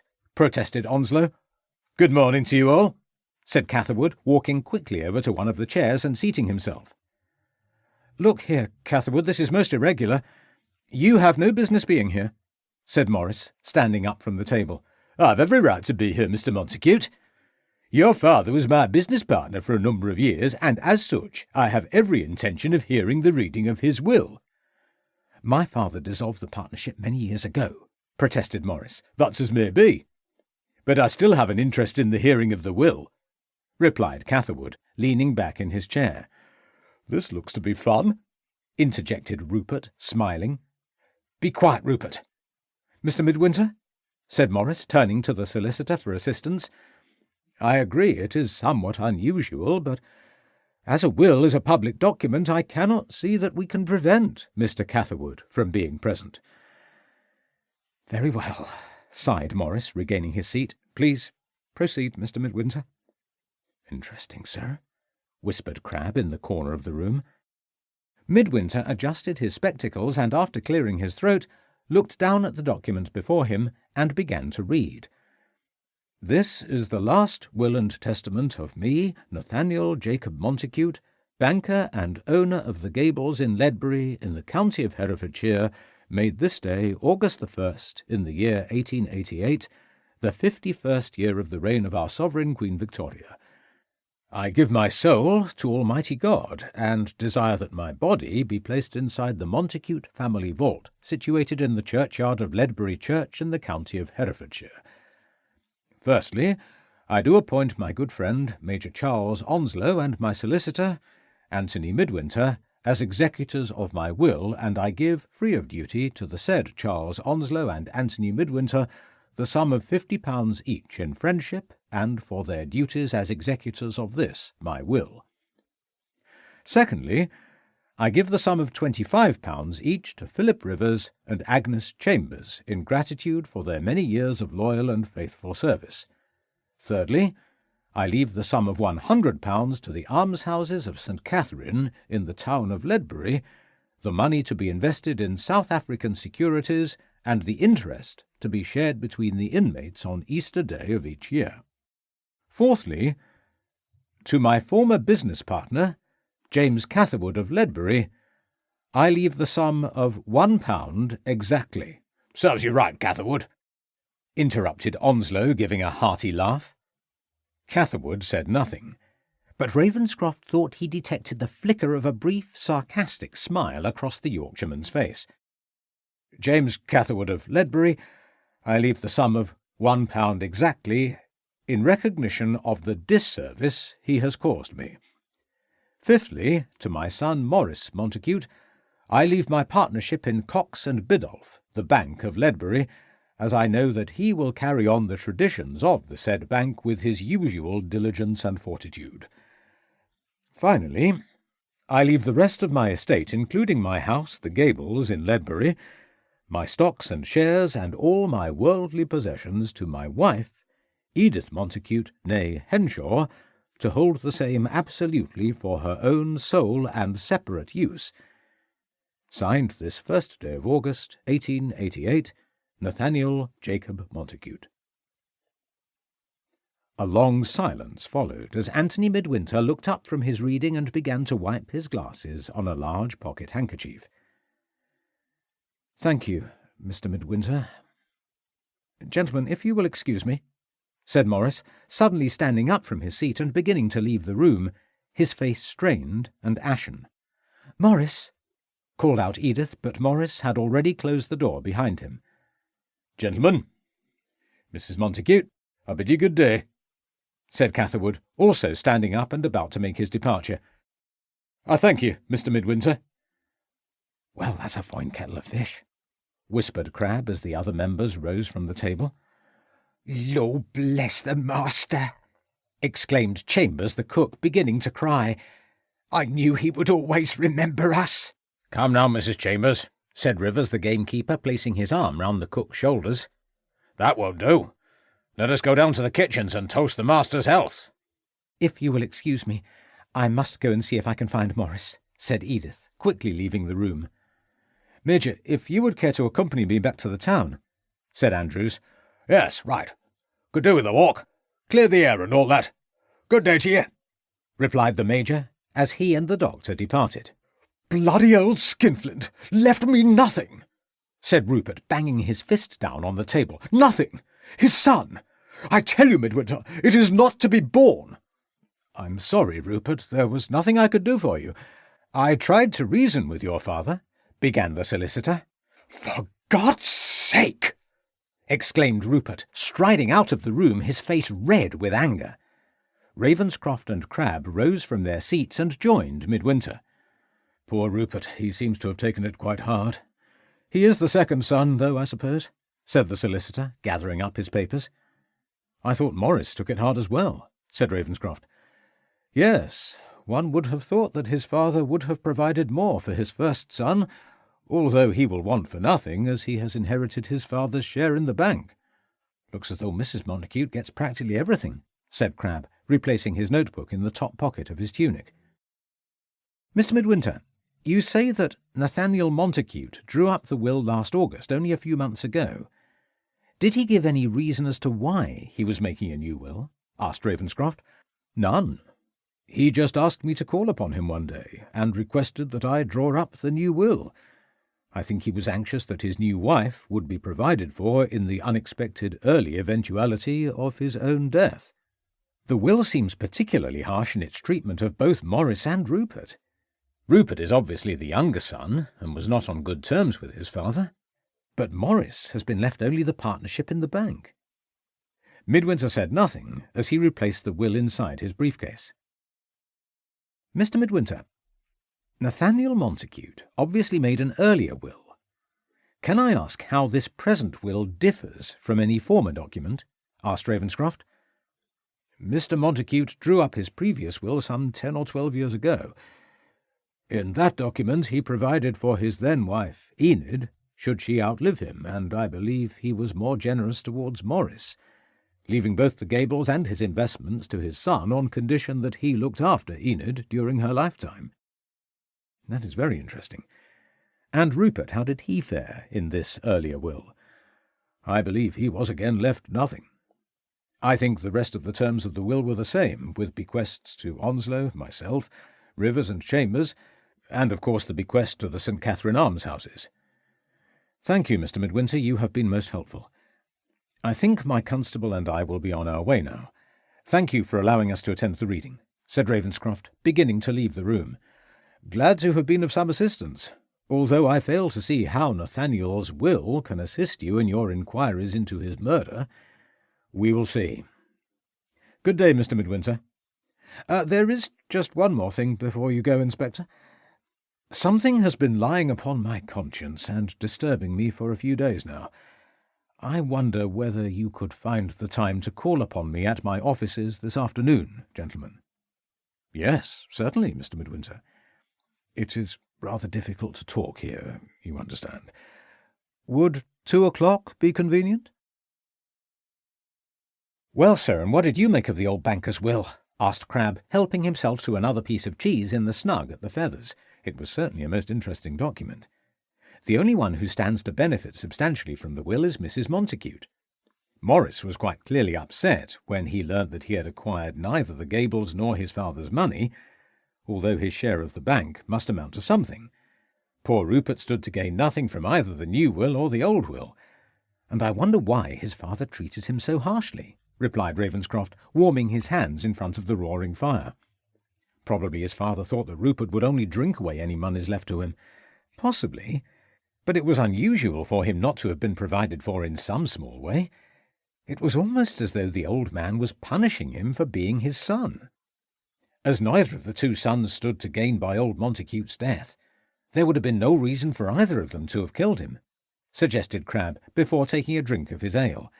"And likewise we can discount Rivers, Mrs. Chambers, and Major Onslow, as they only received small sums and had nothing to gain by Montacute's death. Then there was Catherwood. Why the devil did he turn up for the reading? He surely cannot have expected anything from his old enemy. The pound he was left was clearly meant as an insult. No, as I said, the only person who stood to gain by Montacute's death was his wife," said Ravenscroft, sitting down at the table and breaking a piece of bread.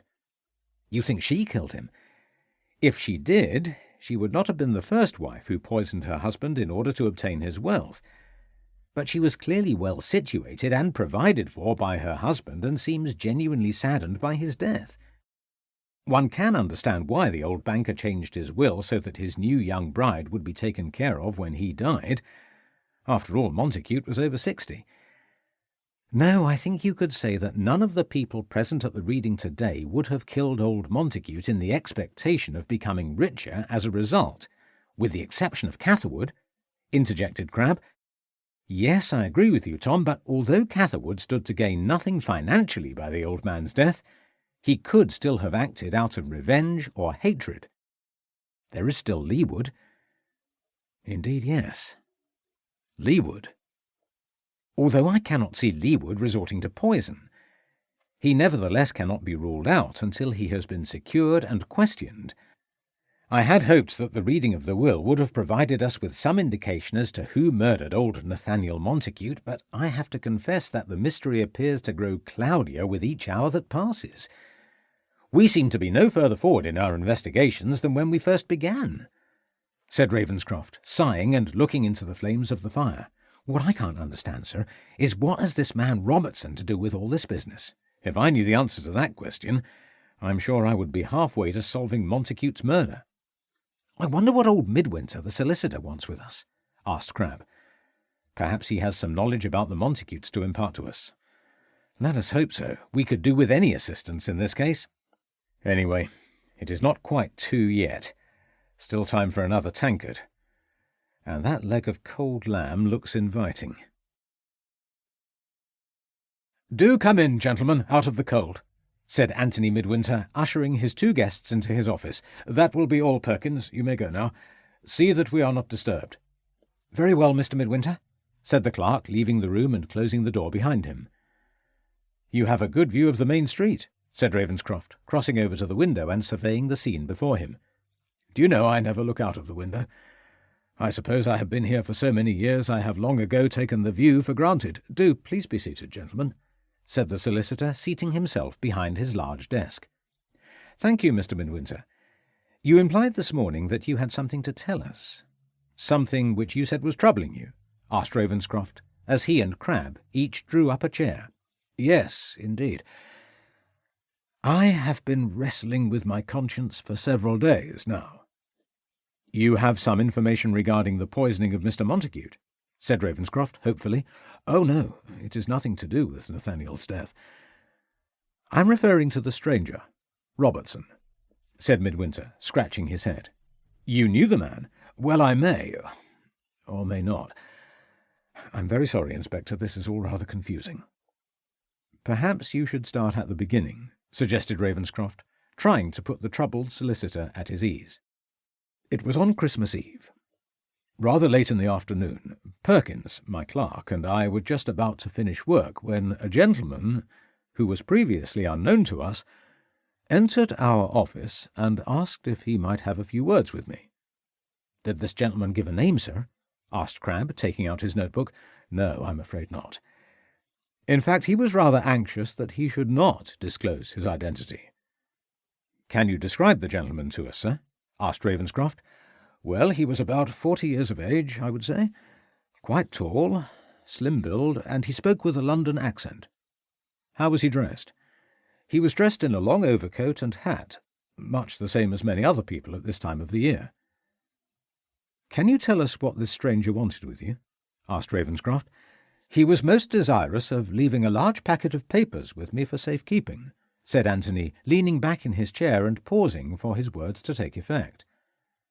"Please go on, sir," said Ravenscroft, giving Crabbe a sideways glance. "He said I was to look after the envelope until his return on the 1st of May, when I would be rewarded for my trouble, and that if he did not return by that date I was to take the envelope to the bank, Cox and Biddulph, and give it to the senior partner there. I remember he was quite insistent on this latter point. I was to give the envelope to the senior partner and to no one else." "The senior partner in this case being Mr. Nathaniel Montacute?" "Exactly." "Did the gentleman say anything else, or give any other instructions?" asked Ravenscroft, becoming more and more interested as the narrative unfolded. "That was all. Oh, he mentioned something about the papers being very important." "Can you recall his exact words? They could prove important to our investigations." The old solicitor thought deeply for a moment or two.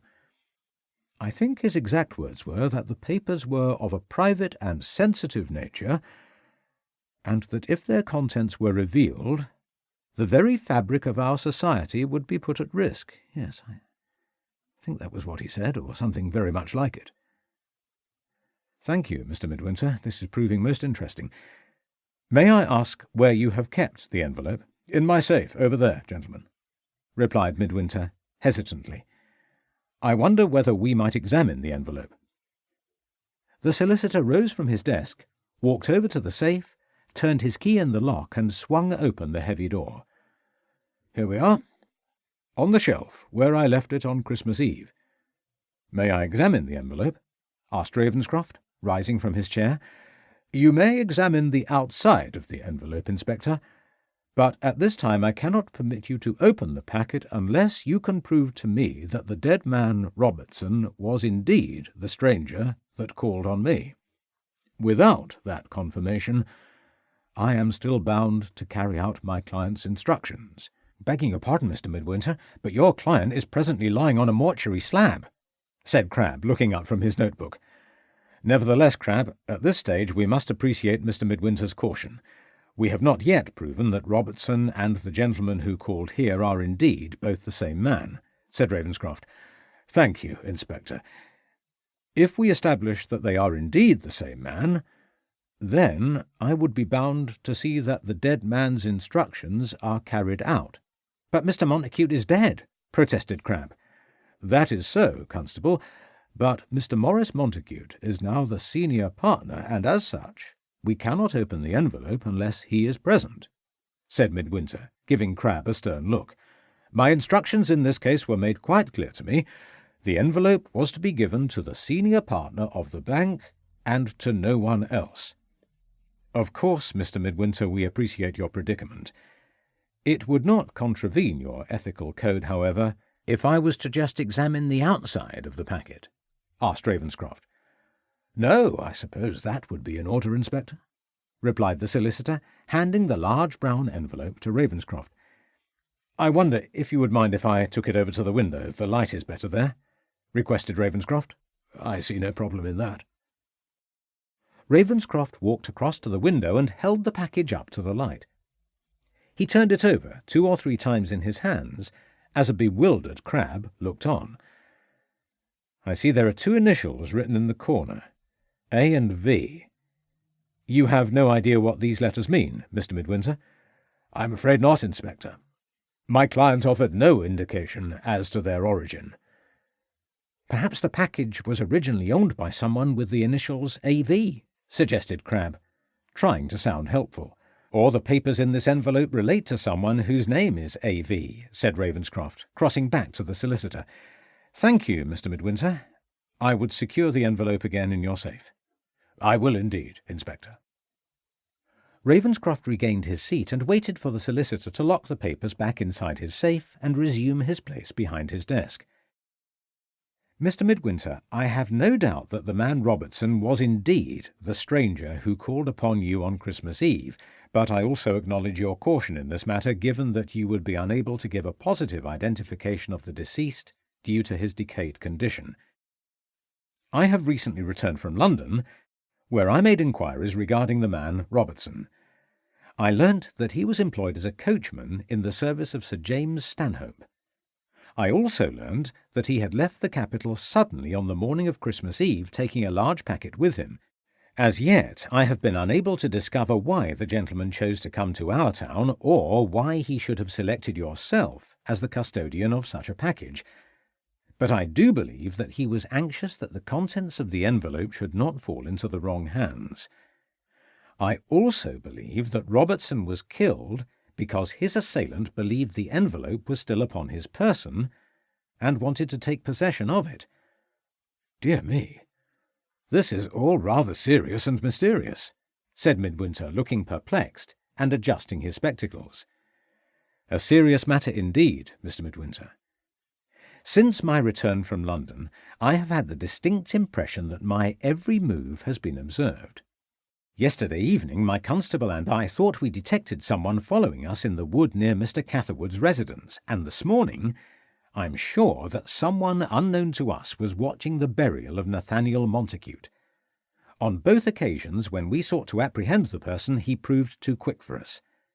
When we entered this room today, I was anxious to look out of your window. Before we visited you here today, opposite your premises, on the other side of the street, I observed an old beggar slumped on the pavement, although I am sure if you looked now you would find him gone." "This is terrible, Inspector," said the solicitor, breaking into Ravenscroft's narrative. "You think this beggar is following us in the hope that we can lead him to the missing packet?" suggested Crabbe, looking up anxiously. "I do indeed." "But you took the envelope over to the window where he would—" began Crabbe. "Exactly.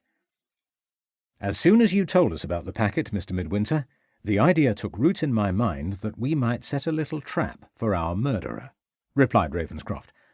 "I'm afraid I don't quite understand, Inspector," said Midwinter, a puzzled expression on his face. "By going over to the window, on the pretext of obtaining more light with which to examine the packet, I was able to show the beggar that we were in possession of the very documents he had been searching for. We will also have ensured that he has seen the package being replaced within your safe." "Good heavens!" exclaimed the solicitor. "Now that he knows that you are in possession of the documents, I have no doubt that Robertson's killer will attempt to break into your premises tonight in the hope of being able to retrieve the papers from your safe." "What are we to do?" asked the worried solicitor. "Mr. Midwinter, is there a back entrance to your premises?" asked Ravenscroft. Why, yes, there is a small kitchen and storeroom at the back of the property which leads directly out into the courtyard. Excellent. Perhaps you would be kind enough to show us this yard before we leave and furnish us with a key. Constable Crabbe and I will then leave by the front entrance in the normal way. You would then oblige us by continuing with your usual work. I have no doubt that our killer will be watching our every move. You should lock up your premises at your usual time and return home, Mr. Midwinter. Shortly afterwards, my constable and I will let ourselves in the back way and, with your permission, will lie in wait for our man to make his move. I trust that you would not object if we were to make use of your office for the evening? Well, no, I suppose that would be in order. Anything I can do to assist you in the apprehension of this man? Good. Don't worry, Mr. Midwinter. We will see that your safe and its contents remain untouched. Now, if you would be so kind as to show us the rear entrance to your rooms, Constable Crabbe and I will leave you to continue with your work. Before the day is out, we will have our killer under arrest. Of that I am sure.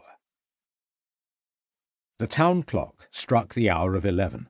I wish this fellow would hurry up and show himself, said Crabbe irritably, stretching out his legs in the darkness of Midwinter's office. I do not think we will have much longer to wait. The town seems almost at sleep, replied Ravenscroft, looking towards the corner of the window to where a solitary shimmer of light could be seen on the wet pavement lower down the street. I wish old Midwinter had stoked up his fire before he left. It's decidedly chilly in here, continued Crabbe, drawing his coat closer around him and breathing on his cold hands in an attempt to bring back some warmth into his limbs. The flames would have created too much light for our purpose.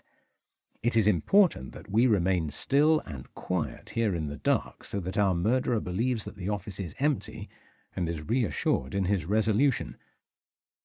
Don't see why we could not have opened the envelope. Then we could have found out what all this is about. We have to respect Mr. Midwinter's position. He is under a legal and a moral obligation to see that his client's wishes are fulfilled, even if he believes that his client is deceased. Robertson was clearly running away from someone whom he believed was anxious to steal the contents of his envelope, which now lies in Midwinter's safe. I still don't see why the coachman came to Ledbury, and why he decided to leave the envelope with Midwinter of all people, said Ravenscroft, thrusting his hands once more into the pockets of his overcoat.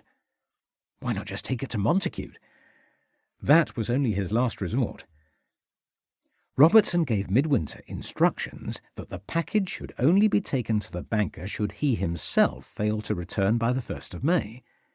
Clearly, he hoped to return sometime before that date and recover the envelope. It's all a mystery to me, sir. I hope that things will become a little clearer once we have caught our man and taken the envelope to Maurice Montacute to open. Perhaps we might then also learn why the old banker was poisoned, and what part his death plays in all this affair. Which way in do you think our intruder will use, sir? The front entrance faces directly onto the street, and although there appears to be no one about, there is always the chance that he would be observed. No, I think he will break in through the back door. The yard there leads off a dark alleyway. I doubt that anyone would see him come in that way. Just wish he would get on with it, muttered Crabbe, watching his warm breath drifting up towards the ceiling through the cold air. Here, Tom, take a sip of this to keep you warm, said Ravenscroft, passing over a small metal flask in the dark. Bless you, sir, said Crabbe, gratefully accepting the offering. Shh. I think I heard something. What, sir? A door. I think I heard the sound of a door being forced, whispered Ravenscroft. Keep absolutely still, Crabbe, until I give the word. The two men stood in silence as Ravenscroft strained to hear the almost inaudible sound of approaching footsteps drawing nearer towards the room. The only thing he could see in the darkness was the dim outline of his constable. As the footsteps appeared to draw closer, he was aware of the rapid beating of his heart. His chest began to tighten, and he fought to suppress the beginning of an irritable cough which threatened to break the silence. Slowly the old oak door opened, inch by inch, creaking as it did so. A tall, dark figure emerged into the room. Ravenscroft strained to catch a glimpse of the intruder, but could see nothing of the man's face underneath the hat that was pulled down low, obscuring his features. The man stood on the threshold of the office, then paused for a moment before crossing over to the window. Confident that there was no one in the street outside, he began to make his way across the room. Ravenscroft watched as the intruder knelt before the safe and began to force open the lock. "Now, Tom, grab him!" shouted Ravenscroft, rushing towards the intruder. "I've got him, sir," replied Crabbe. In his haste to assist his constable, Ravenscroft collided with a chair in the dark of the room and fell to the floor. When he looked up, he saw the outlines of Crabbe and another figure locked in combat. "Keep hold of him, Tom!" yelled Ravenscroft, attempting to get to his feet. Suddenly a shot rang out in the darkened room. Then Ravenscroft felt himself being violently thrust up against the desk as the blackened figure darted quickly past him and out of the room. He struggled quickly to his feet and called out, "Tom! Tom!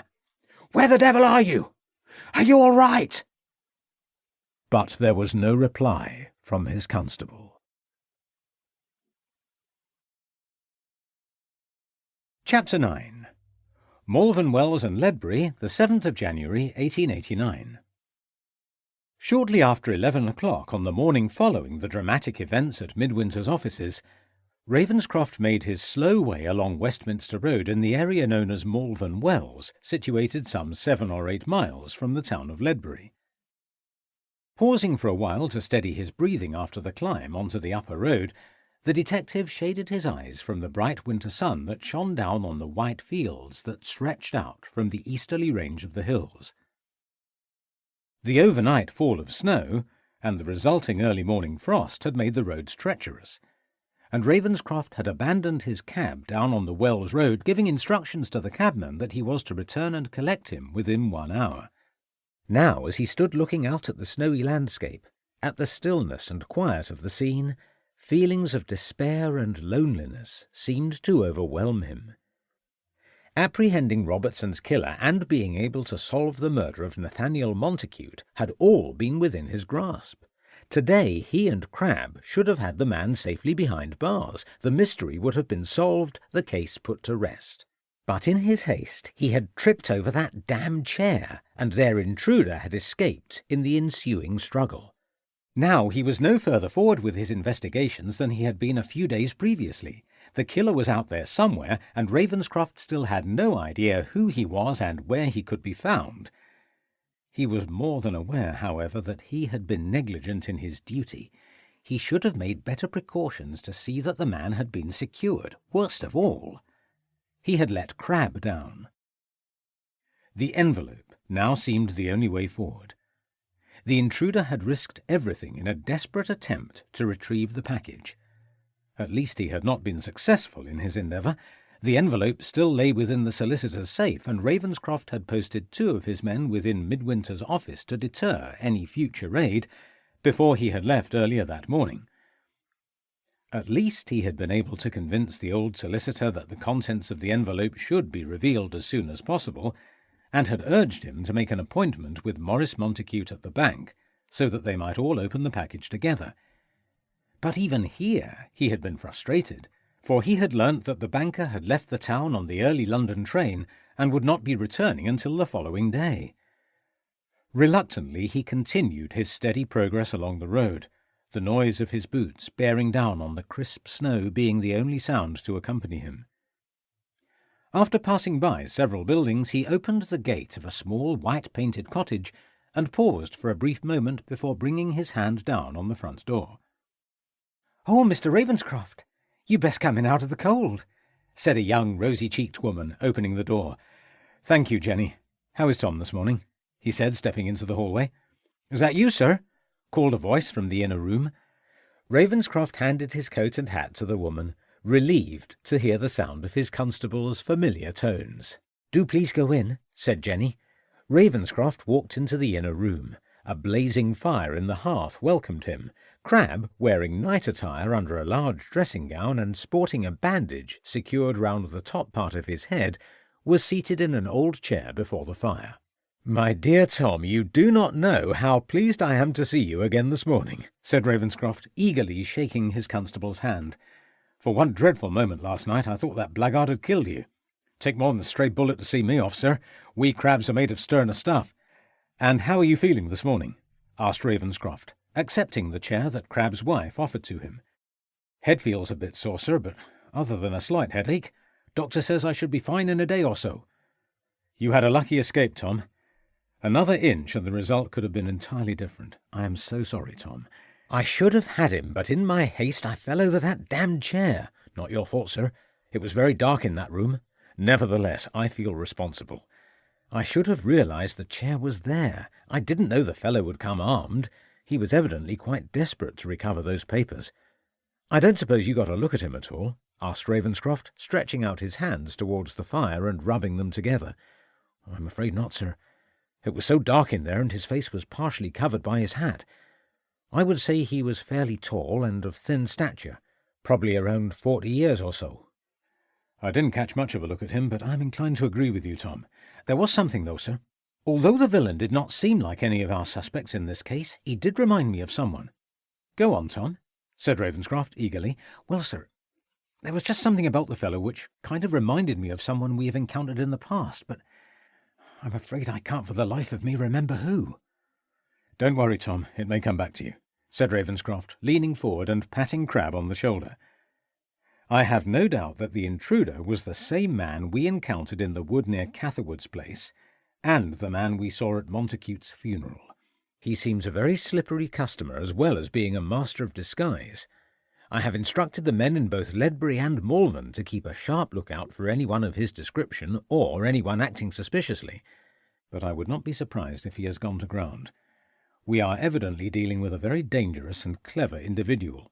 "All the more reason to see what is inside that envelope," suggested Crab. "Indeed, Tom.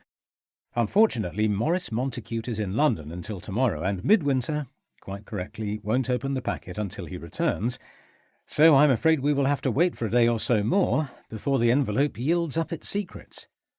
"What will we do now, sir?" "You, Tom, will do nothing but rest in front of this warm fire for the next 2 days at least. I will not allow you back on duty until the doctor says you are well enough to resume work." "I feel fine now, sir," protested Crab, attempting to move from his seat. "That's as may be. But you have had a very nasty shock and come within an inch of your life. Tell him, Jenny, that he is to stay indoors." "I've done that already, Mr. Ravenscroft. I've done everything within my power to get him to sit in that chair, but he keeps saying he must be about his duty," said Jenny Crab, shaking her head. "Constable Crab, I am ordering you to at least obey your wife, even if you will not accept the advice of a colleague. You should listen to your wife. Wives always know what is best for us, even if we are not prepared to acknowledge such a fact." "Very well, sir," replied Crab, somewhat reluctantly. "Good," said Ravenscroft, rising from his chair. "You will take a drink with us, sir, before you leave?" inquired Jenny. "I have a cab returning for me down on the Wells Road at 12, said Ravenscroft, consulting his pocket watch. "A warm drink will be more than welcome on such a cold day as this." 2 hours later, Ravenscroft walked up the long drive towards the Gables, deep in thought, his mind going over the events of the previous 2 days, and not knowing why he had decided on his present course of action. As he neared the house, a familiar figure came towards him. "Good afternoon, Dr. Andrews." "Good day to you, Ravenscroft. How is Constable Crab today?" "I visited him this morning, and he seems in remarkably good spirits, thank you," replied Ravenscroft. "The man is lucky to be alive. A good job the bullet just grazed the side of his head. He should be fine in a day or so. It was fortunate that you were able to attend to him. Glad to have been of service. What brings you to the Gables on such a day?" "I was hoping to have another word with Mrs. Montacute." "How is your other patient?" "She's bearing up under the circumstances. All this has been rather a shock for her, as I'm sure you will appreciate. Now, if you will excuse me." "Of course, Doctor, and thank you once again." The 2 men went their separate ways. Ravenscroft rang the bell at the side of the door. "Good morning, sir. Can I help you?" said the maid, opening the door. "Inspector Ravenscroft, I would like a few words with your mistress, if you please." "Yes, sir. If you would care to wait here, sir, in the hall, I will see whether Mrs. Montacute is able to see you." "Thank you," said Ravenscroft, handing his overcoat and hat to the servant. After a minute, the maid returned. If you would follow me, sir, Mrs. Montacute will see you now. Ravenscroft followed the maid into the drawing-room. Edith Montacute rose from one of the chairs as he entered. Ravenscroft observed that the widow was still wearing the same mourning clothes she had worn the previous day. Mr. Ravenscroft, do take a seat. You have news of my husband's murderer? She asked anxiously. Our investigations are continuing. Last night my constable and I attempted to make an arrest concerning the murder of the man Robertson, but I'm afraid the villain absconded before we could apprehend him, replied Ravenscroft, looking down at the floor. You think the death of my husband and this man Robertson are connected in some way, Inspector? We believe that is a strong possibility, Mrs. Montacute. Your husband never mentioned to you that he had any dealings with a man called Robertson? I do not believe so. The name is unfamiliar to me. Of course. Your late husband has provided well for you under the terms of his will, said Ravenscroft, tentatively changing the subject. He has been most generous, yes, but I would rather that he was still with us, replied Edith, forcing a brief smile. I assure you that you have our deepest sympathy in this matter. However, do you not find it somewhat strange, Mrs. Montacute, that Nathaniel should have left you everything in his will, almost to the total exclusion of his 2 sons? Said Ravenscroft, coming straight to the point, and anxious to observe the widow's reaction to his question. If you are implying that I influenced my husband in some way to draw up a new will in my favour, then I can assure you that you are incorrect in that assumption. I was not even aware that my husband had drawn up a new will, replied Edith firmly. Nevertheless, you would agree that the terms of the will were particularly unfavourable to your late husband's 2 sons? I much regret that. Had I known that Nathaniel was drawing up his will, I would have urged him to have made better provision for his sons. Mr. Morris Montacute has been left his father's share of the bank. That is all, stated Ravenscroft, observing that his hostess was becoming unsettled by his questions. Indeed so, but I would have wished that Nathaniel had left this house and his investments to Morris. It is more than his right. I know that he was very upset when the will was read yesterday, and I tried to speak with him afterwards, and indeed before he left for London this morning, but he was not available to see me. And Rupert has been ill provided for, added Ravenscroft. You are no doubt aware, Inspector, that my late husband and his youngest son were not on the best of terms. I know that Nathaniel was greatly concerned over the welfare of Rupert. Yet he made no provision. As I said, Inspector, had I known at the time of my husband's intention, I would have urged him on a different course of action. I will see that Rupert will want for nothing. You have my assurance on that point.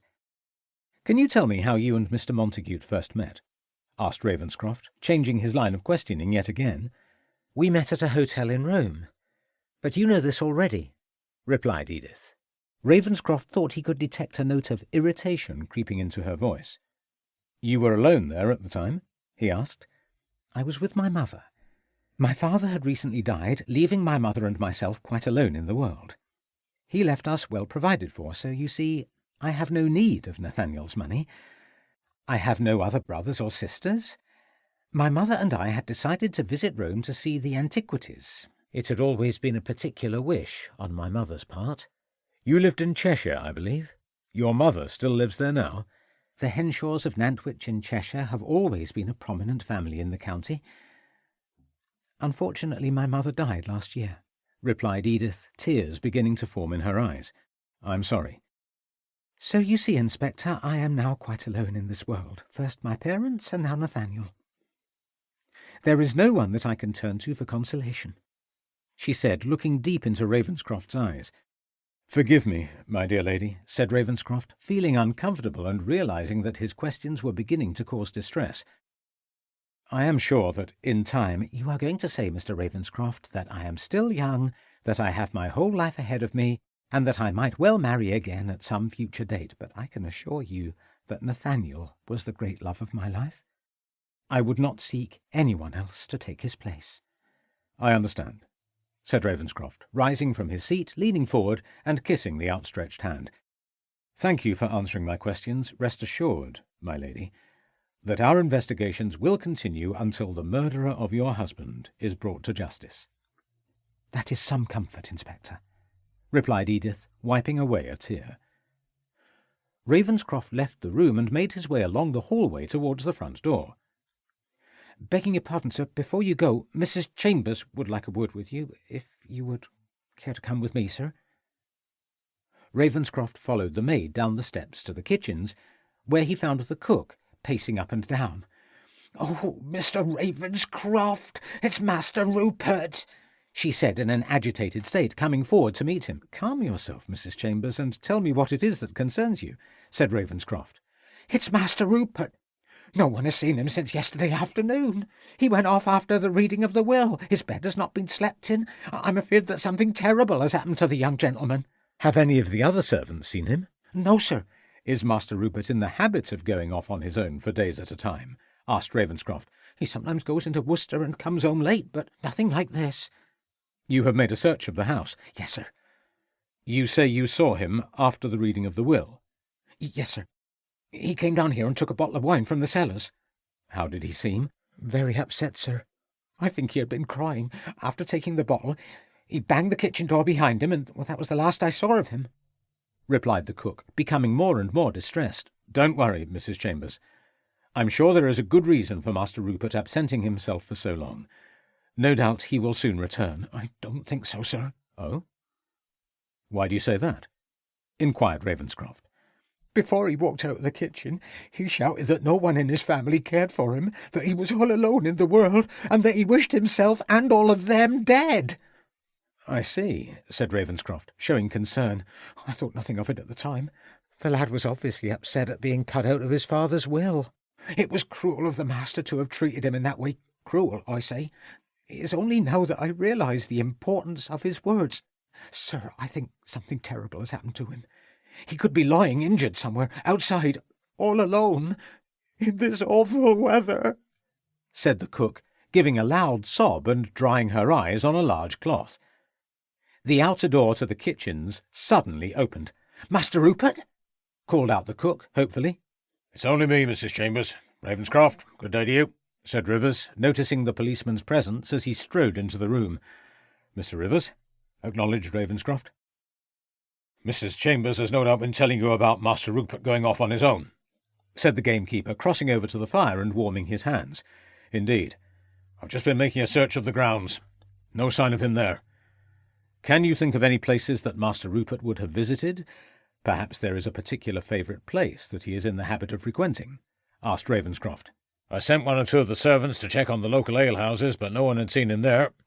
One of the farm lads said he saw the young master walking off in the direction of Conygree Wood early yesterday afternoon," replied Rivers. "Can you think of any reason why Master Rupert would have gone there?" "None that I can think of. Although I remember I did take the lad up there with me once, some years ago when he were young. We were shooting birds. It's a wild place." "Mr. Rivers, I think we should organise a search party at once.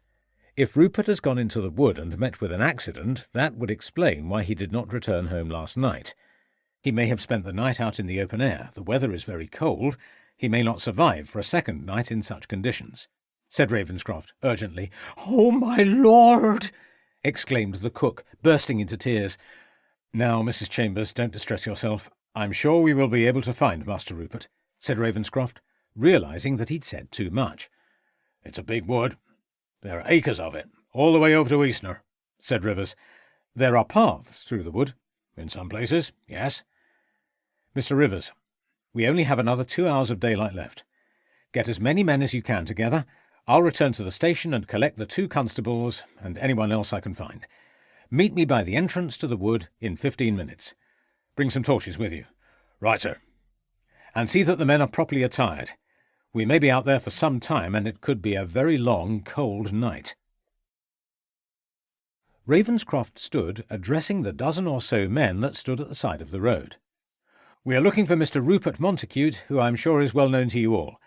He was last seen entering the wood early yesterday afternoon. We believe that he could have met with an accident, in which case he may well be seriously injured. It is important that we find him as soon as possible. Mr. Rivers knows the wood well and will guide us up through the paths. While there is still some daylight, we should spread out on both sides, but always keep the path and the next man in view at all times. We don't want to lose anyone. Do you all understand?" "Aye, sir," shouted out one or two of the farm labourers, as the rest of the group expressed their agreement. Dr. Andrews has agreed to accompany us so that Mr. Montacute can be attended to when he is found. Right, Mr. Rivers. We are all in your hands. Heard the news, Ravenscroft. Thought you could do with another pair of hands, shouted a breathless Catherwood, suddenly appearing along the side of the road, holding one of his dogs on the end of a lead. Indeed so, Mr. Catherwood. Your assistance would be much appreciated. Lead on, Mr. Rivers, said Ravenscroft, urging the party onwards. The group made their way in single file up the steep, winding path that led from the road into the start of the wood before Rivers divided the men into two groups, sending them out to the left and right, whilst he and Ravenscroft kept to the centre path. Slowly their search took them upwards until eventually they arrived at a clearing on the upper reaches of the wood. After here the wood becomes much thicker for the next 2 or 3 miles before it drops down towards Eastner, said Rivers, addressing the group. Before we go on, I think we should search more of the slopes we have just climbed to make sure Master Rupert has not fallen there. If everyone spreads out and meets back here in 15 minutes before it becomes dark. The men went their separate ways, leaving Ravenscroft and Catherwood alone on the path. I'll take the dog along the path this way, Ravenscroft. He might be able to pick up something, said Catherwood, striding away. Ravenscroft took the opposite side of the path and set off at a brisk pace. The disappearance of Rupert Montacute had put a new complexion on the case. At first sight, it appeared that Rupert had been so angered and distressed by his father's failure to recognise him in his will that he had taken off into the woods and now lay injured somewhere. But another possibility now presented itself to Ravenscroft. What if it had been Rupert who had killed his father? And he was now so overcome with remorse that he had fled the family home with the intention of doing away with himself in some isolated spot. Ravenscroft knew, however, that whatever the true reason for Rupert's disappearance, it would have to wait. His duty now was to find the young man before the weather closed in again for the night. It was doubtful that an injured man could survive a second night in such inhospitable terrain, unless he had been fortunate enough to have found some form of shelter. Ravenscroft retraced his steps and watched as one by one the men returned empty-handed to the chosen place. The last to arrive was Catherwood with his large dog. "Nothing that way," he muttered as he rejoined the others. "What next then, Mr. Rivers?" asked Ravenscroft. "We will need to go deeper into the wood. Keep close to the path. Light the torches," replied Rivers, leading the way along the path that led into the upper reaches of the wood. "Look on the ground. There may be tracks." "Let me go first, Mr. Rivers," said Catherwood. "The dog may be of assistance to us." As the group moved into the wood, the last minutes of daylight faded. The men lit their way with 3 or 4 burning torches, and a full moon bore down on the snowy white landscape, aiding their progress. To Ravenscroft, as the minutes passed slowly by and became an hour, the futility of the search became more and more apparent. He knew that if Rupert Montacute had wandered away from the path, deeper into the wood, and had fallen, it would be almost impossible to find him, and that his body might not be discovered until the snow melted. He also knew that they were duty-bound to continue the search, to try and save the young man. Suddenly Rivers brought the group to a halt. "Quiet! Everyone stay still," he instructed, holding the blazing torch up high before lowering it to the ground. "Look, there are some footmarks in the snow leading off that way. If my memory serves me correctly, there is an old hut in a clearing just over to the right. Whoever made these prints may have taken shelter there. Keep behind me." The group followed the gamekeeper in single file as he led them forward. Ravenscroft strained to see what lay ahead, hoping that at last their endeavours would be rewarded, that they had not arrived too late. "Over there!" shouted Rivers. "There's the hut!" The men ran ahead. The hut lay in the centre of the clearing. Catherwood and his dog were first to arrive at the building. He pushed open the door. "Good God!" he exclaimed. Ravenscroft quickly entered the hut behind Catherwood. He could just make out the body of a man covered in an old overcoat, lying stretched out in one corner of the timber-framed building. "Is it Montacute?" he asked. "Bring the light nearer." Suddenly a loud groan was heard from beneath the coat. "My God, he's alive!" exclaimed one of Ravenscroft's constables. Catherwood drew back the coat. "Is it Master Rupert?" asked one of the men. "I don't think so, gentlemen," said Catherwood, standing back so that the rest of the group could see the man. "Then who the devil is it?" asked Dr. Andrews, approaching the sleeping body. "I know who it is," said one of the farm labourers, coming forward. "That's Leewood, the escaped criminal. I'd recognise him anywhere." "Leewood? So this is where he has been hiding out," said Ravenscroft. "Is he injured, Doctor?" Suddenly the man woke with a start and stared up wildly at the group of men who were looking down on him. "It's all right, my man. We mean you no harm. Are you hurt in any way?" asked Andrews, kneeling down at his side. The dishevelled man suddenly leapt to his feet and began to run towards the entrance of the hut. "Quickly, men, secure him. Don't let him get away," shouted Ravenscroft. The criminal uttered a strong oath as 3 or 4 of the men grabbed him by the arms. "Bring him over here, men," instructed Ravenscroft. "Now then, Mr. Leewood, we have been looking for you for a very long time." "Who the devil are you?" growled Leewood. "I'm Inspector Ravenscroft of the Ledbury Constabulary, and you, sir, are Joshua Leewood, if I'm not mistaken, recently absconded from Hereford Jail." "Damn you! What's your language, man?" snapped Rivers. "How long have you been out here?" asked Ravenscroft. "What's it to you?"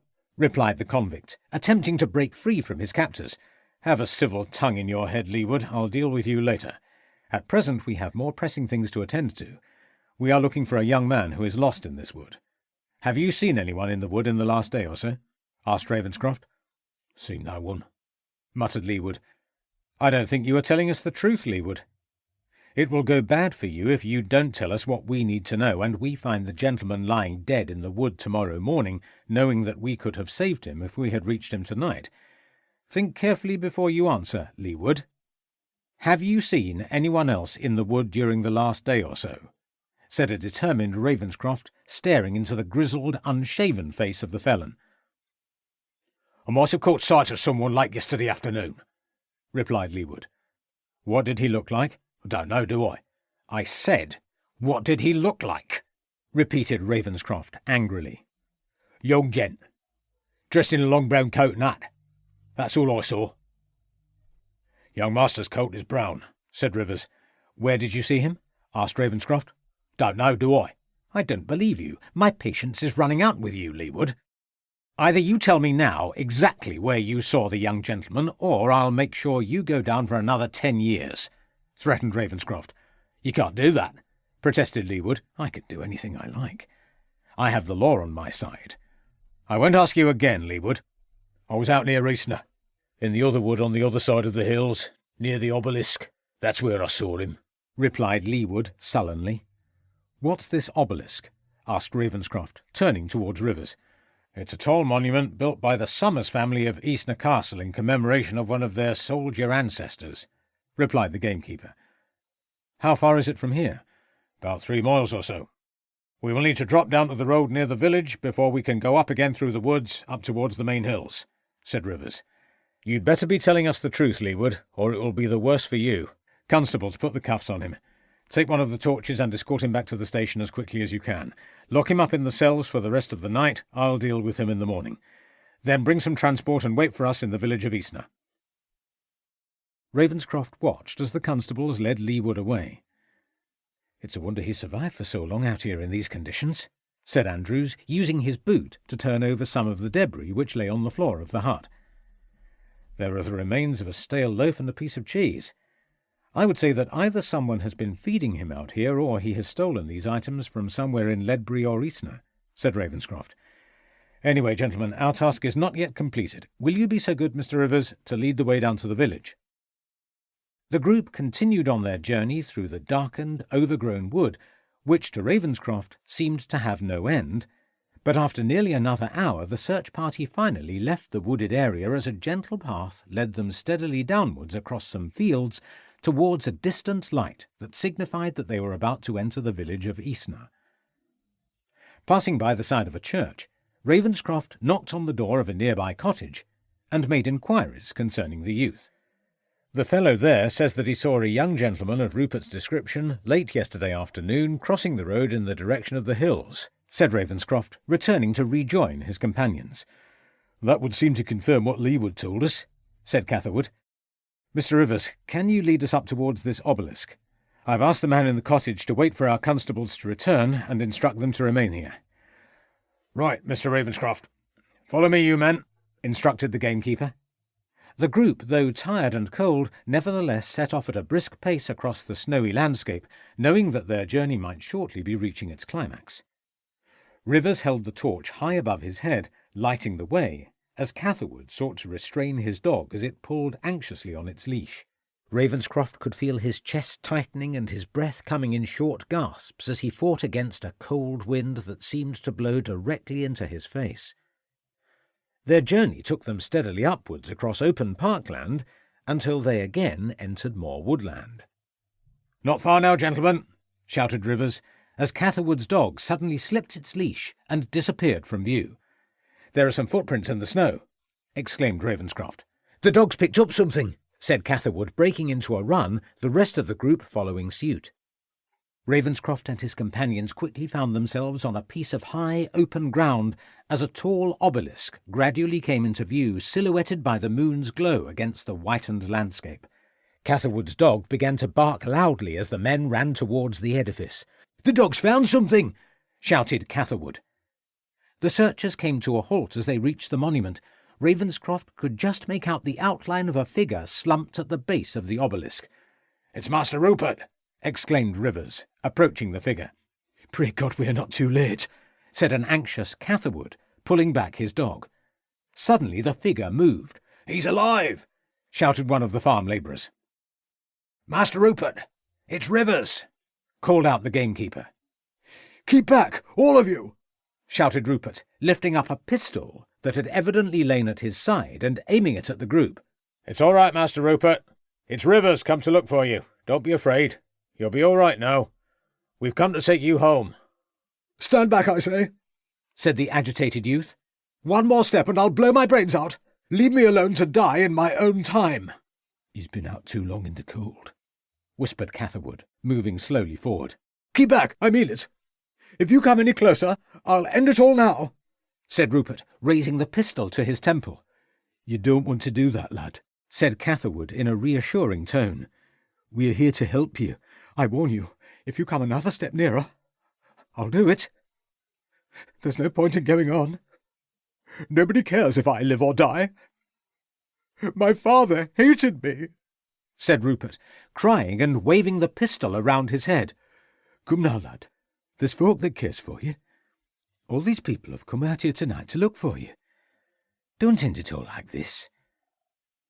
Give me the pistol," said Catherwood in a sympathetic, reassuring voice as he inched towards him. "Nobody loves me. Keep back." "Come, lad. Give it to me.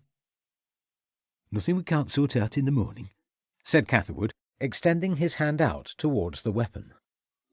"Why can't I end it all?" cried the distraught youth. "Because you know that would be wrong. You're young. You have everything to live for." "Give me the pistol, lad," said Catherwood firmly. Rupert dropped the pistol to the ground and sobbed uncontrollably. Ravenscroft quickly recovered the weapon as Dr. Andrews placed a comforting arm around the forlorn figure. A few minutes later, the search party made its slow progress back through the wood and down the path to Eastner, where Ravenscroft was relieved to see that his men had returned with 2 horse-drawn vehicles. As they journeyed back to Ledbury, the men, weary and cold after their exertions, sat with bowed heads in silence, the only sounds being that of the wheels on the frozen road and the occasional sob from Rupert Montacute. Eventually the vehicles came to a halt outside the gables. "I'll take Mr. Montacute inside and put him to bed.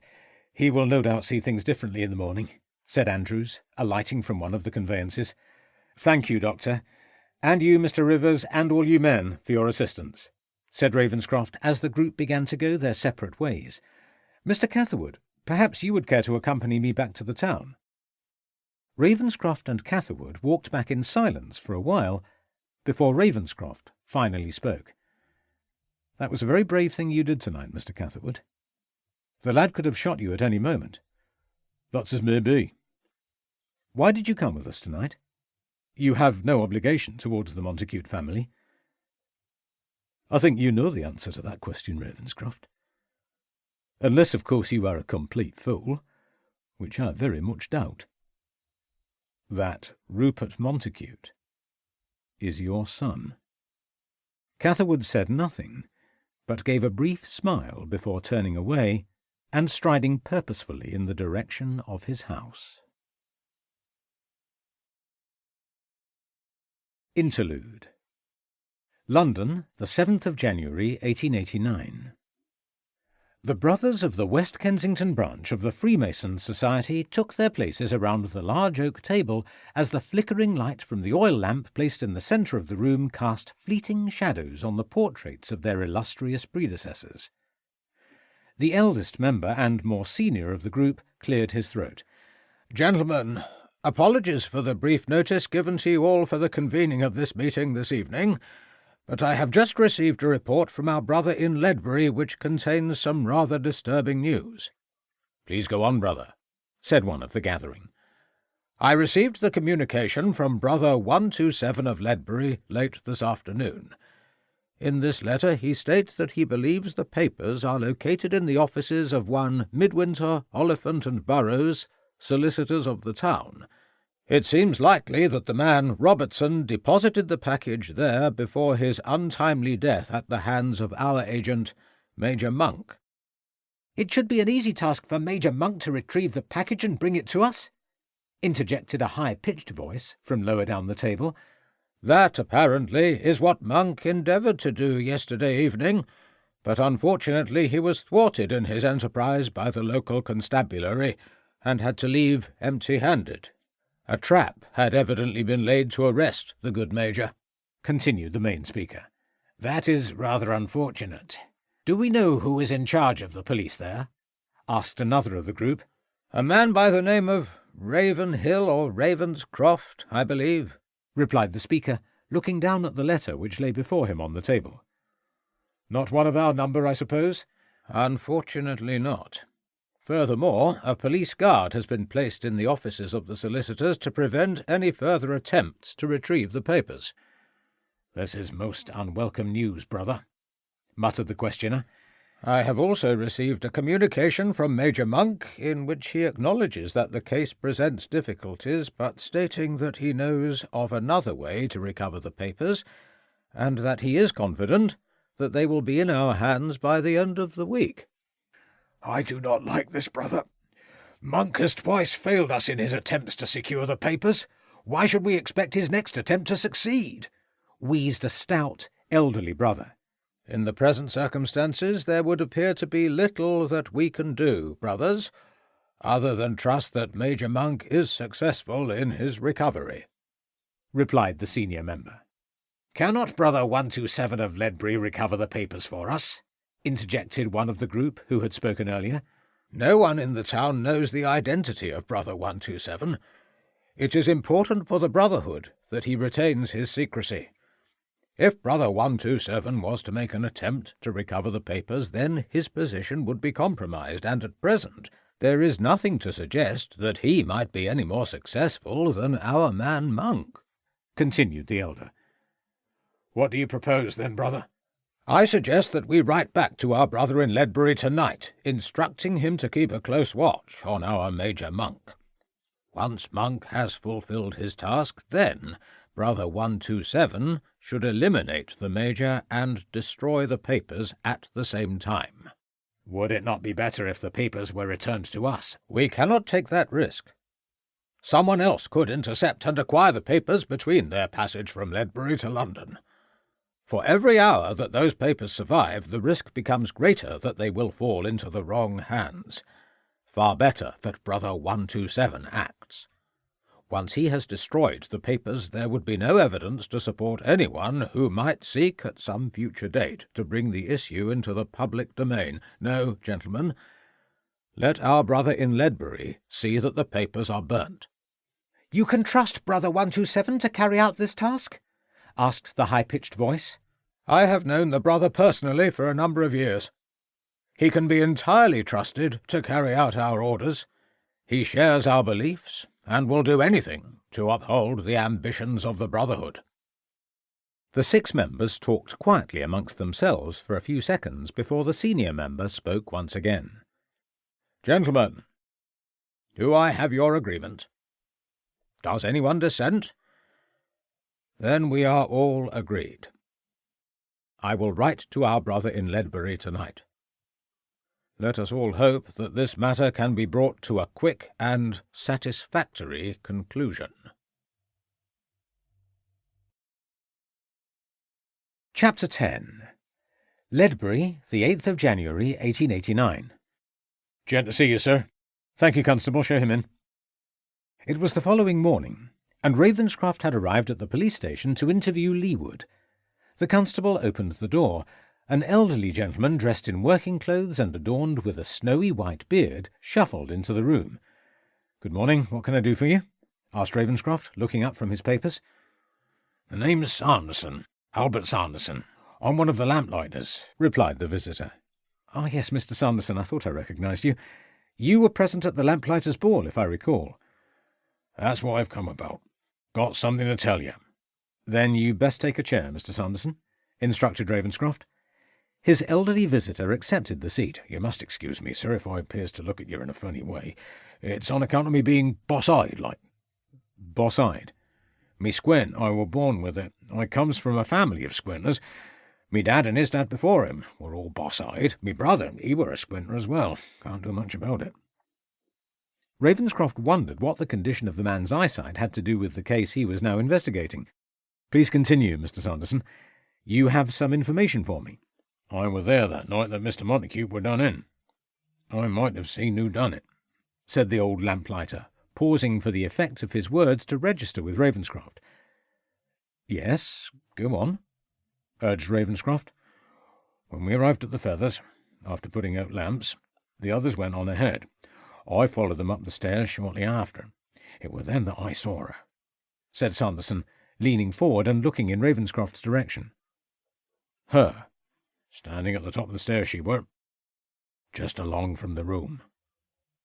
"Who was standing outside the room?" asked Ravenscroft, wishing that his visitor would come to the point. "I didn't get much of a look at her. Her head and face were covered in a long shawl, like. I'd say she were quite old, though. Almost bent double she were." "And what precisely was this woman doing?"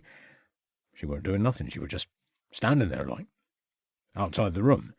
"Do you remember anything else about this old woman?"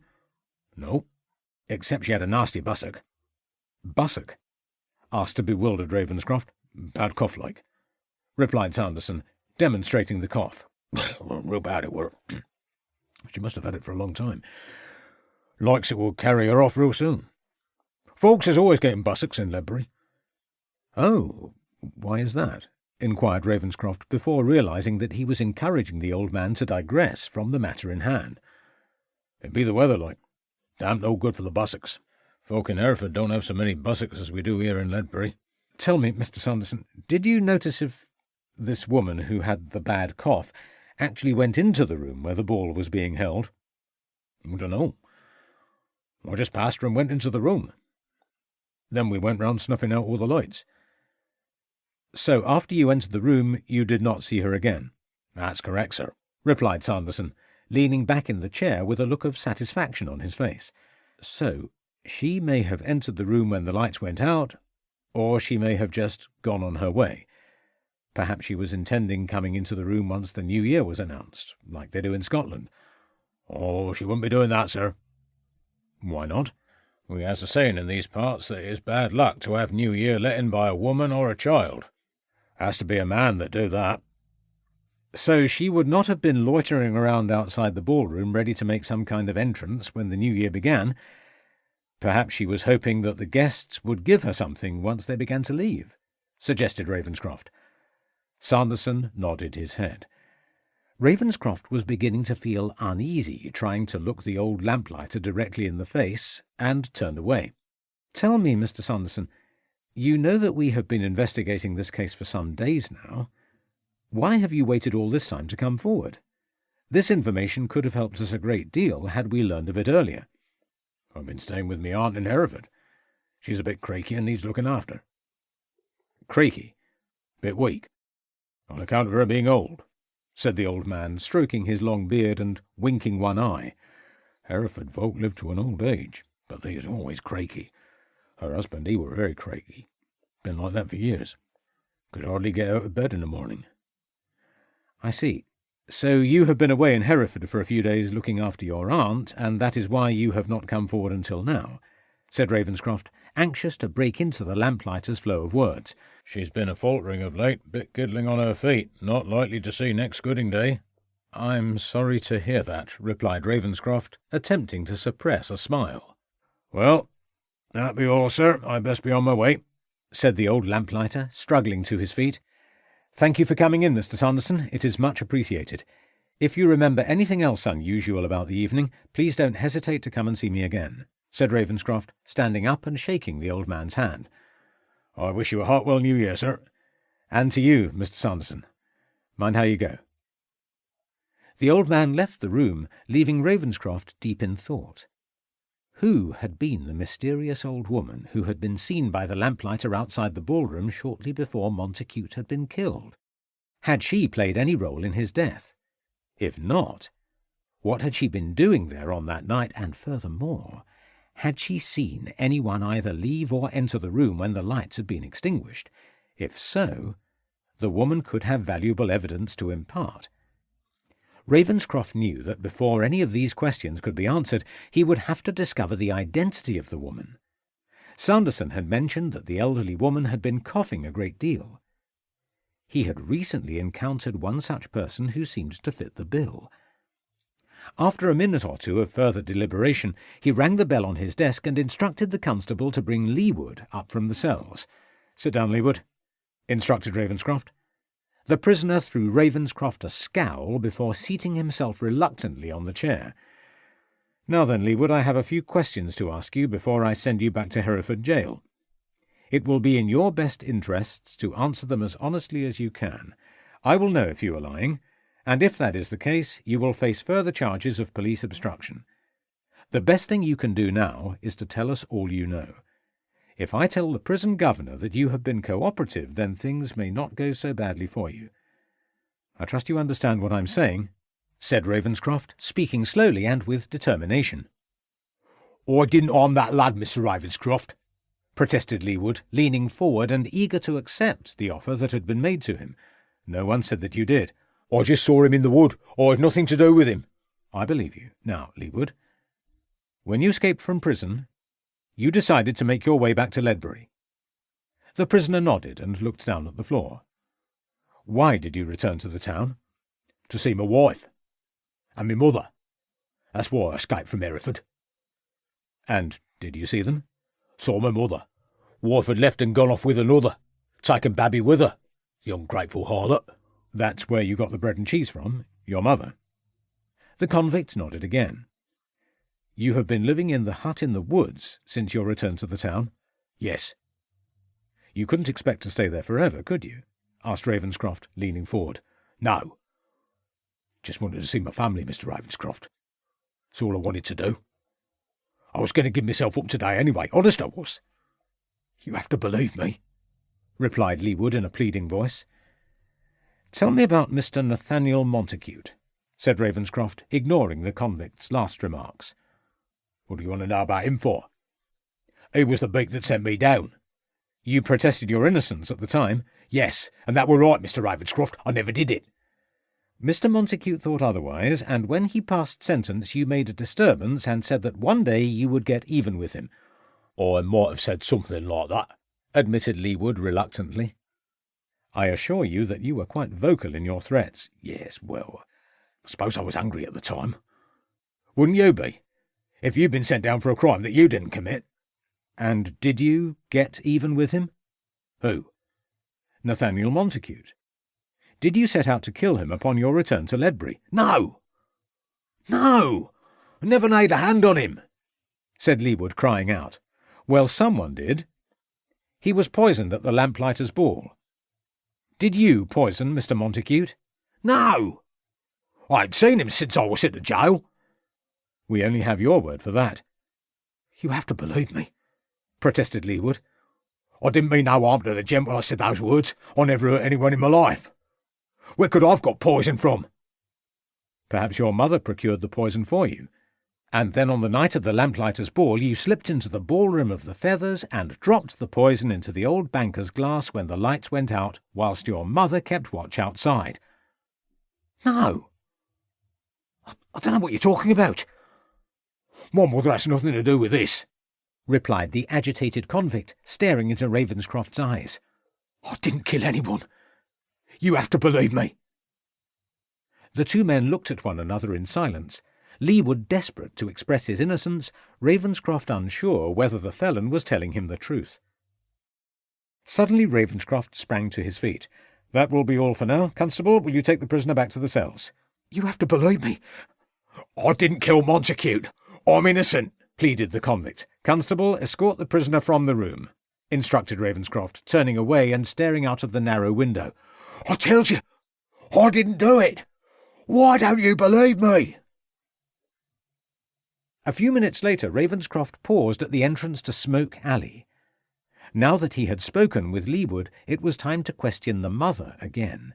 He was convinced that it had been Mrs. Leewood who had been seen by Sanderson the lamplighter loitering outside the ballroom of the Feathers shortly before the lights had been extinguished, and he was anxious to learn why she had been there that night, what part she had played in the banker's death, and whether she had acted alone or in conjunction with her son.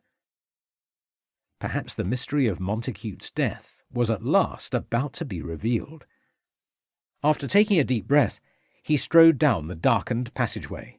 "Give us another coin, governor," cried out the boy he had encountered on his previous visit, eagerly running up towards him. Ravenscroft brushed the lad aside, marched into the courtyard, and, after briefly banging his fist on the wood, pushed open the door and entered the room. "Thought you would be back," muttered the voice of the old woman somewhere in the darkness. Ravenscroft briefly recoiled from the same damp, fetid smell that assailed his senses. "Mrs. Leewood, I have some news for you," he said, seeking to adjust his eyes to the gloom of the room as the cat at his feet let out a loud squawk. "Suppose you've caught him," coughed the old woman. "We found your son up in Coneygree Wood. He was hiding out in an old hut that used to belong to the woodman," Ravenscroft answered as he neared the chair and looked down at the old woman. The cat moved to a corner of the room, glaring at the intruder and hissing as it did so. "You're going to send my boy back to Hereford, then?" "I'm afraid so." "My lad has done nothing. He should never have been put away in the first place." "Mrs. Leewood, what were you doing at the Feathers on New Year's Eve?" said Ravenscroft, ignoring the last remark and anxious to confront her with the knowledge he had just gained that morning. The old woman let out a loud laugh, before being convulsed by a series of deep coughs. "Can I get you some water?" asked Ravenscroft. "Don't need no water." "Has Dr. Andrews been to see you?" "Sent him packing." "What need have I for a doctor? Nothing any doctor can do for me. I ain't long for this world," grumbled Mrs. Leewood. "What were you doing at the Feathers on New Year's Eve?" repeated Ravenscroft. "I heard you the first time." The woman scowled. "What would I be doing at the Feathers? Feathers is only for the toffs. What use would I have for such a place?" "You were seen standing on the landing outside the ballroom shortly before midnight when Mr. Montacute was poisoned." "It's a lie. Who says I was there?" "Never mind who saw you. I have a reliable witness who can state quite clearly that he saw you standing outside the ballroom. It will be best for both you and your son if you come right out with the truth. What were you doing there?" asked Ravenscroft, adopting a more forceful tone. "Curse you!" "Were you waiting for your son to arrive, so that you could slip him the poison that you had procured?" "Eh? What are you talking about? I had nothing to do with any poison." "Or perhaps you did the deed yourself, creeping into the room when the lights went out, pouring the poison into the glass before making good your escape." The woman began a coughing fit again as Ravenscroft continued with his questioning. "You certainly had cause to hate Mr. Montacute. It was him, after all, who had sent your son to prison for a crime which you believed he had not committed." You must have been waiting for the right opportunity to get your revenge. How you hated Mr. Montacute, planning all the time how you would do the deed. Then you suddenly heard about the Lamplighters' ball, and you remembered how they extinguished the lights to see in the new year. What a wonderful opportunity to creep into the room. No one would be sure to see you, and you could be away again before the lights were relit. It must have been quite easy to have committed such a crime. All right. All right. Protested the woman through her coughs. Yes, I was there. But I don't know anything about any poisoning. I find that very difficult to believe, said Ravenscroft. Believe what you like, retorted the old woman. If you didn't poison Mr. Montacute, then what were you doing at the Feathers that night? Curse you, damn police! I was outside the room waiting for them to come out, so that they could have charity on such an old woman as myself. You were hoping that the guests would give you money as they left? Asked Ravenscroft, noting the bitterness and anger in her voice. What else could I do? How else was I to get money to buy food for my boy? Replied the old woman, coughing before spitting on the floor.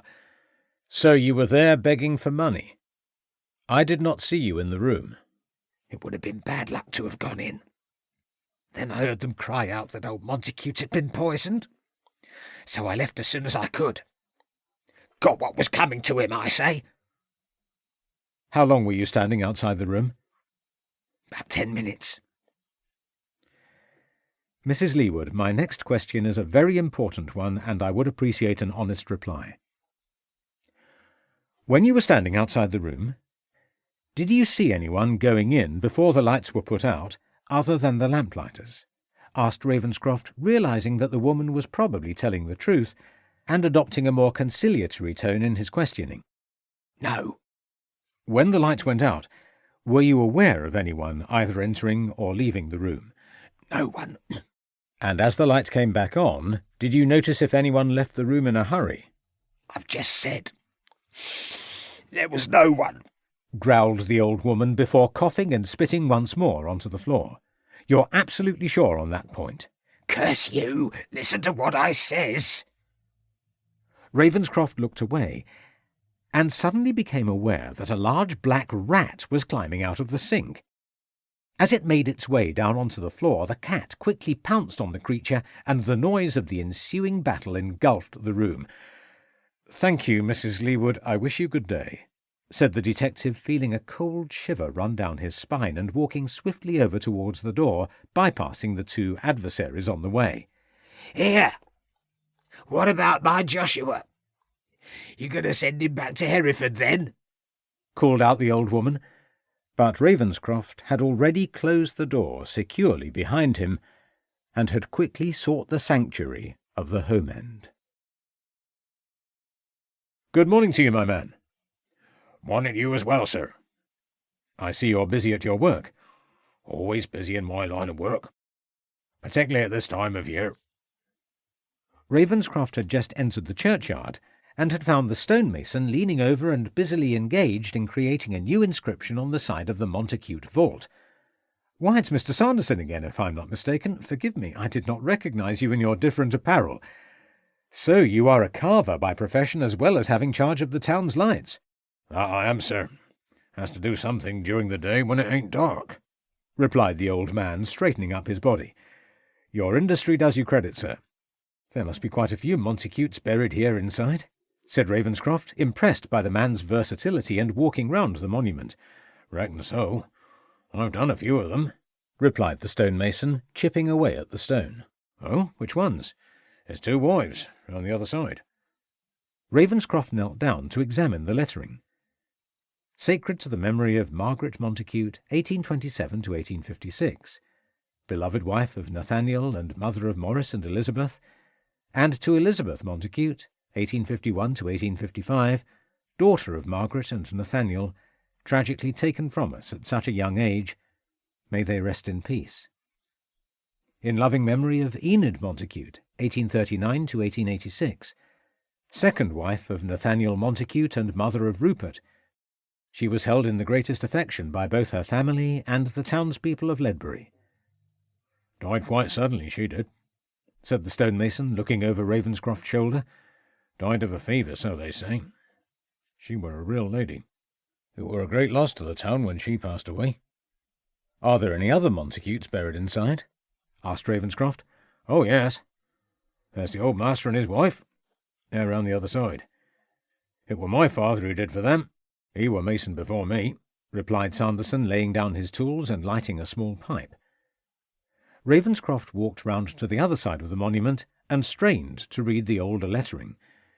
In memory of Giles Montacute, 1798 to 1860, banker and benefactor of this town, and to Jane Montacute, 1799 to 1863, a loving wife and mother.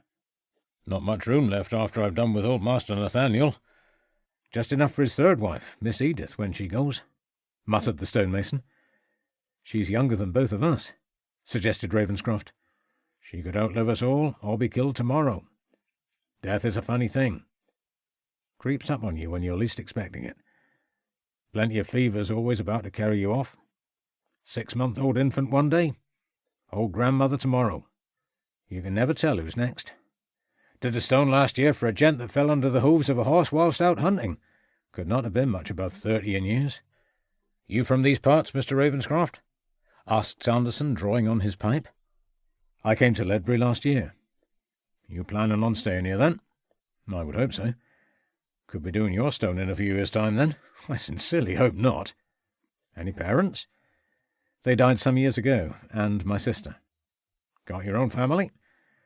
Yes, but I must not detain you from your work, Mr. Sanderson. I'm looking for the vicar, said Ravenscroft, deciding that he had no wish to continue with the mason's current line of inquiry. Inside church. Saw him go inside not 10 minutes ago. Thank you. Aye, sir. Good day. Till we meet again.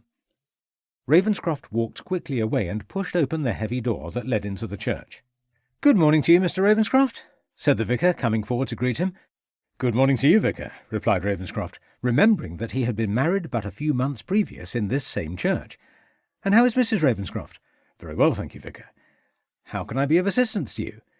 You are probably aware that I am investigating the death of Nathaniel Montacute. Yes, indeed. What a sad, tragic business. I was there on the night it happened, said the clergyman, shaking his head. I'm trying to find out as much as I can about the Montacute family. I wonder if I might go through your parish registers. Of course, if you think they might prove of value to you in your inquiries. I'm not really sure at this stage. But the more I can learn about the family, the closer I may be towards finding out who killed Nathaniel Montacute. The registers are kept in the vestry, if you would care to follow me. Ravenscroft followed the clergyman into the side room, where his guide placed a large key in an ancient oak coffer. Here we are. How far do you want to go back? The smaller volumes cover the years before the beginning of our present century. The later, larger volumes, still in current use, commence with the year 1812, said the vicar, peering into the interior of the chest. I think those that come after 1812 would suffice, replied Ravenscroft. The clergyman lifted a number of volumes out of the chest and placed them on a small table in the centre of the room. This one covers the marriages that took place in the church, that one is for burials, and yes, this one records baptisms. I'm sure you will find many of the Montacutes in there. Of course, Nathaniel married his third wife, Edith, elsewhere, so you won't find that event recorded.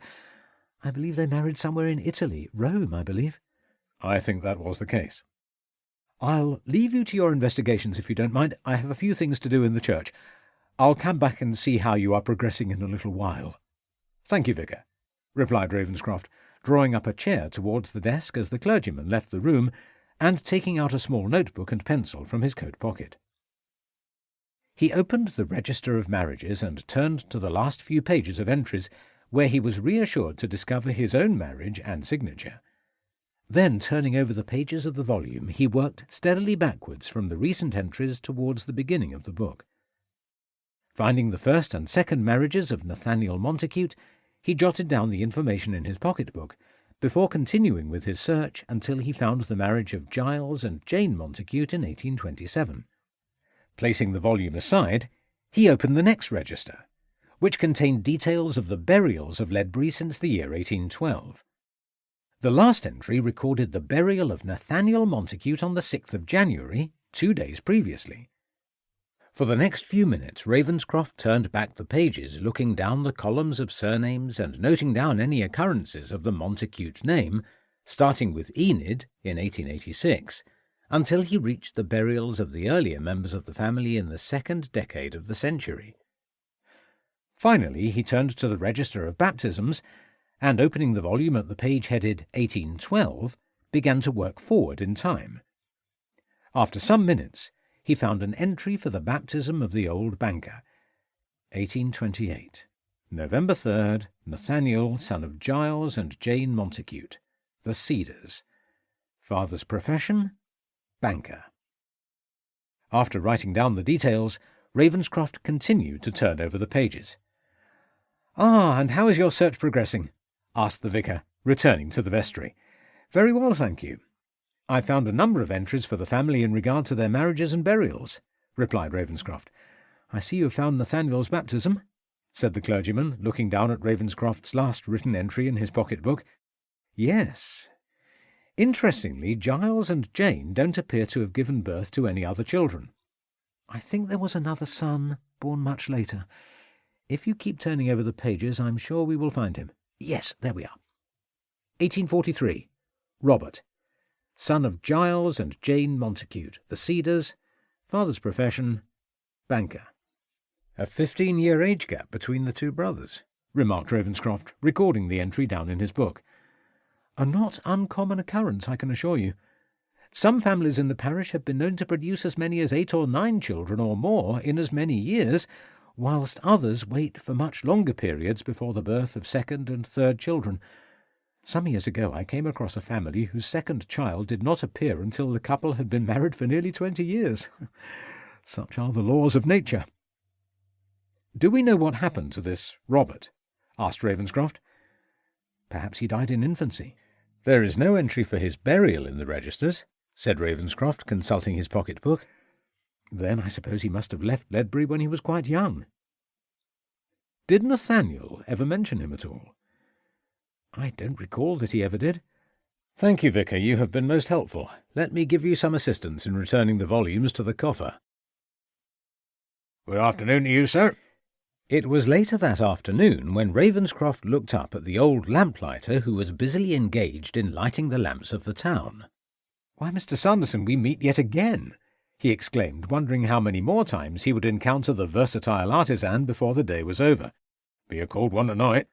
"I think you're correct," replied Ravenscroft, turning up the collar of his coat. "I know you goes, but slippery underfoot," called out the old man as Ravenscroft continued on his way along the street and on past the ancient market hall. Shortly he would be entering the confines of Cox and Biddulph, where he had arranged to meet Anthony Midwinter and Maurice Montacute, and where he hoped that the mysterious envelope would at last yield up its secrets. Since his visit to Smoke Alley earlier in the day and his questioning of the old woman, he had now established that the old banker's murderer had been present in the room when the lights had been extinguished. According to Mrs. Leewood, no one had either entered or left the room during the arrival of the New Year festivities, and he had almost excluded the possibility that either she or her son had committed the crime in an attempt to gain some kind of revenge.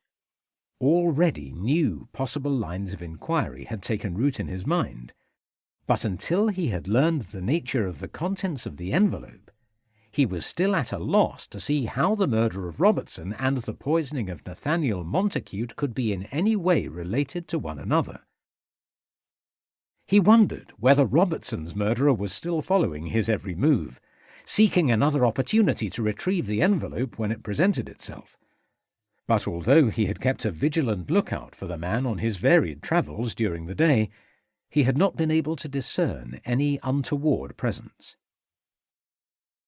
Ravenscroft pushed open the doors of the bank, and was quickly shown into the main office by one of the clerks.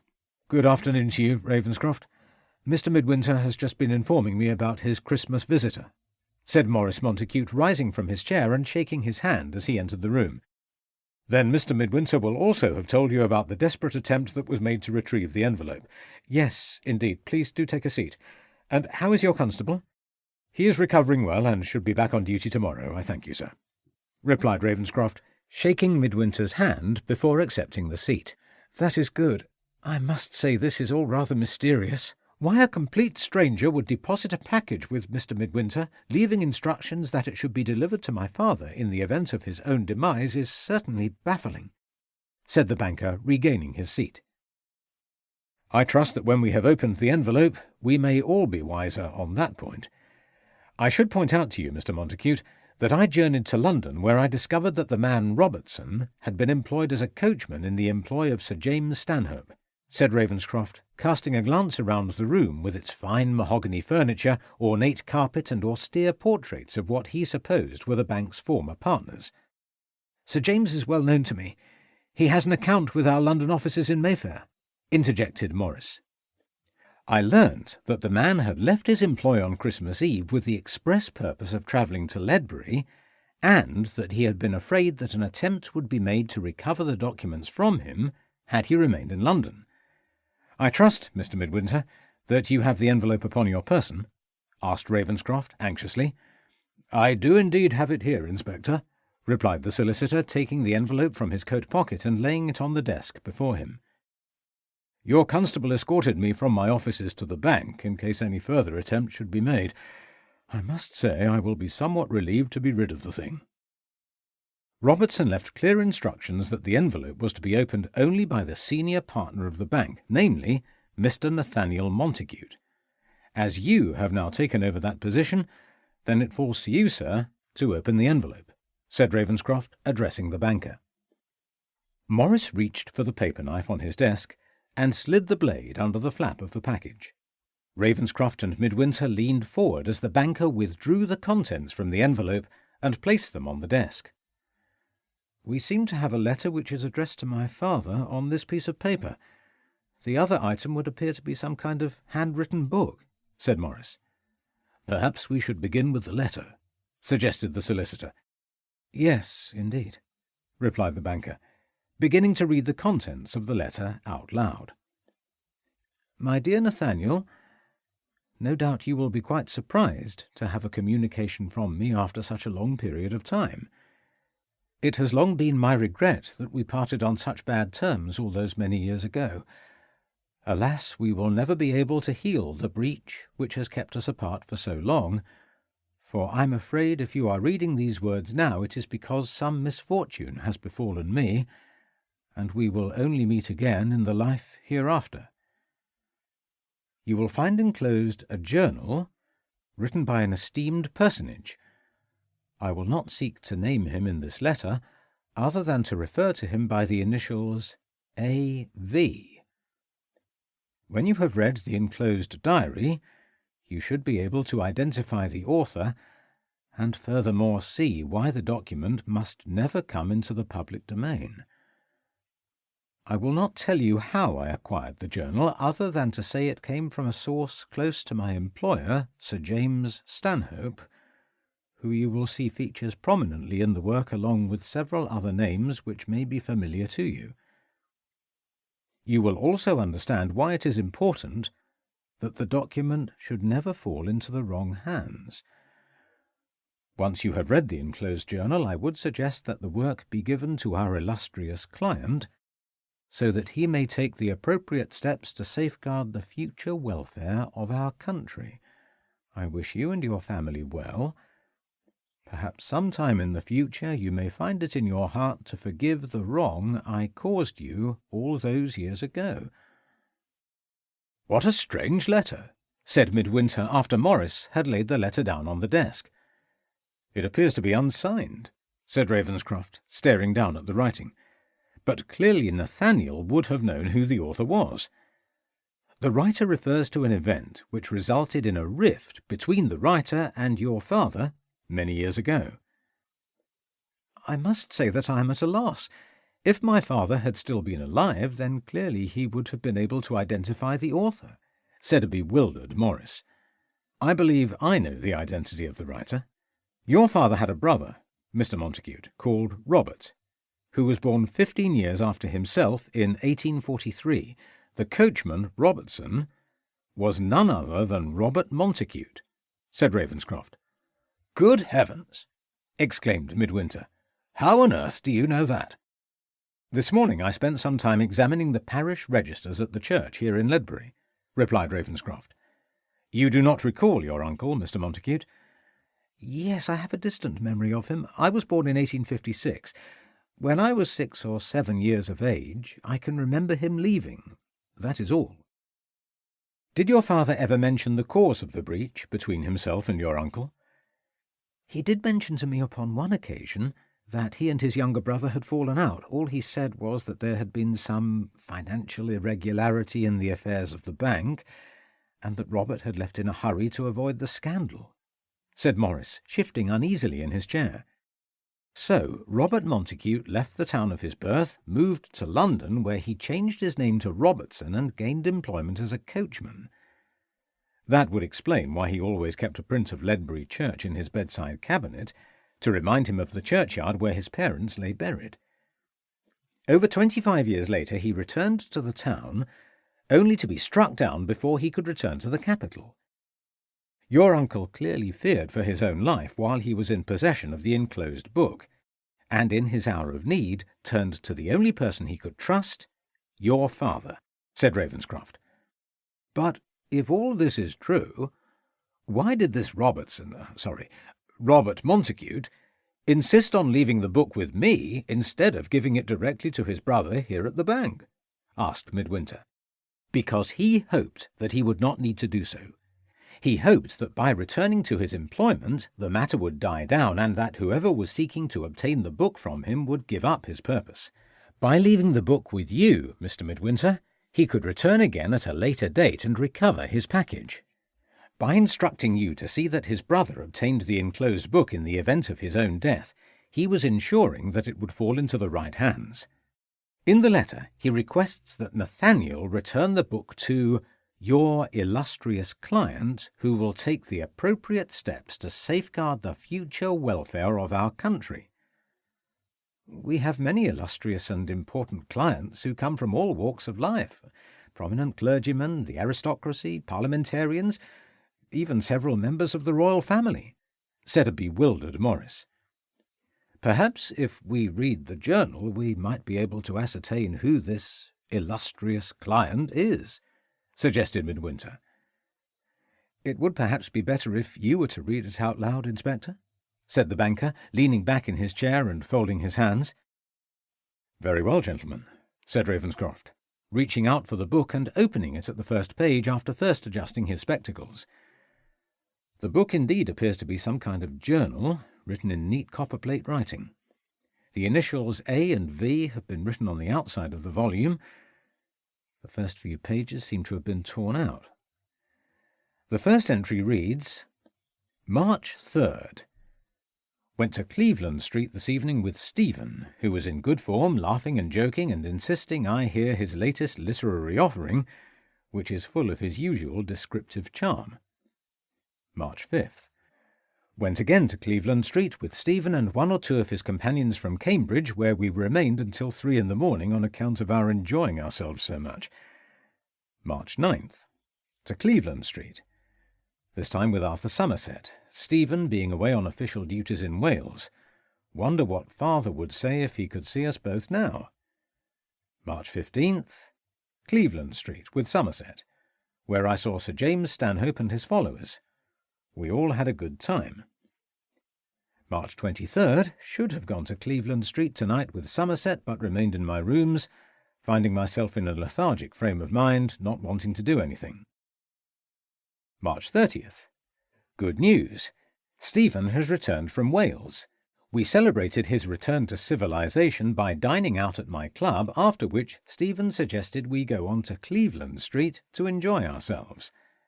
Hammond keeps a respectable house there, I am pleased to say, and no matter how many times we visit his establishment, there is always someone new to encounter.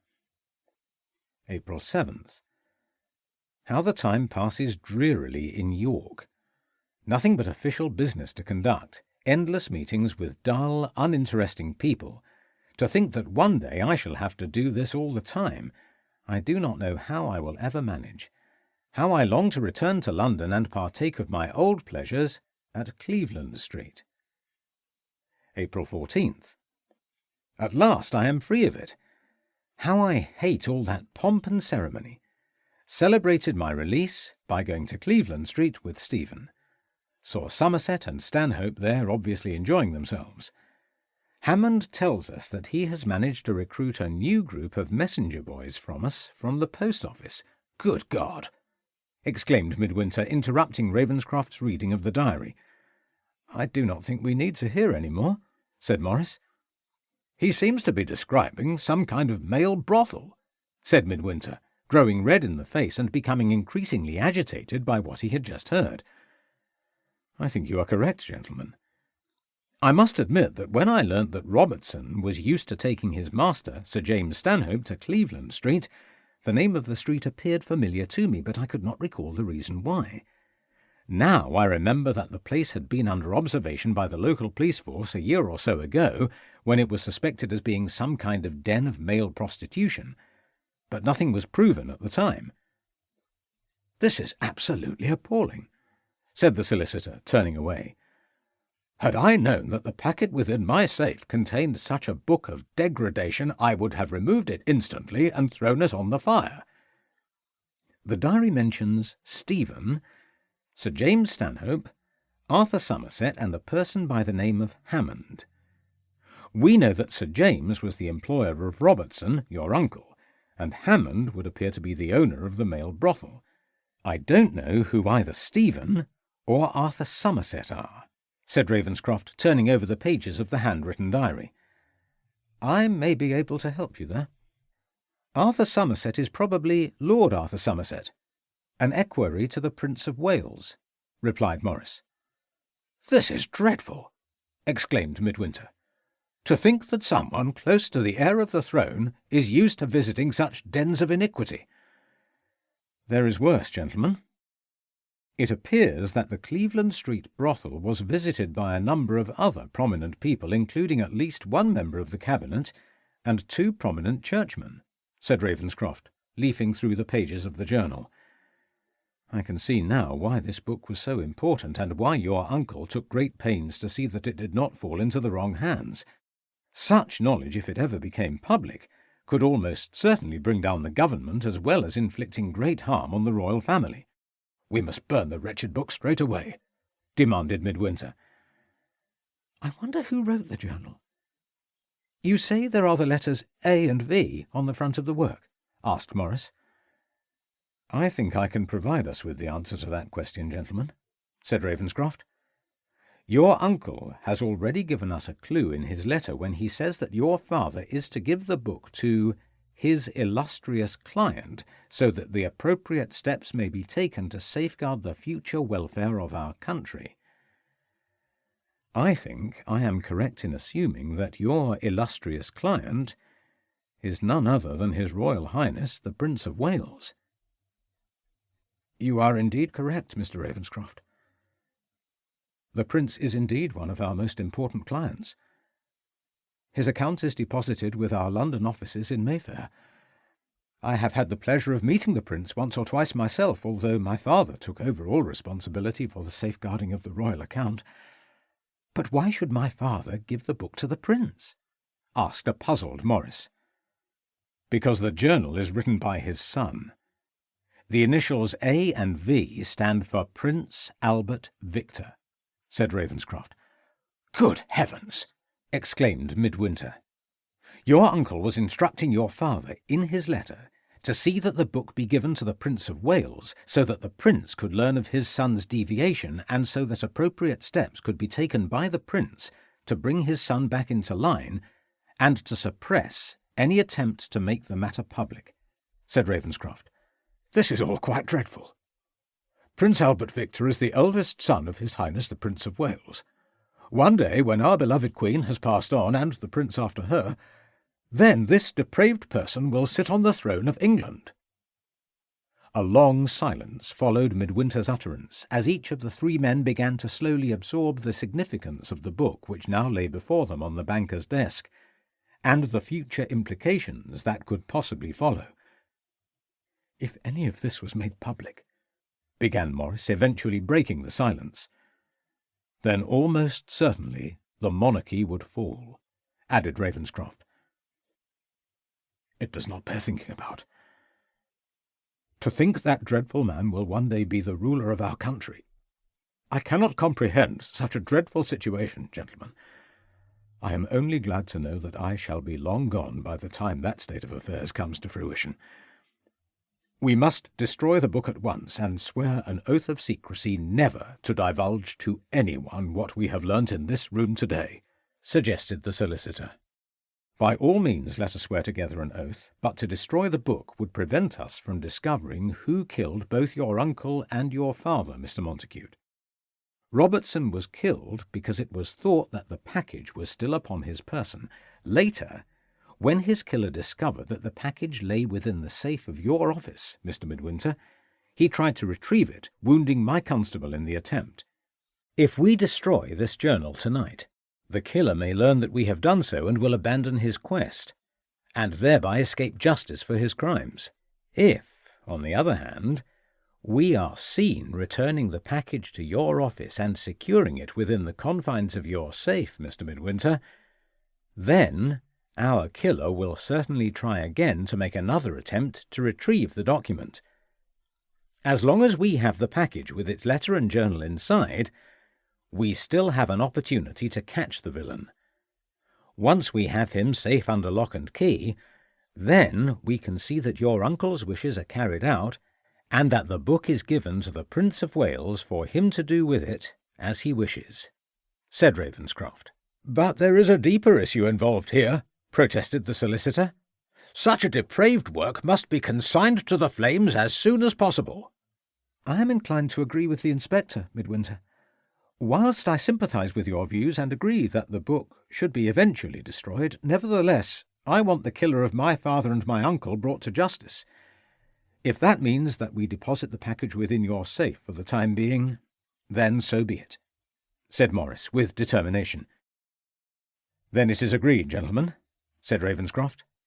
"We may not have long to wait until our killer makes his next move." Chapter 11. Ledbury, the 9th of January, 1889. Morning. "You look deep in thought this morning, my dear," said Lucy. "I'm beginning to wonder if this case will ever be concluded," replied Ravenscroft, buttering another slice of toast. "Who would have thought that your coachman would turn out to be Nathaniel Montacute's younger brother? That fact explains a great deal.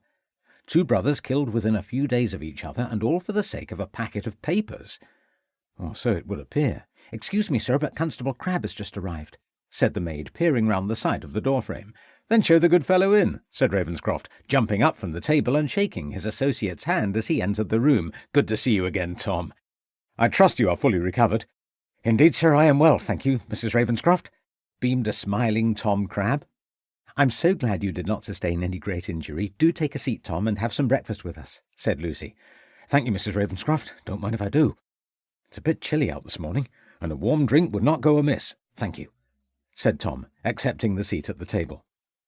"Sally, would you bring another plate and a cup and saucer for Mr. Crabbe, and make some fresh tea and some more toast?" "And how is Jenny, and your little boy Samuel?" asked Lucy. "Both in excellent spirits, thank you, ma'am. My husband has been missing your valuable assistance these past few days." "Indeed I have, Tom. I've been at quite a loss without you." "And how is the case progressing, sir?" "Slowly. Your attacker is still at large, I'm afraid, but I believe he will soon make another attempt to recover the package, and then we will have him. Since I saw you the other day, there have been a few developments in the case." Ravenscroft recounted the events of the previous few days as Crabbe enjoyed a helping of tea and buttered toast. "So, young Master Montacute turns out to be Catherwood's son," said Crabbe, when Ravenscroft had finished his narrative. "Yes, and that probably explains the rivalry between the old banker and Catherwood, and would also go a long way to understanding the poor relationship between Rupert and his supposed father. Nathaniel must have known about his wife's association with Catherwood, but rather than divorce his wife and have to put up with all the ensuing scandal, he decided to do nothing and bring the boy up as his own," explained Ravenscroft. "And that was why Catherwood remained here for all those years, instead of going back to Yorkshire," suggested Crabbe, taking another mouthful of toast. "Exactly. At first there was the woman he loved, and when Enid died he no doubt felt that he had to remain in the town so that he could keep a watchful eye over his true son." "Do you think Rupert ever knew who his real father was?" asked Lucy, pouring out another cup of tea. "I doubt it. And Catherwood could do nothing about the matter whilst his great rival still lived," replied Ravenscroft. "So that's why Catherwood turned up for the reading of the will, to see if Rupert had been provided for," said Crabbe. "Only to learn that he had been left nothing." "Mean-spirited of the old man," said Lucy. "Nathaniel could have left Rupert something. He was, after all, his wife's son." "Yes, but I suppose he could never forgive the wrong that his wife and her lover had committed against him all those years ago," said Ravenscroft. "Do you think Mr. Catherwood was responsible for killing Nathaniel?" asked Lucy, passing over the toast-rack to Crabbe. "We cannot discount that possibility. By poisoning his old enemy, he would not only have been gaining his revenge, but would also be able to acknowledge Rupert as his own son. But Catherwood was not there the night that Montacute was killed, and you said that Mrs. Leewood saw no one enter or leave the room," said Crabbe. "That would appear to be true, but Catherwood could still have attended the ball and gone unnoticed. He could have disguised himself, either as one of the guests or even as one of the Lamplighters. There is also another door at the end of the ballroom, which opens out onto the landing at the top of the back stairs. Catherwood could have slipped in that way, making sure that Mrs. Leewood had not seen him, put poison in Montacute's glass, and then slipped away when no one was looking," said Ravenscroft, neatly folding his napkin and placing it upon the table. "The same could be said of Rivers," suggested Crabbe. "That is true. I still find it strange that the gamekeeper went out before midnight rather than remain in the kitchen with Mrs. Chambers. I don't believe that he went out in the hope of catching poachers. Any other reasonable man would have been grateful for a warm hearth and a welcoming drink on such a cold night. I think we need to question him further." "You don't think, my dear, that the same person who killed the coachman also killed the banker?" asked Lucy. "That was what I first thought. 2 brothers killed within a few days of each other, one returning to the town of his birth carrying the important envelope, the second being the named recipient of the package. That would seem the obvious solution, but the more I thought about it, the more I became convinced that the 2 deaths were unrelated to one another." "Begging your pardon, sir, but you have not yet said what was in the envelope," said Crabbe, buttering another piece of toast. "That, I am afraid, I am not at liberty to disclose at present." "Oh, why not, sir?" "The envelope contained a letter addressed to the senior partner of the bank. After examining the remaining contents of the envelope, Mr. Montacute, Mr. Midwinter, and I swore an oath agreeing that we would never disclose the nature of its contents to anyone." "It's no good, Tom. You won't get him to tell you. I have tried myself to obtain the information from him and met with no success," laughed Lucy. "It is better that you do not know, my dear." "You believe Robertson's killer will make a second attempt to recover the envelope?" asked Crabbe. "Almost certainly. I have posted 2 of our men inside Midwinter's office. When he returns they will be more than ready for him, and as an additional precaution the envelope no longer resides there. It is in the vaults of Cox and Biddulph. If he should succeed in breaking into Mr. Midwinter's safe, then he will be disappointed. In the meantime, we can continue with our investigations into the banker's murder. When you're ready, Tom. There is something else, sir. You remember when that fellow attacked me, and I said I thought I had seen him somewhere before? Well, the more I thought about it, the more I became convinced that I had indeed seen him before." "Go on, Tom," urged Ravenscroft. "Well, he kind of reminded me of that fellow Cranston." "Cranston?" "Yes, sir. We came across him last year in Worcester." "I do indeed remember him. He was a nasty individual on all counts. He said that he worked for the Worcester Porcelain Company as a salesman. I can't be absolutely sure it was him. It was very dark. But the more I thought about it, the more likely it seemed that it was him. What on earth was Cranston doing here in Ledbury? Why would he want to kill Robertson? Well, sir, that is what I thought. So I decided that I would make some inquiries yesterday. I went into Worcester and visited the porcelain works. It seems Cranston disappeared one day last autumn without giving in his notice, and they haven't seen him since. This is interesting news, Tom. Well done. So it looks as though Cranston is Robertson's murderer. As I said, sir, I can't be absolutely sure it was him. If it was this Cranston, why would he have killed the coachman? Asked Lucy, looking into her husband's eyes. To acquire a packet. He no doubt thought that Robertson still had the package about his person. He could have been working for someone, I suppose. Perhaps the same people in London who were trying to recover the envelope from Robertson. Anyway, we shall learn the truth once we have the fellow behind bars. Are you ready, Tom? Ready when you are, sir. Thank you for your hospitality, Mrs. Ravenscroft, said Crabbe, quickly drinking down the remaining contents of his teacup. You are more than welcome here at any time, Tom, said Lucy, smiling up at the constable before turning towards her husband. Do you know what time you will return, Samuel? I cannot tell, my dear, in what directions our investigations will take us, said Ravenscroft, rising from the table. I will try and send you a message if I am not able to return before dark. Crabbe and Ravenscroft left the cottage in Church Lane and made their way down the narrow way towards the marketplace. Where to first, sir? Asked Crabbe. I feel we should return to the Gables. I think we will have words with Mr. Rivers and try and ascertain why he left the kitchen before midnight and where he really went to. He may not be forthcoming, sir. He seems quite a hard nut to crack. Do you notice something, Crabbe? Interrupted Ravenscroft, suddenly coming to a halt. Not that fellow watching us again. No, quite the opposite. We have just walked down here into the marketplace, and it has been the first time in 3 days that I have felt sure that no one has been observing us. Perhaps the fellow has decided to give up trying to steal the package and has gone back to London. Maybe, but let us hope not, or we may never have the opportunity of placing him behind bars. Good morning to you, Father Bannerman. Good morning to you, my son. I trust you are enjoying your stay here with us in Ledbury, Father, said the receptionist at the Feathers Hotel, looking up at the middle-aged clergyman dressed in black clerical attire of a well-worn nature. Yes, indeed. Ledbury is a very pleasant town. It has many interesting old buildings. I particularly found your church most appealing, replied the priest in what the clerk discerned as an Irish accent. Have you visited any of the neighbouring towns, Father? Yesterday I took the opportunity of visiting Malvern, and the day before I went to Hereford on the train. Fine places, both of them. The cathedral there is most awe-inspiring. And may I be so bold, Father, as to inquire how much longer you intend staying with us here at the Feathers? I think perhaps 1 more day will suffice, replied the cleric, peering through the darkened lenses of his large spectacles. Yes, I have a little private business to attend to today, which I expect to bring to a satisfactory conclusion before the day is out. Much as I would like to remain here for a few more days, I fear that would not be possible. My flock would be wondering where I am if I stay away too long. I quite understand, Father. Be careful how you go, sir. It is rather slippery outside. I will indeed. Thank you for your concern, he replied, putting on his black glove and pulling his large hat further down onto his forehead before walking out of the doors of the Feathers. In the marketplace he observed that the traders were already busy selling their wares, and as he walked across the road he paused to look up at the unexpected bright winter sun and felt its warm glow against his face. Temporarily blinded by the sun's rays, he stepped cautiously onto the pavement.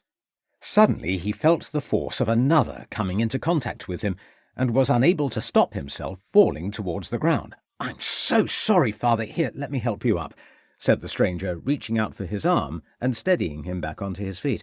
"Oh, thank you, my son.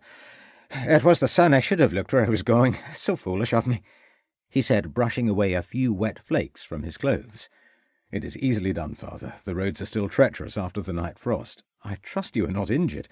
"No, not at all. Thank you, my son. You are most kind," said the priest, quickly turning away. "Your hat, Father," said the stranger's companion, bending down and retrieving the item from the pavement. "Thank you again." "Good day to you, Father," said the first speaker. "Good day to you both, gentlemen." The priest watched as Ravenscroft and Crabbe went on their way, then slowly made his way up Church Lane. As he passed by the front of the little cottage, he caught a fleeting glimpse of a young woman standing before a fire, and could not resist allowing himself a brief smile before continuing on his journey. "Good morning to you, Mr. Rivers." "Morning to you, Ravenscroft," replied the gamekeeper, looking up briefly from the cleaning of his shotgun. I've come to thank you for your valuable assistance in the wood. It was nothing. Least I could do.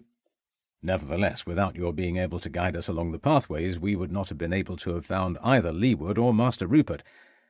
How is the young master this morning? Asked Ravenscroft. Doctor says he should make a full recovery, so Mrs. Chambers tells me, replied Rivers, continuing with his cleaning. I am pleased to hear that. It was fortunate that we found him when we did. I doubt whether he would have survived another night in those conditions. You haven't come here today just to indulge in idle gossip. You are very observant, Mr. Rivers, said Ravenscroft, smiling. You want to know where I was that night, said the gamekeeper, laying down the gun on the table and coming straight to the point. You say you left Mrs. Chambers in the kitchen at around 11:45. That's what I said. Why did you not stay in the warm to see in the new year? I told you that already. I was out trying to catch poachers. We get a lot of that here. If you don't keep a tight grip on it, we would have them all coming up from the town and helping themselves, replied Rivers, pushing past Ravenscroft as he replaced the shotgun in its case on the wall and took down another. Surely you could have waited until you had seen in the new year, and lost some of our best game in the process. And did you manage to apprehend anyone? Asked Ravenscroft. Didn't need to. As soon as folks know you're on the lookout, they quickly move on elsewhere. So you spoke to no one? Asked Crabbe. That's what I said. So we have no proof that you were in the grounds at the time Mr. Montacute was being poisoned? Just my word for it, replied Rivers grudgingly. Perhaps that won't do. Best I can manage. There would have been ample time for you to slip down into the town after leaving the kitchen, enter the Feathers, and slip poison into your employer's glass, suggested Ravenscroft, becoming annoyed by the gamekeeper's lack of cooperation. Now, what would I want to go and do that for? Said Rivers, looking up from his work and staring full into Ravenscroft's face. I don't know, Mr. Rivers. Perhaps you could tell us the answer. This is all stuff and nonsense, Ravenscroft. Mr. Montacute has always been a good employer, one of the best, and I had no cause to wish him ill. If you think I killed the master, then you best set about proving it. There are others who had more cause to see him dead than me. Who exactly? Asked Ravenscroft. Not my purpose to say, replied the gamekeeper, turning away. Come now, Rivers. You are playing loose with us. First, you cannot provide us with a satisfactory alibi for your movements at the time of Mr. Montacute's death. Then you say there are more deserving candidates, but won't say who they are. This won't do at all, said Ravenscroft forcefully. Perhaps if you were to accompany us to the police station, your memory might be revived. Onslow for a start, snapped Rivers. Major Onslow? Why would Major Onslow want to see your master dead? Arguing, they were. Could you elaborate? Asked a frustrated Ravenscroft.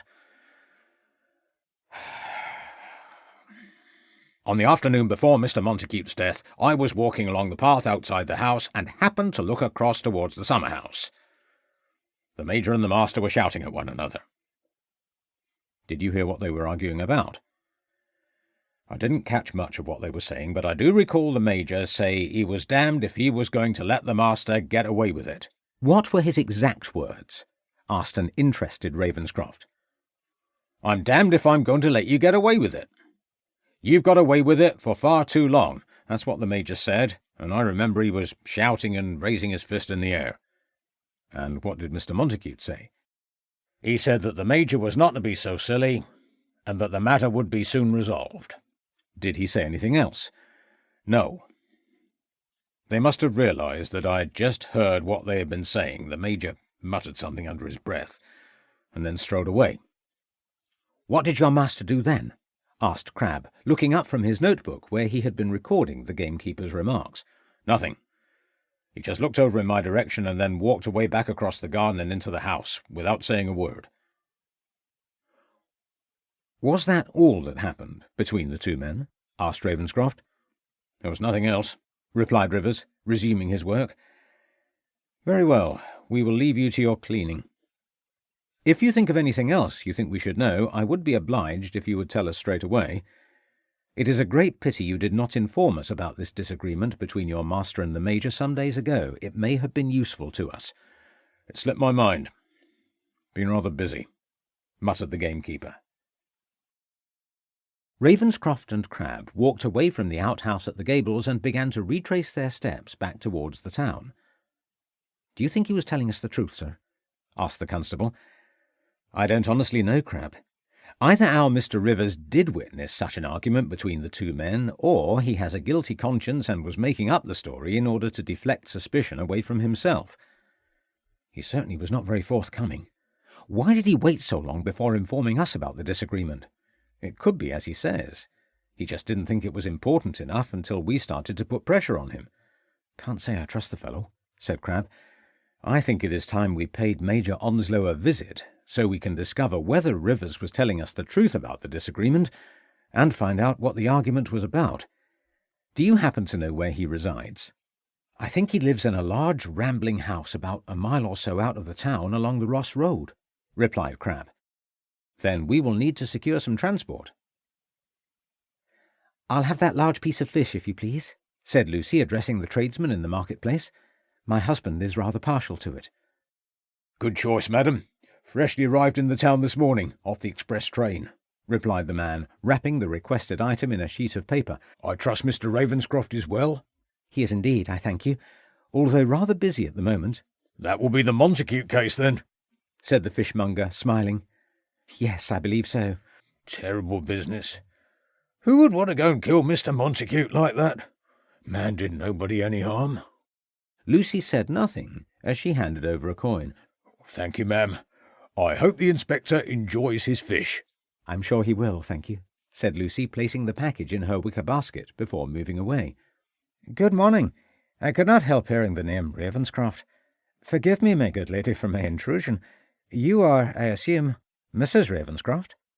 asked a clerical gentleman dressed in black attire. "Yes. And you are?" inquired Lucy cautiously. "Father Bannerman, at your service," replied the priest, raising his large black hat and nodding in her direction. "Are you in any way related by marriage to Inspector Ravenscroft, formerly of the Whitechapel Constabulary in London?" "My husband did indeed work in Whitechapel for a number of years before he came to reside in Ledbury," replied Lucy, her curiosity aroused. "I too resided in Whitechapel for a while, during which time I made the acquaintance of your husband upon several occasions. We would often meet in the evenings and enjoy a drink or two in one of the local taverns," said the gentleman, smiling and peering through his darkened glasses in Lucy's direction. "I will mention your name to my husband," said Lucy, anxious to move on. "I would be most obliged, my dear lady. Perhaps I might call upon you one evening to renew my acquaintance with your husband." "You say, father, that you and my husband were great friends?" asked Lucy, feeling uneasy in the stranger's presence. "Acquaintances rather than friends, my dear Mrs. Ravenscroft, but close acquaintances, I would like to think." "I will certainly inform my husband of our meeting, father." "Then that is all I can ask of you, my dear lady. I wish you good day, Mrs. Ravenscroft," said the priest, again raising his hat and giving a slight bow in Lucy's direction. "Good day to you, father," said Lucy, moving away. The priest walked over to the other side of the road and leaned forward to pick up a small leather-bound book which lay on one of the market tables. As he turned over the pages with his black gloves, he peered over the top of the volume and observed the policeman's wife making her way back up Church Lane. Ravenscroft and Crabbe found themselves in a large courtyard situated at the rear of an untidy, rambling house which had the name Bengal in large letters at its front entrance.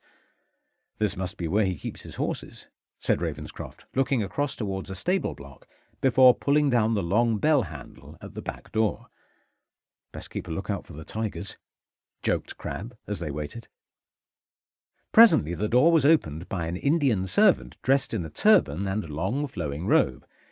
"Inspector Ravenscroft and Constable Crabbe to see Major Onslow, if you please. I take it your master is at home."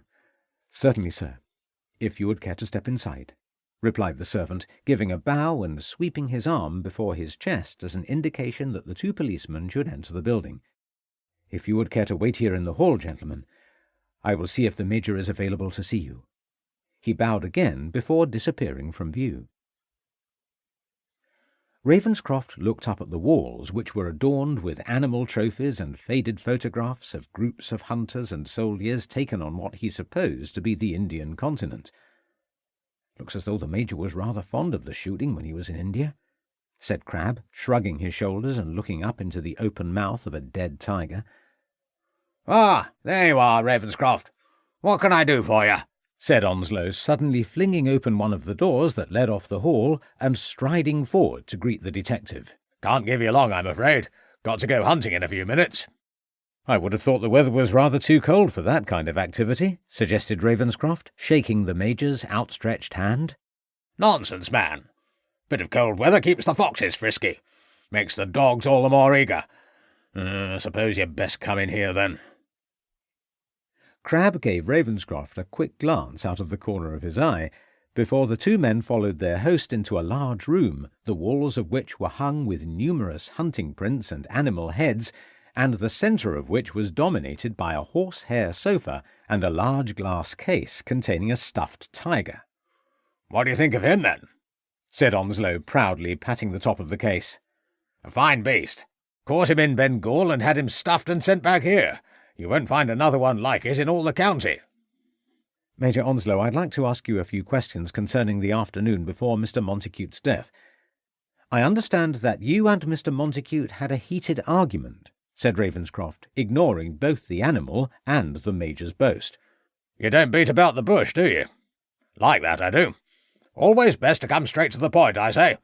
I've got no time for those folks who mince their words. Glass of whiskey?" "Not for me, thank you." "Think I'll have one. Need something warm inside me before galloping over them fences," replied Onslow, pouring himself a large drink from the decanter. "You should join us for the hunt, Ravenscroft. Good for the constitution and all that." "What was the argument all about?" asked Ravenscroft, trying to return the conversation to his line of questioning. "What argument?" "Don't remember any argument. New Year's Day, you say?" "No, Major, on the afternoon before Mr. Montagute's death. I have a witness who says he saw you and Mr. Montacute in a heated exchange outside the summer house at the Gables." "Can't recall the occasion," replied Onslow, sipping his whisky and rubbing his forehead. "Constable, if you please," said Ravenscroft, turning towards his associate. Crabbe took out his notebook from the top pocket of his tunic and began to read from one of the pages. "I saw Major Onslow raising his fist in the air and shouting, 'I'm damned if I'll let you get away with it. You have got away with it for too long,' to which Mr. Montacute was heard to say, 'Don't be so silly, the matter will soon be resolved.'" "Well, Major, do you now recall your conversation?" asked Ravenscroft. "I remember that I did go to the Gables that afternoon to see Nathaniel, and that we did exchange a few words together outside the summer house. But it was not as you have just described." "Would you like to tell me about the nature of your conversation?" "A few months before, Nathaniel had suggested that we should both invest in a small mining company in southern Africa. He said the prospects were good, and once the diamonds were located, shares in the company would soon double, and we would get a good return on our investment." "May I ask how much you invested in this company?" "The sum is none of your damned business, Ravenscroft. Suffice it to say that it was a sizable investment." "And how is the company doing?" asked Ravenscroft. "Not as well as we had hoped. Nathaniel said that it was early days, and if we held our nerve for a few more months, we should both do well out of it. That was all our conversation was about." "You were seen raising your fist in a threatening manner?" "Stuff and nonsense," retorted Onslow, becoming red in the face. "Do you deny shouting that Mr. Montacute had got away with it for too long?" "Never said anything of the kind." "That's not what our witness said." "Then your witness is a damned liar. There was no shouting or anything of the kind," grumbled Onslow, taking a large swig from his whisky glass.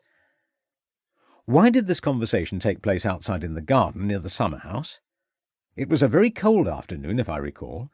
Surely it would have been more comfortable inside. Or did you not want to be heard by the family and servants?" "When I arrived at the Gables, I found Nathaniel was out walking in the grounds. That's why we had our conversation outside. Look here, Ravenscroft, this is all nonsense. Someone obviously saw us talking and has grossly exaggerated what they saw and heard. Nathaniel and I were on the best of terms. If you are implying that I wanted to see him dead, nothing could be further from the truth." "I have to say I am not satisfied with your account, Major Onslow, and that we intend making investigations into the deceased's business affairs." "Do as you wish, Ravenscroft, and be damned. If you can't believe the word of a gentleman against that of some snooper, then it's a great shame. This has all taken up far too much of my time, if you'll excuse me. Can't keep the hunt waiting." "Very well, Major. I will need to speak with you again later," said Ravenscroft, beginning to take his leave. "Ranjit, show these gentlemen out," snapped Onslow, turning his back on the detectives whilst pouring himself another whisky from the decanter. "Well, Tom, what do you make of our Major?" asked Ravenscroft, as he and Crabbe made their way back towards the town. "Plays his cards tight to his chest, I should say. I'm inclined to agree with you. He certainly wanted to make light of his argument with Montacute. Either Rivers has deliberately made more of their encounter to draw attention away from himself, or the Major and Montacute really did have a falling out. If Onslow felt that Montacute had given him bad financial advice, then that might have resulted in him seeking his revenge. We need to dig further into the banker's affairs and see what we can discover about this mining company in southern Africa." As Ravenscroft and Crabbe arrived at the Gables, a light flurry of snow began to drift steadily downwards, giving a thin covering to the lawns and gardens of the big house. Ravenscroft rang the bell and, after explaining the reason for his visit, was shown into the study where Maurice Montacute sat writing at his desk. "Mr. Ravenscroft, what brings you to the Gables?" asked Maurice, rising from his chair. "Mr. Montacute, I'll come straight to the point. Did your father ever mention anything about a mining company in southern Africa? We believe he may have had shares in the enterprise," said Ravenscroft. "My father had many business interests in a number of concerns, but I'm afraid he said very little about his investments to me, unless, of course, the business enterprise involved the bank in any way." "Nevertheless, your father did make a number of such investments on his own account." "I would not have expected otherwise," replied the banker. "Where would your father have kept the papers relating to these business investments, Mr. Montacute?" "In the small safe in the corner, I believe." "May we examine the papers there?" "That may not be possible. The only key belonged to my father."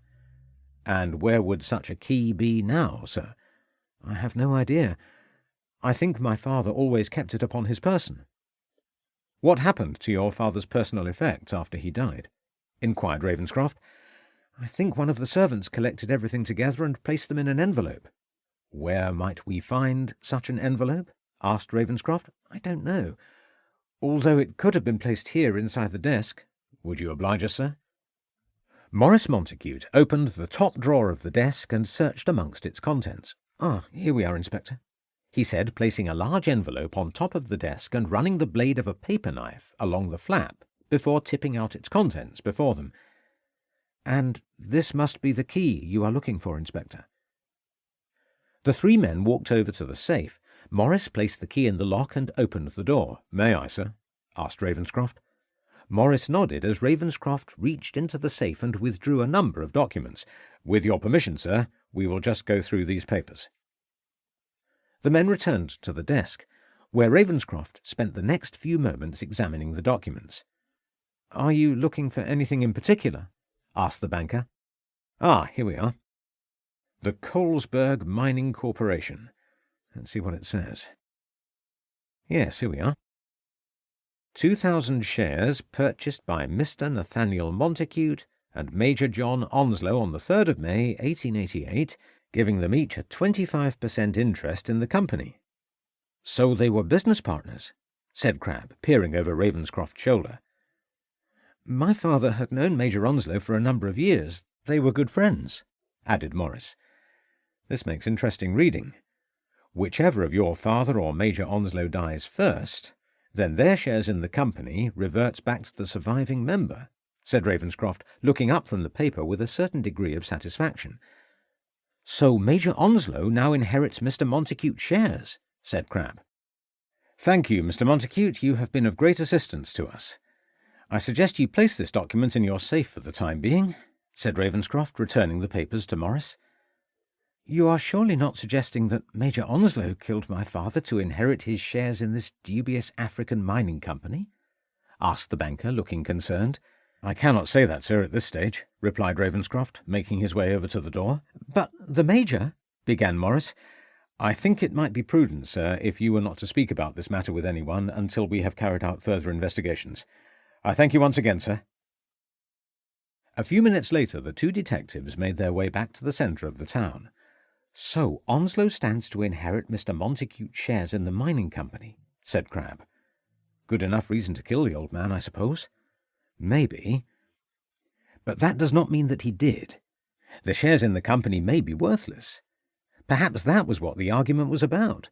Onslow thought that Montacute had tricked him into paying a great deal of money for shares in a company that were not worth the paper they were written on, and had wanted to sell out his share, but the banker had urged him to hold his nerve. We know that Montacute had sought to ruin Catherwood all those years ago. Was he now doing the same thing again with Onslow? We've only got Rivers' word that there was an argument.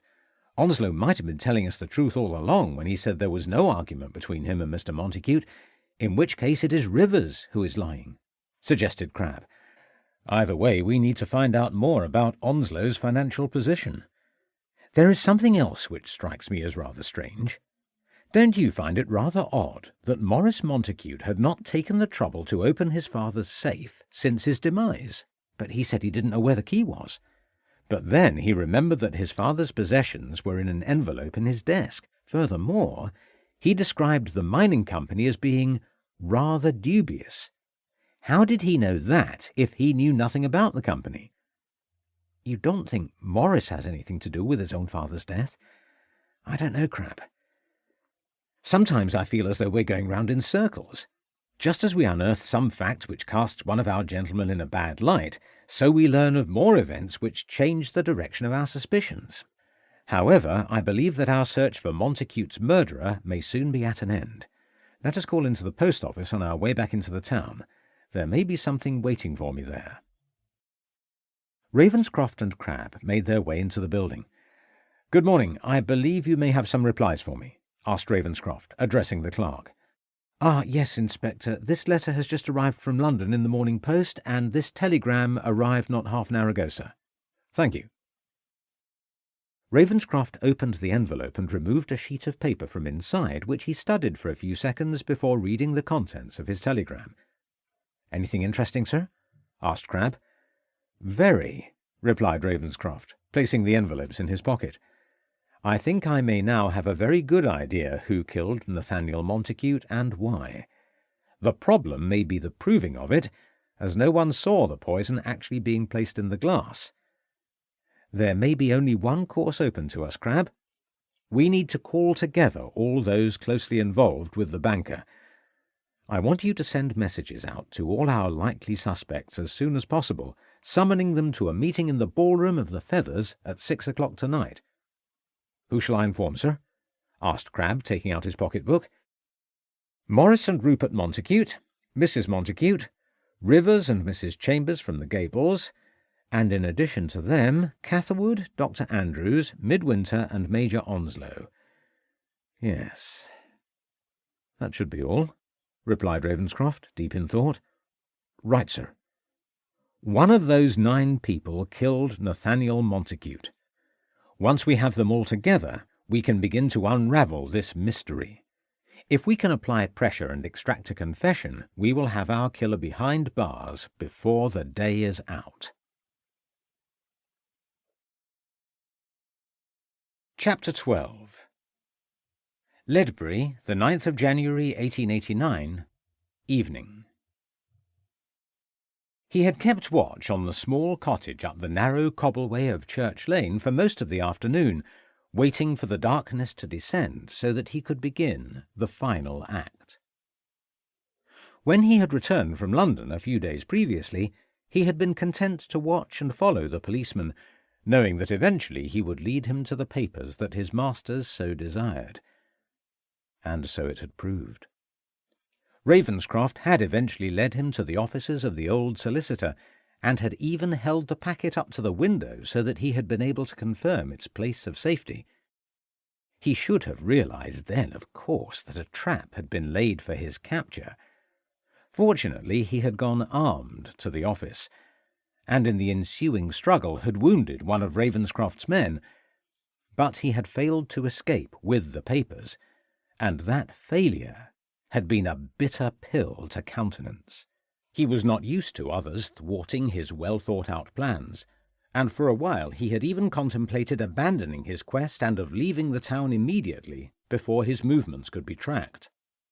But his dislike of unfinished business and lack of success had only strengthened his resolve. He had kept his nerve, had assumed a new disguise, and had continued to listen and learn, ever turning over the varied possibilities in his mind as his loathing for the man who had attempted to entrap him had grown in intensity. Now, out of that bitterness and anger there had grown the seeds of his deliverance. Ravenscroft himself would give him the envelope, would provide him with the final solution. "Evening to you, father," said the old lamplighter, seeking to adjust the small flickering flame. "Good evening to you, my son," he replied, moving back into the shadows. "Another cold evening, I'll be bound." "Yes, indeed." It was time to move on, lest his loitering cause suspicion. He made his way slowly down the lane towards the marketplace, keeping his head low beneath his hat, replacing the glasses with their darkened lenses on the end of his nose so that his features would remain partially hidden. As he neared the small police station, he slipped again into the shadows, his black clothes being easily absorbed by the darkness of the night. He knew he would not have long to wait until Ravenscroft left the building and his work could begin. He pulled his scarf closer round his neck as the snow began to fall onto the pavement.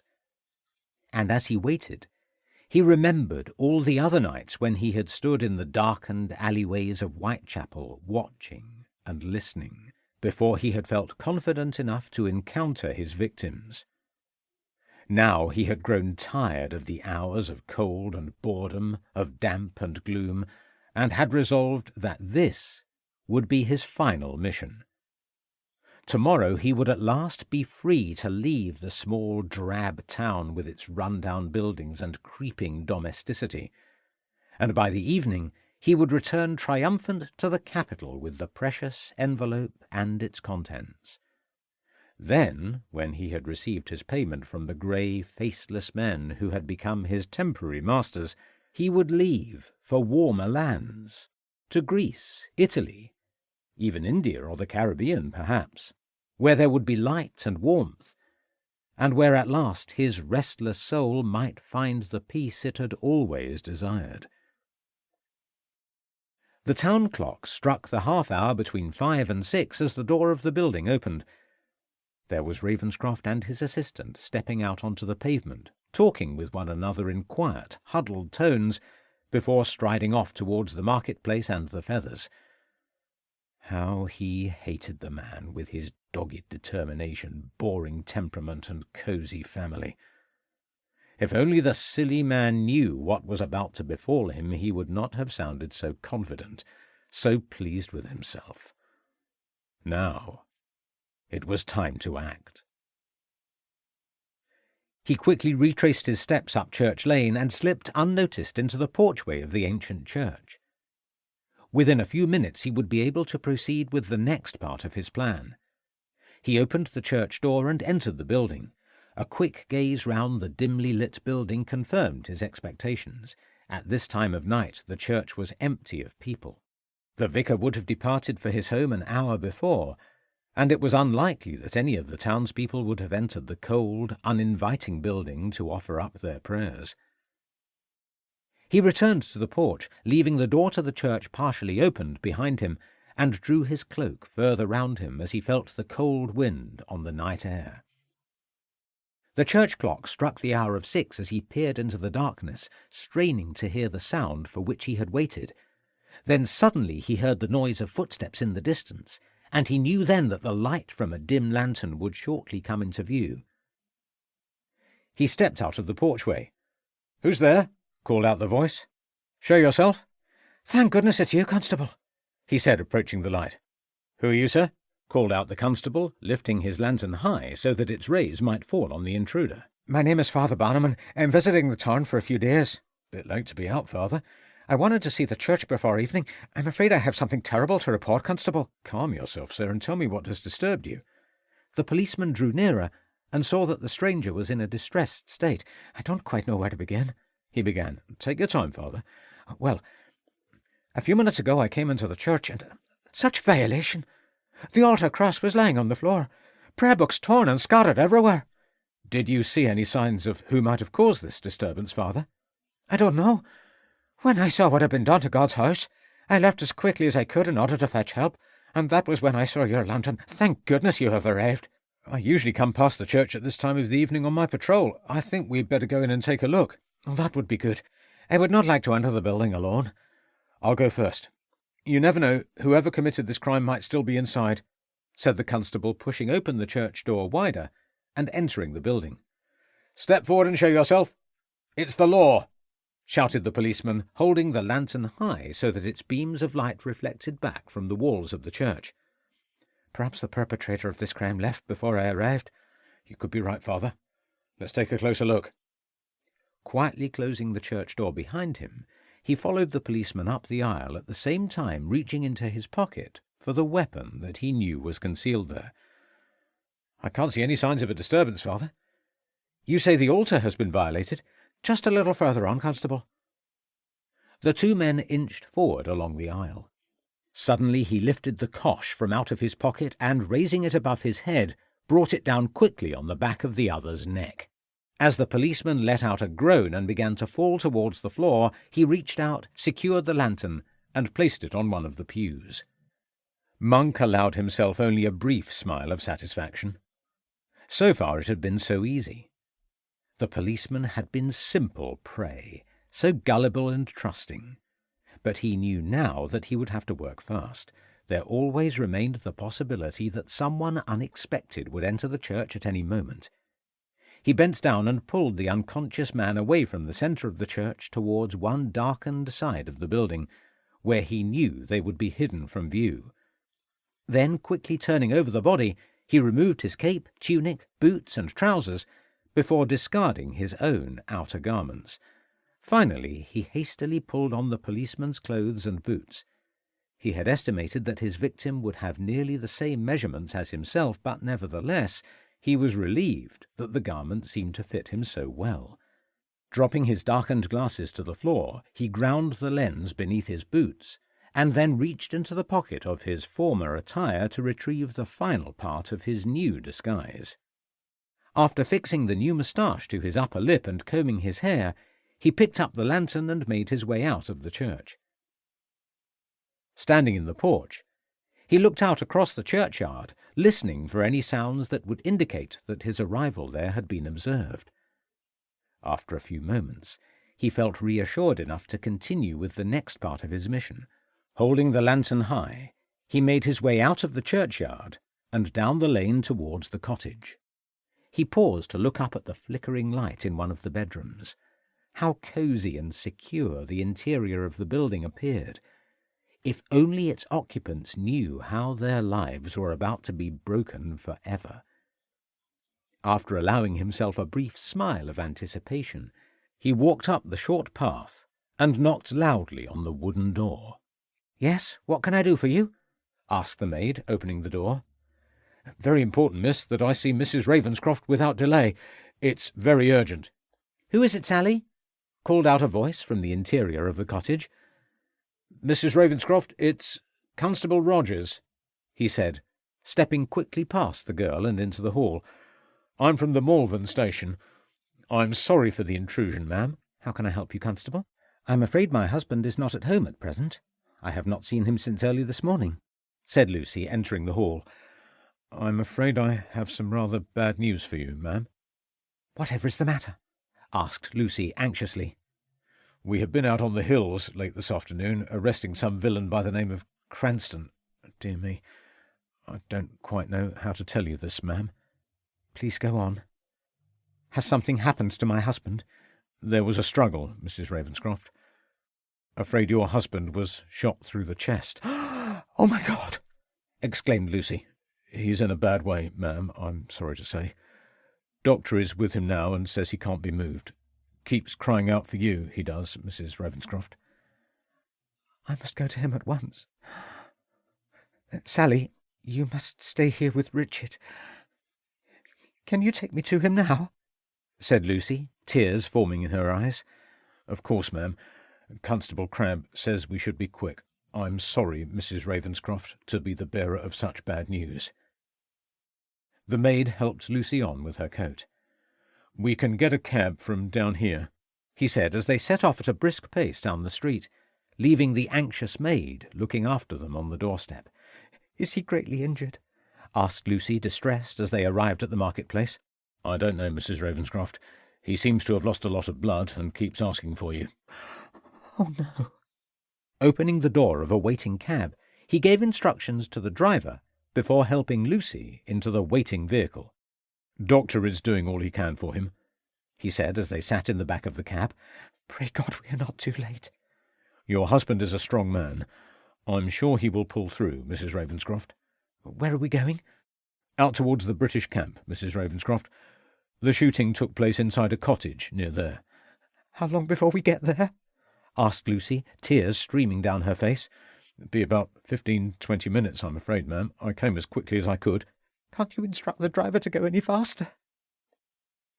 The cab soon left the lights of Ledbury behind and began to climb steadily towards the upper reaches of the hills. Eventually the vehicle left the road and proceeded along a trackway before eventually coming to a halt. "Far as I can take you," called out the cabman. We will have to complete the last part of the journey on foot, Mrs. Ravenscroft, he said, helping Lucy to alight and paying off the driver. Be quick, she said, looking into his eyes. If you'll follow me, Mrs. Ravenscroft, I'll go first and hold up the lantern.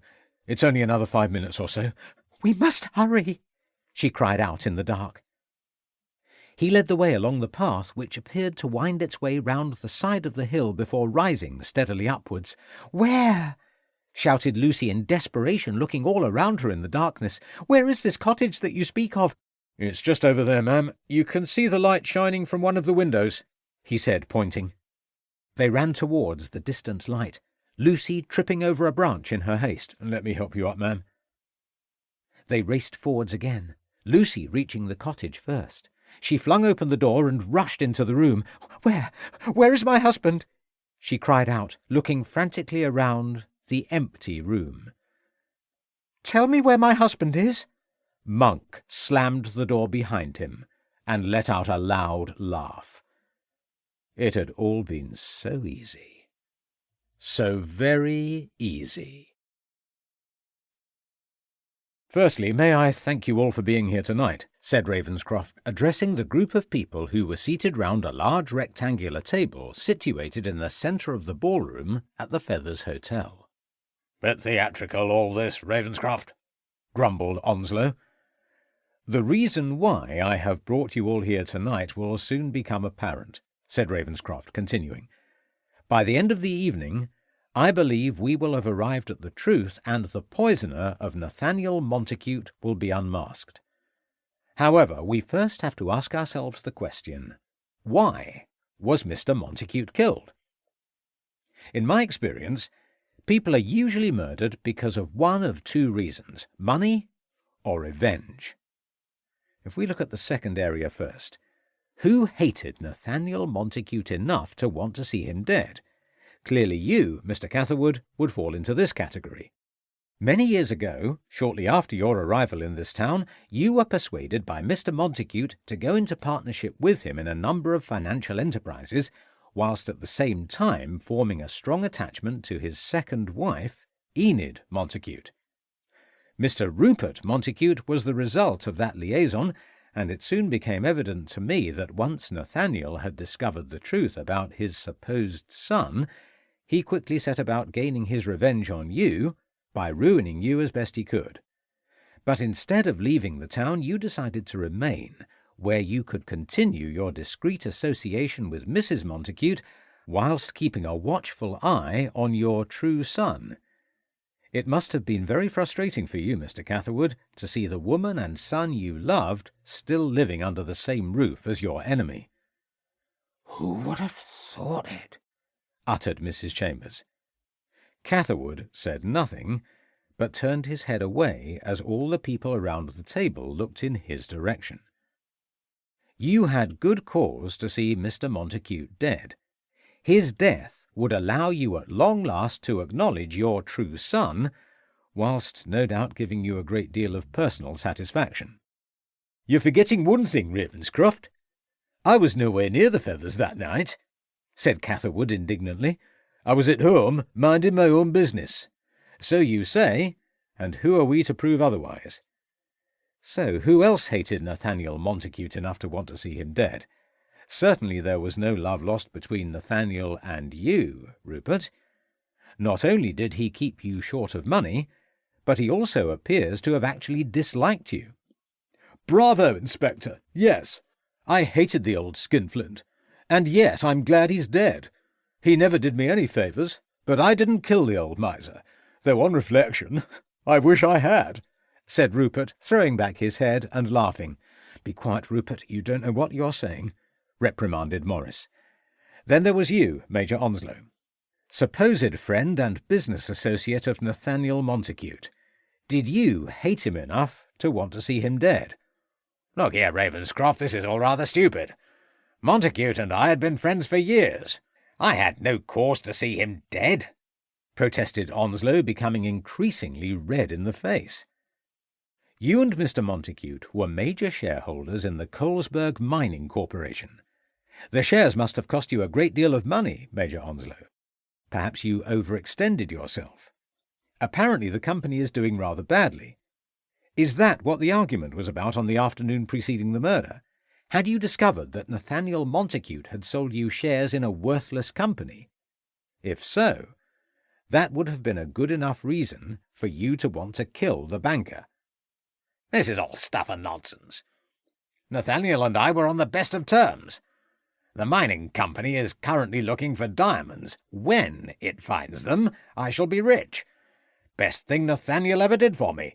No, Ravenscroft, you've got hold of the wrong stick there," laughed Onslow. "But according to Mr. Rivers here, you were having a rather unpleasant disagreement with Mr. Montacute," said Ravenscroft. "Rivers don't know what he's on about," protested Onslow. "I knows what I saw and heard," mumbled the gamekeeper. "Mr. Rivers, were you on good terms with your employer?" asked Ravenscroft. "The best of terms. I've worked for the Montacutes as man and boy, as my father did before me." "Ah, yes, so you keep telling us. But perhaps there had been some recent irregularities in your conduct," suggested Ravenscroft. "Irregularities? What irregularities? Don't know what you're talking about," snapped Rivers, looking uncomfortable. "Perhaps everything was not as well as it should have been on the estate, and your employer threatened to dismiss you after all these years." "Absolute nonsense, man. You're just making all this up.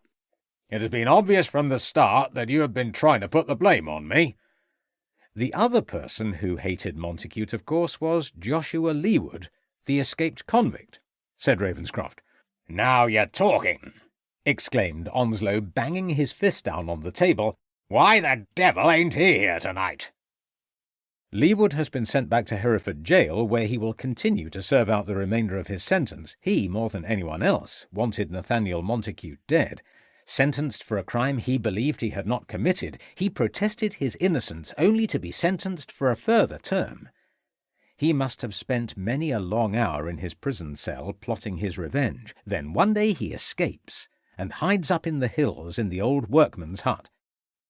At first it seemed to me that, given his reduced circumstances, Leeward would have found it extremely difficult to have procured the poison, and for a while I even considered the possibility that his mother may have obtained it for him. After all, she has admitted that she was outside this room on the night in question." "Then why have you not arrested her?" asked Dr. Andrews. "Because the more I consider that possibility, the more unlikely it seemed to be." "Why ever not?" asked Morris. "The Leewards are poor people, and revenge can be a costly business." "I'd still put my money on this Leeward character," added Onslow. "You mentioned a moment ago, Inspector, that money can be an important motive for the cause of crime," said the solicitor, adjusting his spectacles. That is indeed so, Mr. Midwinter. I next asked myself who stood to gain the most from Mr. Montagute's death. Although both you, Major Onslow, and you, Mr. Midwinter, had been left money in Nathaniel's last will, it did not seem to me that the amounts were enough to justify murder. The same applies to you, Mrs. Chambers, and you, Mr. Rivers. Both left small legacies in gratitude for your long and loyal service. Neither Mr. Catherwood nor you, Master Rupert, had been left anything in the will. Even you, Mr. Morris, had been left very little by your father, only his interest in the bank, which was yours partially on your own account. No, the only person who stood to gain financially from Mr. Montagute's death was you, Mrs. Montacute. Now see here, Ravenscroft, what are you implying? Asked Morris indignantly. It's all right, Morris. Let the inspector continue, said Edith, placing a hand on the banker's arm. Thank you. As I was saying, you, Mrs. Montacute, stood the most to gain by your husband's death, but the more I considered that possibility, the more it seemed implausible. You, after all, came from a rich landed family, the Henshaws of Cheshire, and had money left to you by your family in your own right. You had no need to kill your husband for financial gain. I am very relieved to hear you say that, Inspector, said Edith. Then I wondered whether Mr. Montacute had made an earlier will, and, if so, whether it differed in any way from the last will. After all, if there was someone who stood to benefit from the former will, he or she might have committed the crime under the impression that they still stood to benefit. You may recall, Mr. Midwinter, that when I inquired into the nature of the earlier will, you replied that the terms were practically identical to the later version, except in one or two respects, said Ravenscroft, turning towards the solicitor. That is indeed so. Perhaps you would enlighten us, Mr. Midwinter. Yes, of course. The minor bequests to Major Onslow, Mr. Rivers, Mrs. Chambers, myself, and to St. Catherine's were identical in both versions of the will. In the earlier will, Nathaniel had provided for his then-wife, Mrs. Enid Montacute, and in the last will he provides for you, Mrs. Montacute. The other difference is the clause relating to you, Mr. Morris. In the earlier will, you had been left the gables and more of your father's property, but in the last will, these clauses are no longer there. Thank you, Mr. Midwinter. Can you think of any reason, Mr. Montacute, as to why your father had changed his will in respect of yourself? I hope you are not suggesting, Ravenscroft, that I killed my father because I was under the misapprehension that I stood to benefit under the earlier will, said Morris, his face turning ashen in complexion. Perhaps you could answer that question for us, Mr. Montacute, asked Ravenscroft, facing the banker. When my father drew up his earlier will some 10 or 12 years ago, I had only just entered the bank. I was very much a junior, not even a partner then, and had a great deal to learn. I had very little money on my own account at that time. My father was merely safeguarding my interests. Since then I have become a full partner in the bank, and over the years have benefited financially through a number of fortunate investments. When my father drew up his latest will, he knew that I was already well provided for, and quite naturally wanted to protect the welfare of his new wife. In fact, I remember my father discussing this with me when he drew up his last will, and I told him I had no objections, replied the banker, recovering his composure. But of course, Mr. Montacute, we only have your word that such a consultation ever took place at all, said Ravenscroft. That is so, but you have my word as a gentleman of honour that this conversation did indeed take place, said Morris firmly. I want to turn to the night when Mr. Montacute was poisoned, here in this very ballroom. Whoever killed Nathaniel Montacute knew the exact nature of what would take place at midnight. The lights would be extinguished, the room plunged into darkness, and the opportunity would arise to pour the poison into the glass before the lights were relit. Whoever killed the banker could have easily undertaken the crime at an earlier time and in another place and still gone undetected, but by committing the crime in a crowded ballroom, the killer was deflecting suspicion away from him or herself by ensuring that there would be more suspects than ever. And so it proved. Many of you, were present on the night in question, and in the ensuing darkness any one of you could have slipped the poison unnoticed into the glass. But then what if the murderer had only been in the room for a short while? It only took a few seconds for the poison to be placed in the glass, and by the time the lamps were relit, the killer could easily have slipped away. Mrs. Leewood stated, however, that she saw no one enter or leave the room either shortly before or after the poisoning. But then there was the other small door at the back of the room. Although it opens out onto the landing where Mrs. Leewood was situated, it is nevertheless far enough down the corridor for her not to have noticed anyone entering or leaving, particularly if she was being distracted by what was going on inside here in the room. The only people not here at the ball that night were Mr. Catherwood, Mr. Rivers, and Mrs. Chambers. "Lord above, he thinks I killed the master!" cried out Mrs. Chambers.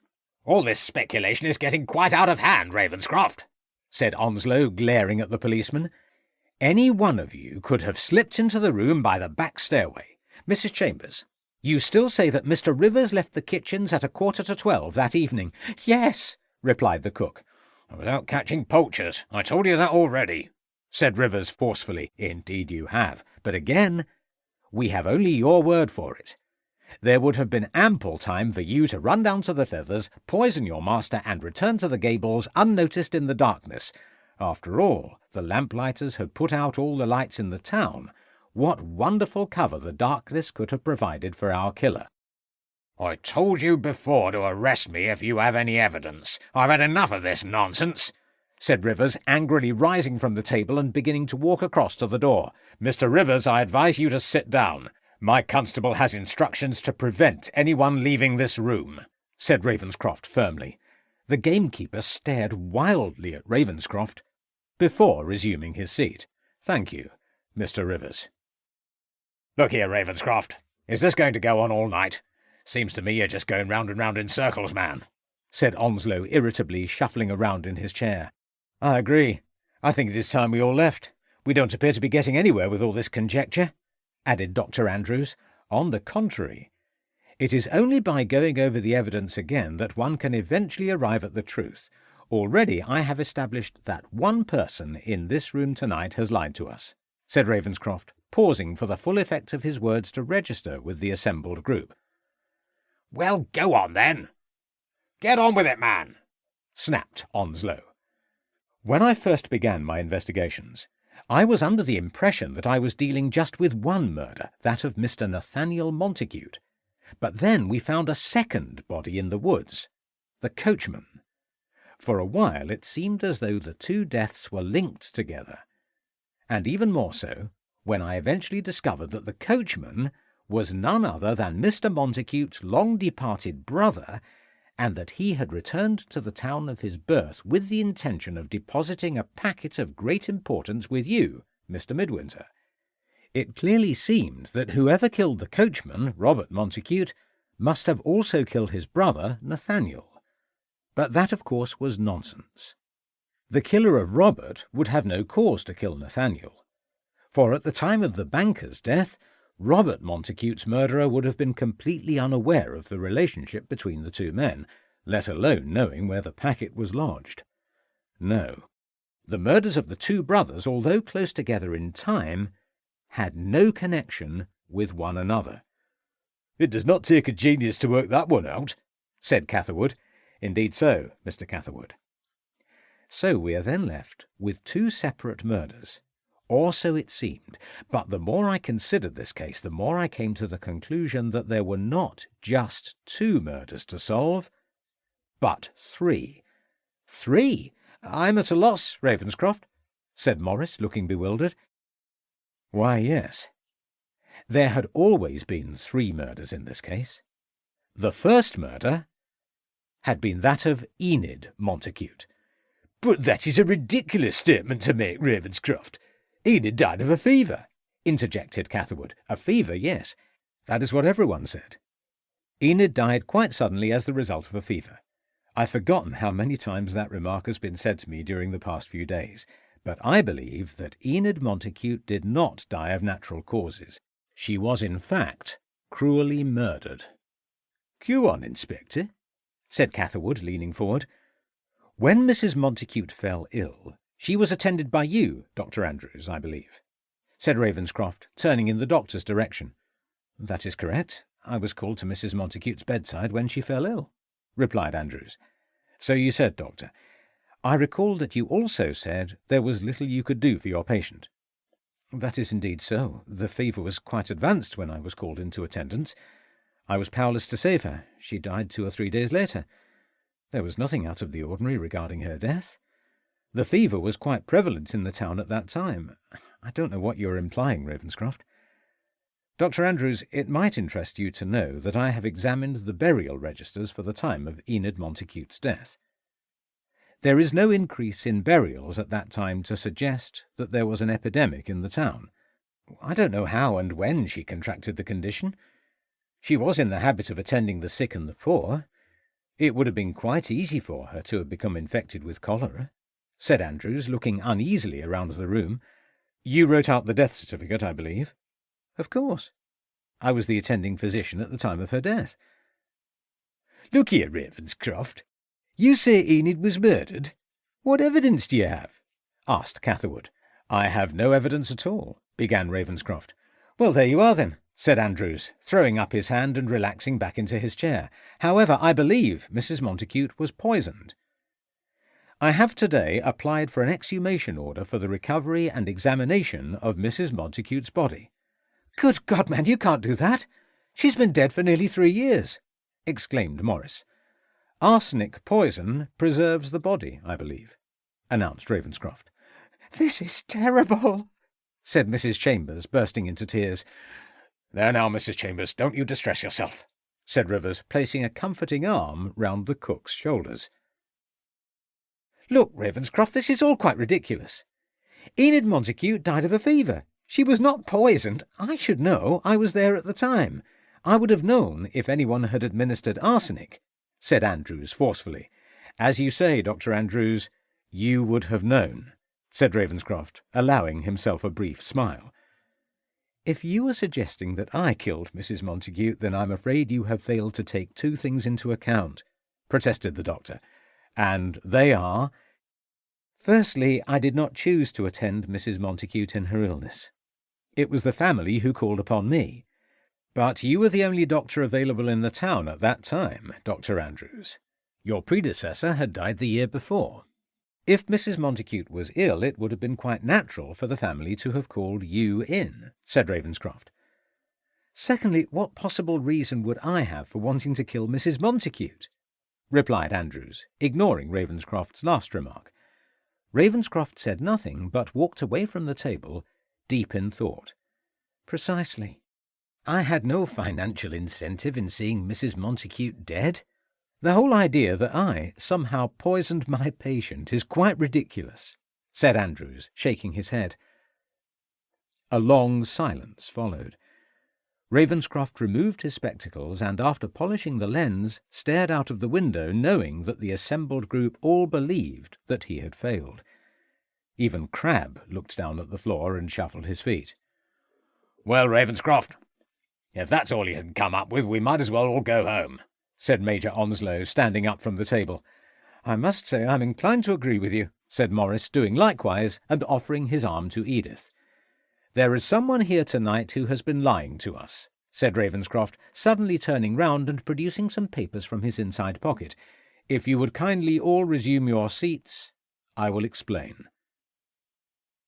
Onslow looked across at Morris as the 2 men sat down once again at the table. Thank you. I promise not to detain you for very much longer. After the death of Enid Montacute, Nathaniel Montacute travelled alone to Rome, where he met you, Mrs. Montacute. Yes, we were staying together in the same hotel in Rome, replied Edith, giving a slight smile. After a few weeks you fell in love and married. Yes, but you know all this, Inspector. You returned to Ledbury shortly after your marriage, where you were quickly accepted by the family. After all, it was plain for everyone to see that you brought your husband a great deal of happiness. So much so that after a year of marriage you persuaded him to make a new will in your favour.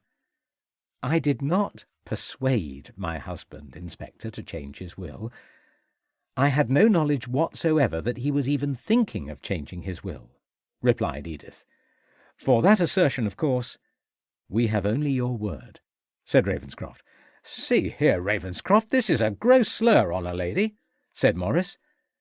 Ah, Mr. Montacute, always springing to the defence of your stepmother, a very protective and quite commendable attribute. Could it be that one day you would hope to eventually marry the lady? I regard that remark as highly offensive, Ravenscroft, replied the indignant banker. Someone has to look after my stepmother's interests.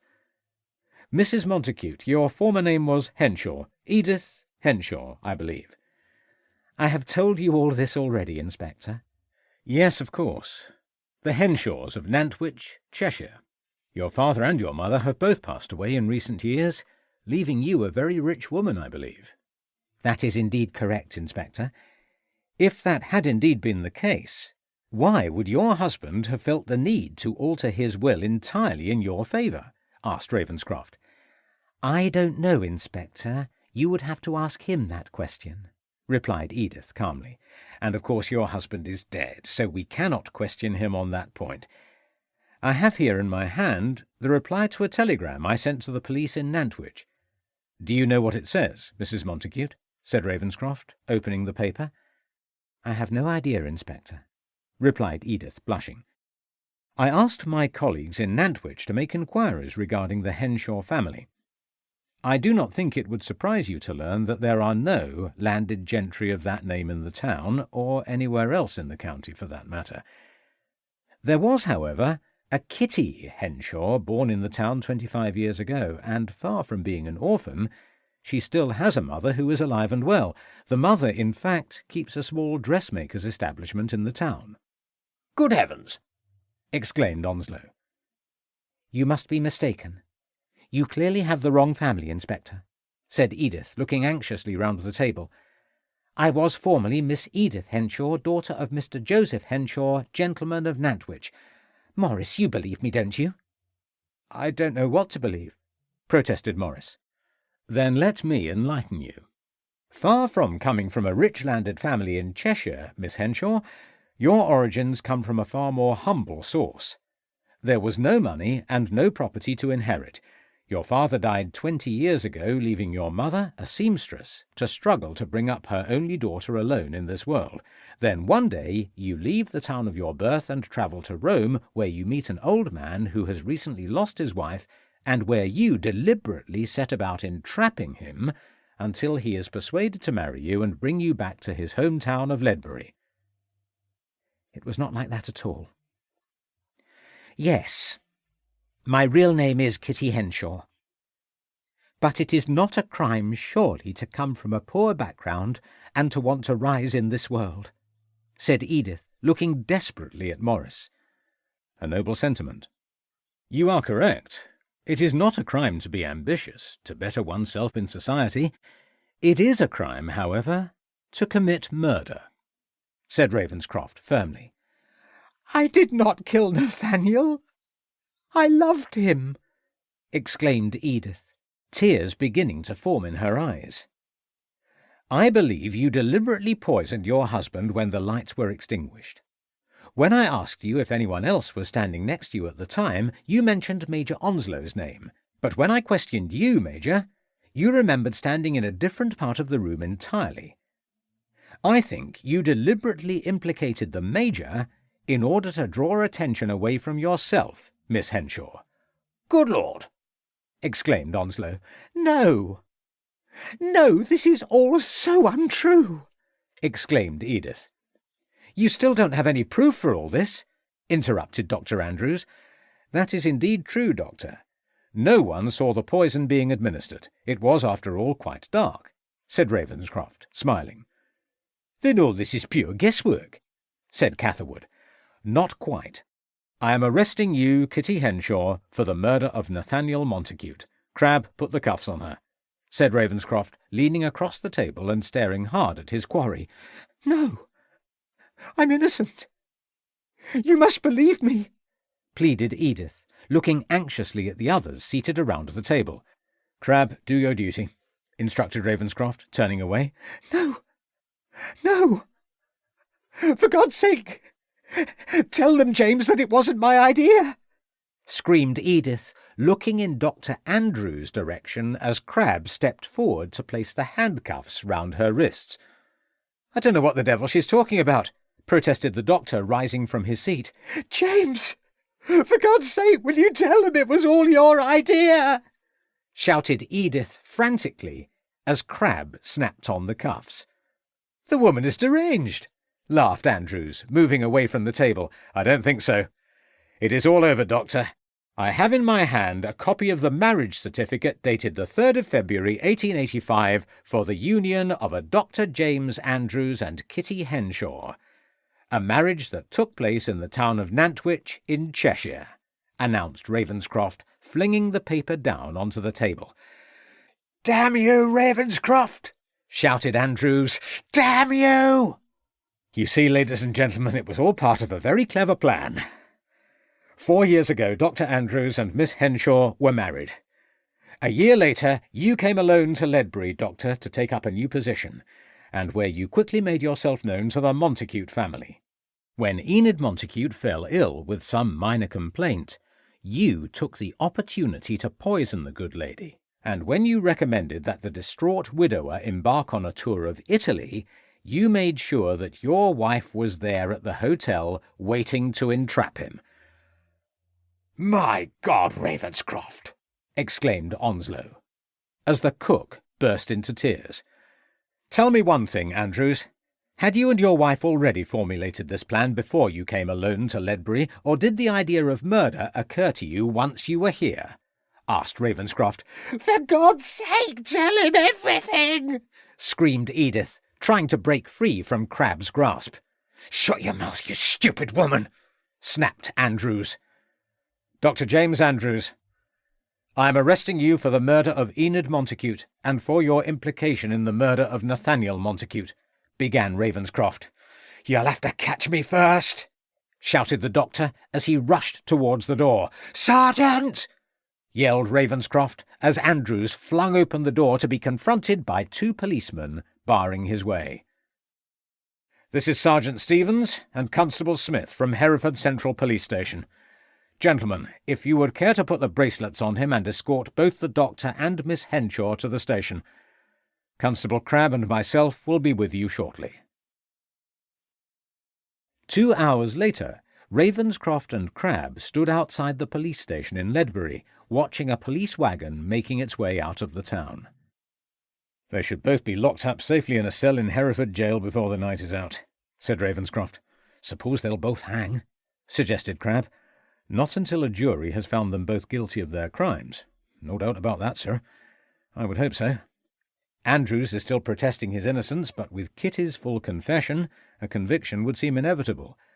Not even the esteemed Mr. Sefton Rawlinson could achieve an acquittal in this case. Who is Sefton Rawlinson?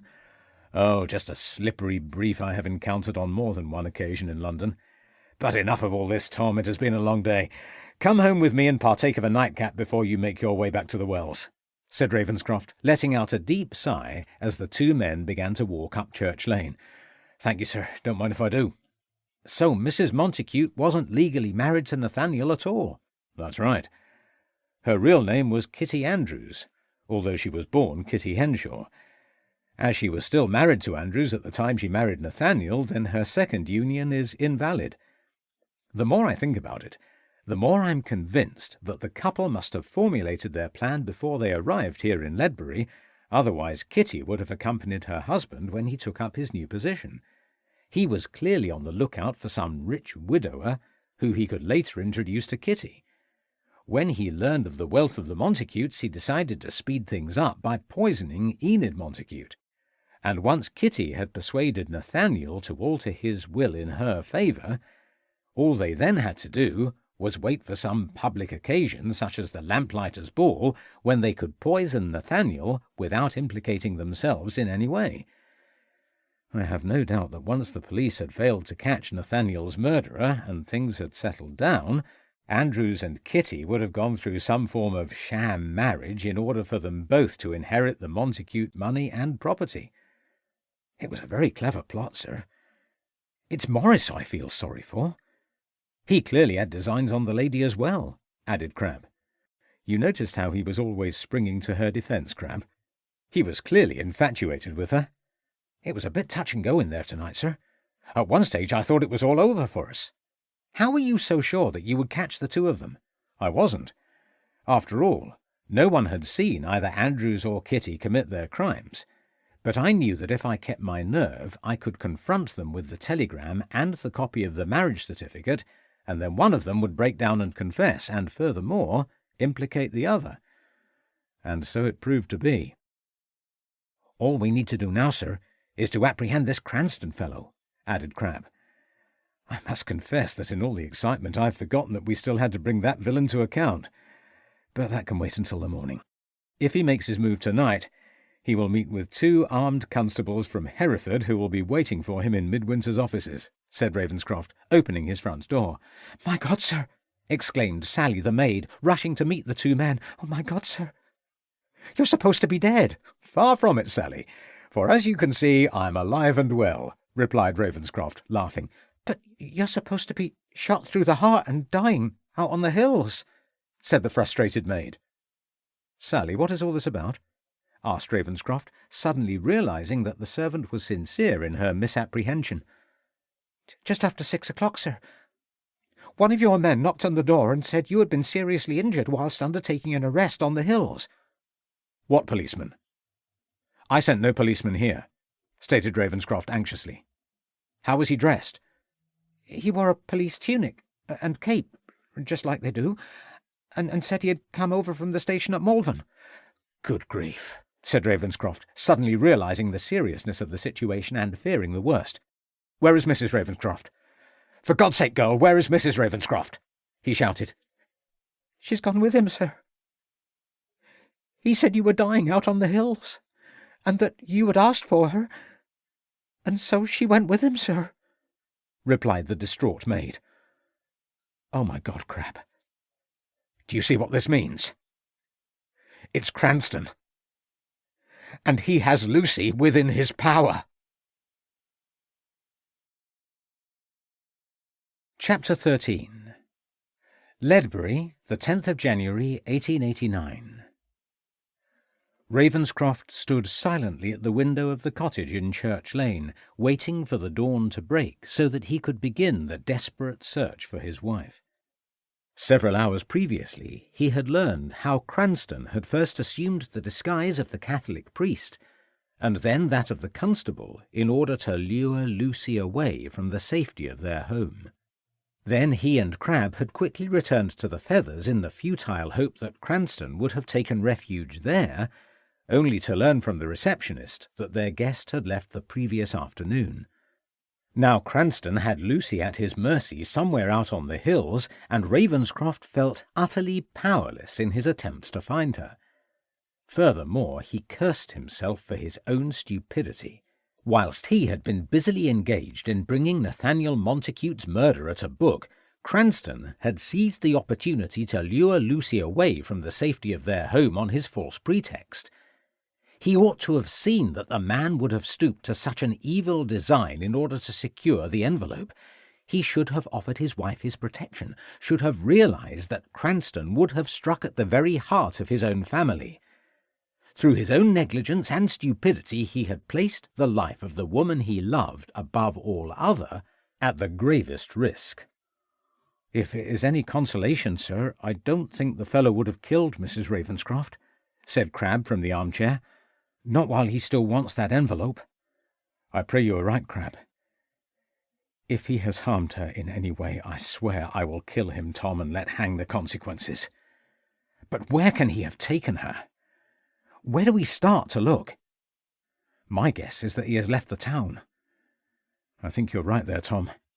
We will have a word with the cabmen when it is light, and see if they know or saw anything yesterday evening. According to Sally, Cranston intended taking Lucy out somewhere on the hills. One of the men could have taken them out there. Now they could be anywhere. God, I've been so stupid. Tom, why did I not see that Cranston would do something like this?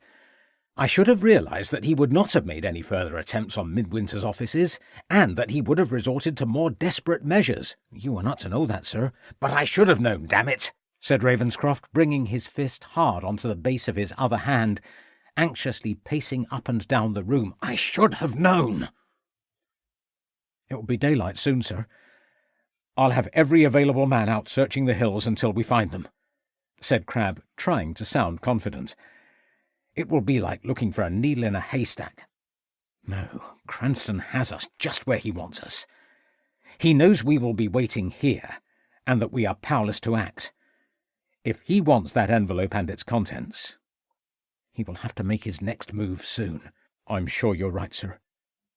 Suddenly there was a loud knocking on the front door of the cottage. Ravenscroft looked across at Crabbe before the two of them dashed quickly into the hall. A postboy was handing a letter to Sally the maid. "Letter for Ravenscroft?" said the boy. "Who gave you this letter to deliver?" asked Ravenscroft, anxiously taking the envelope from the maid. "No one, sir. It was left at the office yesterday afternoon with instructions that it was not to be delivered until early this morning." "Thank you," replied Ravenscroft, giving the boy a silver coin before returning to the living room. "Could it be from Cranston, sir?" suggested Crabbe. "I don't recognise the handwriting," said Ravenscroft, examining the envelope. "If it is from Cranston, then he must have written it and deposited it at the post office yesterday before he abducted Lucy." He tore open the envelope and read aloud its contents. "Ravenscroft, when you receive this letter you will know that I have your wife. The pretty young thing is well looked after. I can assure you that no harm will befall her, provided you do exactly as I instruct. You know what I want. A fair exchange. Your wife for the envelope. You are to take a cab from Ledbury at 10 this morning. When you arrive at the British camp, you are to pay off the cabman and follow the path that leads round the side of the large hill until you arrive at the Giant's Cave. There inside you will find further instructions left within an old tin box. It is important that you bring the envelope with you, and that you come unarmed and alone. I will be watching your every move, and if I find that you have sought to entrap me, then your wife will die. Believe me, Ravenscroft, it will be an easy thing for me to kill your wife, should you attempt not to fulfill these conditions. If you wish your wife returned to you safe and well, you will do as I have instructed. There is no other way."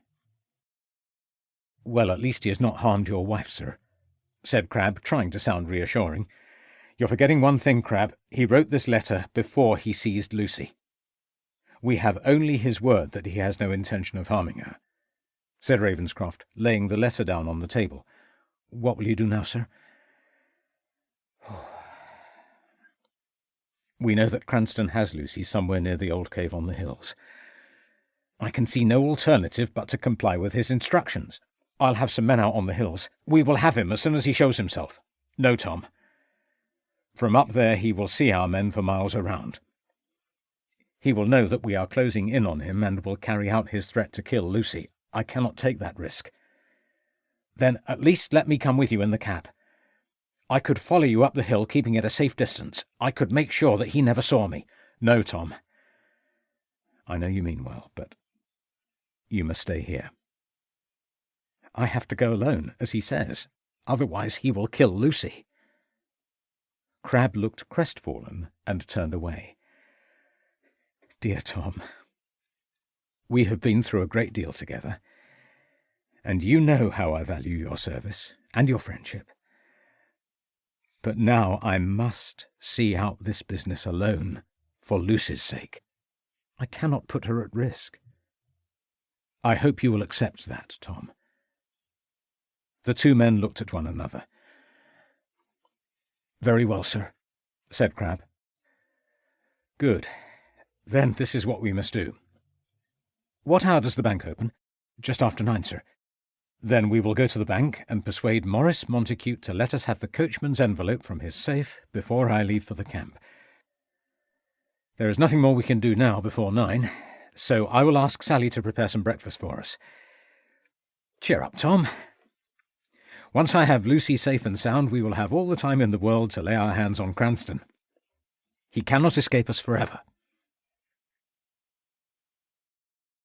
The town clock struck the hour of 10 as Ravenscroft and Crabbe stood by a cab in the marketplace in Ledbury. Well, Tom, I best be on my way. You know my instructions? Neither you nor anyone else is to follow me. A life will depend upon it, said Ravenscroft firmly. Yes, sir, but I wish you would take this pistol with you, sir, said Crabbe, producing a weapon from the pocket of his tunic. No, Tom. If he sees that I have come armed, he will know that I have broken my word and will kill Lucy.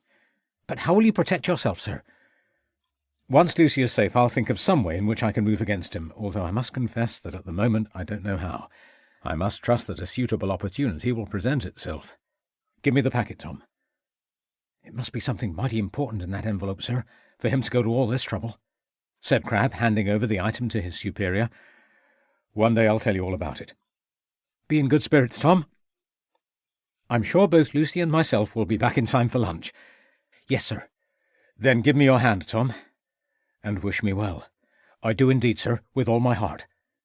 The two men shook hands vigorously. Ravenscroft stepped into the cab after first giving instructions to the driver that he was to be taken to the British camp.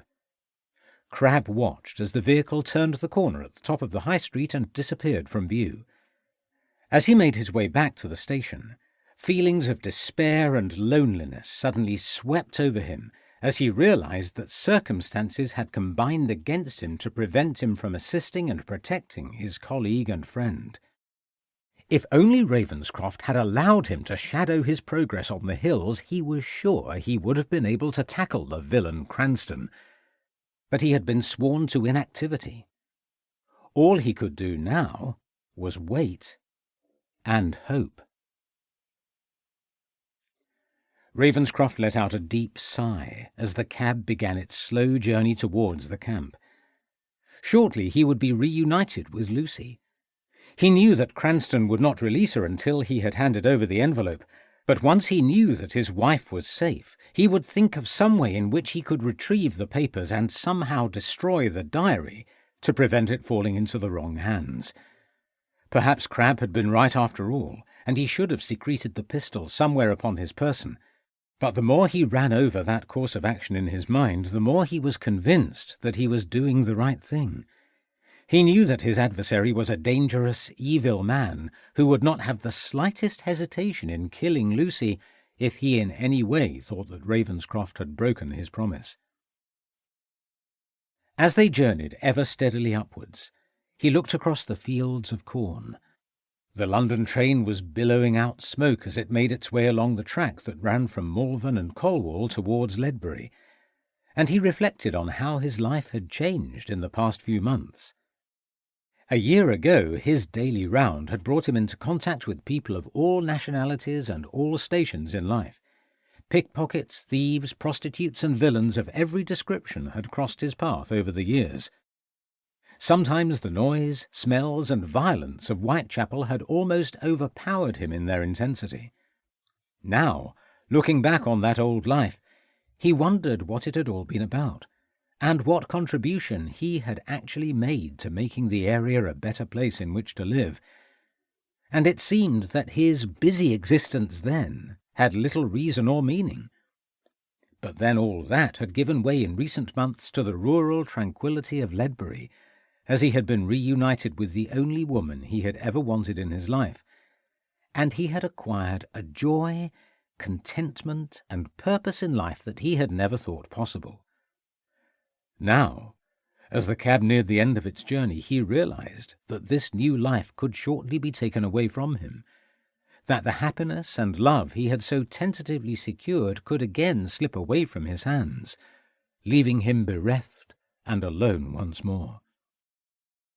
The cab came to a sudden halt. Ravenscroft alighted and paid for his fare. "Want me to wait, Governor?" asked the cabman. "I don't know how long I will be," replied Ravenscroft, at a loss for words.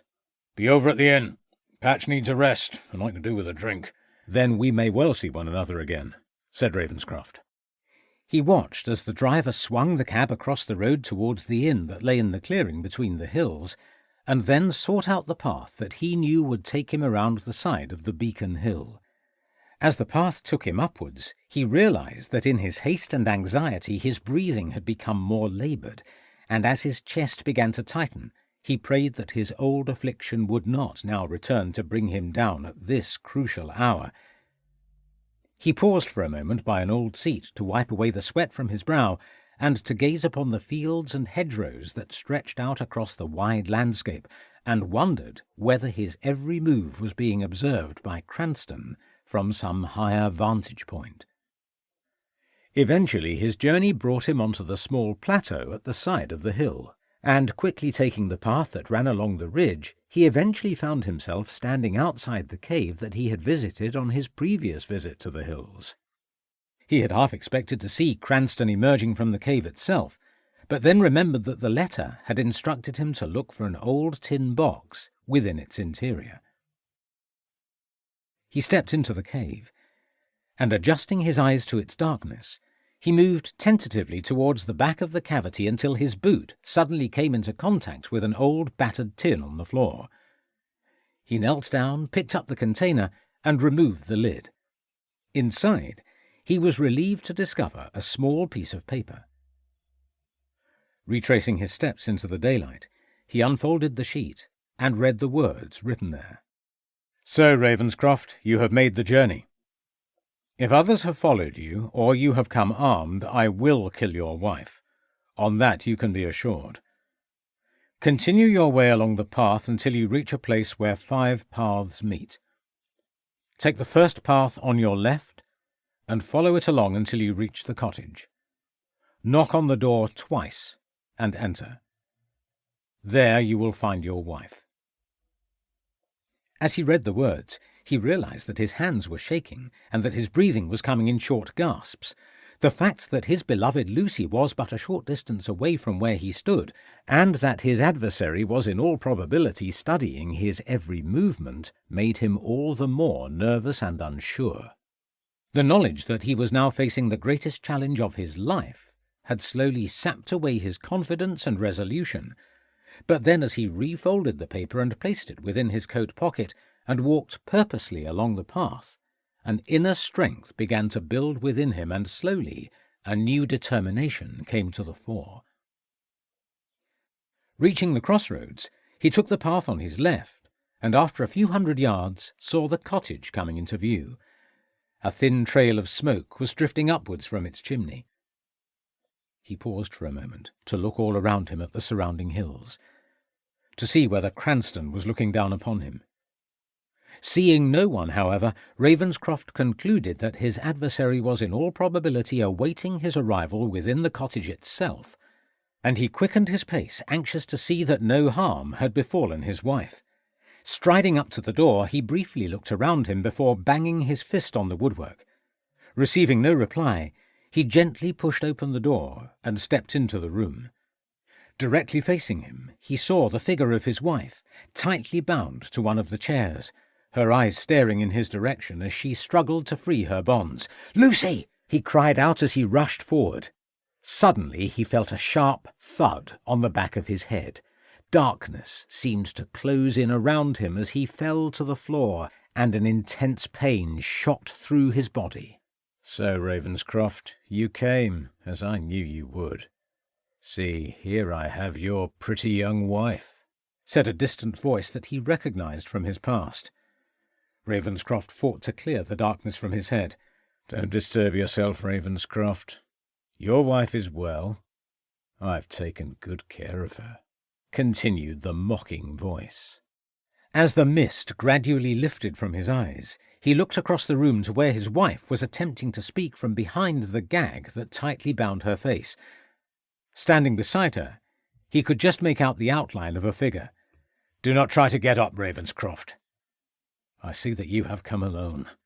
That is wise. I trust you have no weapon upon your person." "None," he managed to utter, in a cracked voice that seemed not like his own. "Good. However, I know your policeman's mind, Ravenscroft. You will now be thinking of a way to distract me so that you can make your move. That would be most foolish, I can assure you. One slight move from yourself, and I will see that your wife pays the price." Ravenscroft could see that his adversary had moved closer to Lucy, and that he was holding a pistol to the side of her head. "Don't worry, Lucy," he cried out, forcing the words forth through the pain. "How very noble and gallant, my dear Ravenscroft. Always the gentleman, of course. I admire your choice of bride. Such a charming personality. Not exactly a beauty in the fresh bloom of youth, but an attractive face nevertheless. And such pleasant looks," laughed Cranston, running the fingers of his free hand over Lucy's hair as she struggled to turn her face away. "If you harm my wife in any way, I swear I will not rest until I have hunted you down and killed you," said Ravenscroft, struggling to find the words as he attempted to brush the swirling mist from his eyes. "Bravo! Fine words, my good fellow," said Cranston, clapping his hands together. "But may I remind you that you are in no position to make such empty threats. It is I, Ravenscroft, who now holds all the cards, who has the pistol at your wife's head."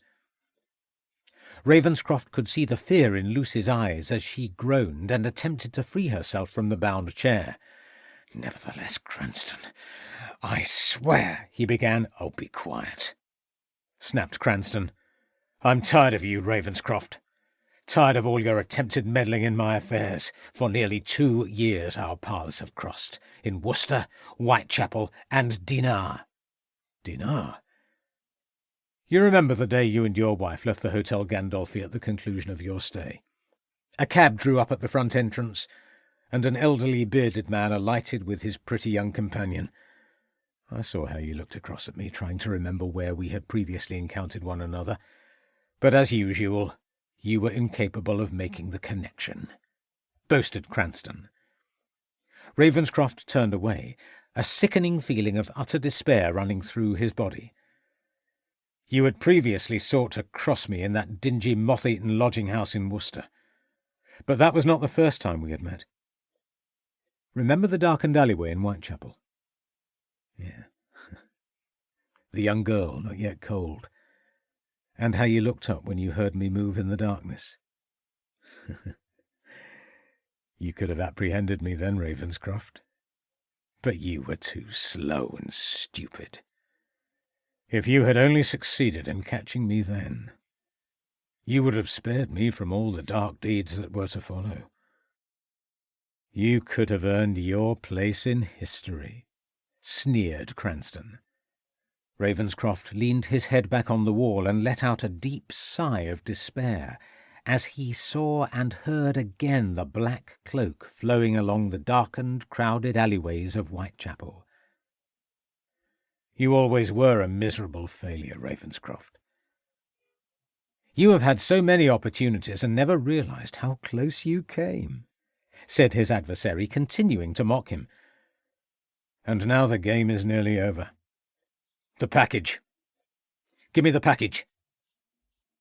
Ravenscroft reached into his coat pocket and pulled out the envelope. Cranston rushed forward and snatched it from his grasp.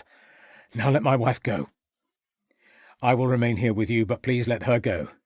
She has done you no harm," pleaded Ravenscroft. "In good time," replied Cranston, tearing open the envelope and tipping out the contents onto the floor. "Ah, what have we here? A diary of some kind, written by some illustrious person, I have no doubt. My masters will pay well for this. Now that you have the diary, let my wife go. Honour your side of the bargain," pleaded Ravenscroft, speaking through the most deafening pain in his head. "Don't speak to me of honour, Ravenscroft. You silly, stupid man. Did you really think I could afford to let you and your precious wife leave here alive?" replied Cranston in a voice full of anger. "You know far too much. If I were to let you go now, I know that you would not rest until you had tracked me down. Do you really think I am that stupid? My wife knows nothing. For God's sake, man, I implore you to let her go. You can do what you like with me. You must see that she is the innocent party in all this," cried out Ravenscroft, attempting unsuccessfully to raise himself up from the floor. "Innocence is an expendable commodity. No, Ravenscroft, I have decided that you both must die. My work is nearly completed. I cannot afford to leave any loose ends. Please, I will do anything, but let my wife go free," implored Ravenscroft, looking across at his wife with tears in his eyes and realizing that there was nothing he could possibly do to save the woman he loved. "I am so sorry, Ravenscroft. I know that you hate and despise me. You think I have no compassion, no feeling at all. But in that, you are mistaken. I will shoot you first, Ravenscroft, so that you will be spared the sight of witnessing the slow death of your wife," said Cranston, raising his pistol and pointing it in his direction. "Let my wife—" began Ravenscroft. "Prepare to die, Ravenscroft," snapped Cranston, taking aim. "How you have disappointed me. Your pleading is below contempt. I would have thought better of you if you had been a worthier opponent." Ravenscroft allowed himself one final desperate look at Lucy before closing his eyes. The shot rang out across the room. Ravenscroft opened his eyes and saw Cranston clutching his chest as he fell to the floor. In the doorway, through the mist of his vision, he saw the distant outline of a figure holding a smoking pistol in his hand, and knew then that his life had been spared. The figure said nothing as he walked over to Cranston and discharged another shot from a second pistol into the groaning body. Ravenscroft wiped his hand across his eyes, struggling to see who his saviour was. But the figure seemed oblivious to their plight and bent down and retrieved the contents of the envelope from the floor. "Help us, for God's sake!" cried out Ravenscroft. The figure walked over to the fireplace. He removed the pages from the diary and threw them onto the blazing fire. "Who are you?" asked Ravenscroft, unable to see the other's features. The man remained silent as he stared into the flames. Only when the charred remains fell back on themselves did he walk over to Lucy and begin to untie the ropes and gag that bound her. Lucy rushed forward and knelt down at her injured husband's side. "Samuel!" she cried, holding his head in her hands and kissing his lips. "Oh, my dear Samuel!" "Lucy, I thought I had lost you," he replied. "That blackguard won't trouble you any more," said the stranger, reaching out a helping hand towards Ravenscroft. "Thank you. You saved our lives," said the detective, struggling to his feet. "Say nothing about it, old man. The scoundrel got all he deserved." Ravenscroft reached out and shook the hand of their saviour. Major Onslow gave a brief smile in reply. Epilogue. Ledbury, the 17th of January, 1889. The bright winter's sun of the late afternoon shone down on the churchyard as the group of mourners gathered round the Montacute family vault. "It is rather sad to think that the coachman came back to his home town only to be struck down in such a terrible way," said Lucy, linking her husband's arm as they stood at the entrance, watching the events unfold. "Well, at least he is reunited with his family. Killed within a few days of each other by different hands, the two brothers will now lie side by side. Their differences had kept them apart for so many years, but now they will be reunited once more," replied Ravenscroft. "Good to see Catherwood here," said Crabbe. "Yes, I have hopes that something good may come from all of this. Catherwood seems to have taken his natural son under his wing, so perhaps young Rupert may be guided in the right direction at last," remarked Ravenscroft. "To think that all three members of the family met their end in such a terrible fashion," said Lucy, giving a shiver. "You're cold, my dear. We should not stay long," said a concerned Ravenscroft, laying his hand on his wife's arm. "One thing that still puzzles me, sir," began Crabbe. "Go on, Tom." How was the Major able to follow you onto the hills without being seen either by Cranston or yourself? That I don't know. But don't forget that Onslow was used to stalking and hunting big game in India. He could have followed me up onto the hills, or he may have been there already. Either way, I'm certainly thankful that he turned up when he did. Another minute and it would have all been over. It was a damn close thing, replied Ravenscroft. You never did tell me what was in that book that the Major threw on the fire, said Lucy. No, I believe I did not. But rest assured that one of these days I may be at liberty to tell you everything, teased Ravenscroft. It's no good, Mrs. Ravenscroft, he won't say, said Crabbe. Afternoon to you all, said a familiar voice from behind them. Good afternoon to you, Mr. Sanderson, sir, said Ravenscroft, turning round and recognising the stonemason he had encountered in the churchyard a few days previously. It looks as though your services will be in demand once again. 'Tis never a dull week in Ledbury. There's always someone who is on the way out. Who would have thought that another of them Montacutes would have turned up like that after all them years? The old lamplighter removed his cap and wiped his brow. Who indeed? Replied Ravenscroft. What I wants to know, sir, is what I'm supposed to put on that fellow's stone over there, said Sanderson, pointing to the other side of the graveyard. I'm afraid I can't help you in that respect. We knew him as Cranston when he was in Worcester, but since then our inquiries have found out that the real Cranston passed away in Stoke-on-Trent some 4 or 5 years ago. The Feathers said he gave the name of Father Bannerman when he was staying there. Then again, I believe that Major Onslow referred to him as Major Monk, replied Ravenscroft. Well, sir, that's all rather confusing, like, said the workman, scratching the top of his head. That's all very well. And why to put Cranston, Monk, or that Bannerman on his stone?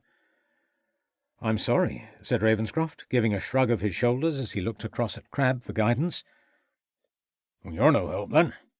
You might as well put that fellow Jack the Ripper's name on it for all I cares. They never did catch him, did they? No, they did not, said Ravenscroft, smiling. Jack the Ripper. That would be something, sir. The murderer of Whitechapel buried in an unmarked grave here in Ledbury, joked Crabbe. You know, Crabbe, you could just be— began Ravenscroft. Oh, come on, you two. Enough of this nonsense, laughed Lucy, steering her husband away from the churchyard. Nonsense? You're probably right, my dear. You usually are. Postscript. 6 months later, an investigation concerning missing postal orders revealed that a number of post office boys had been supplementing their wages by working in a male brothel at 18 Cleveland Street in London. After the premises had been raided, a number of allegations were made against leading members of society.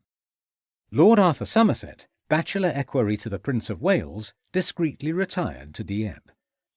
Strenuous and successful attempts were made to keep secret the name of one of the house's most illustrious clients, Prince Albert Victor.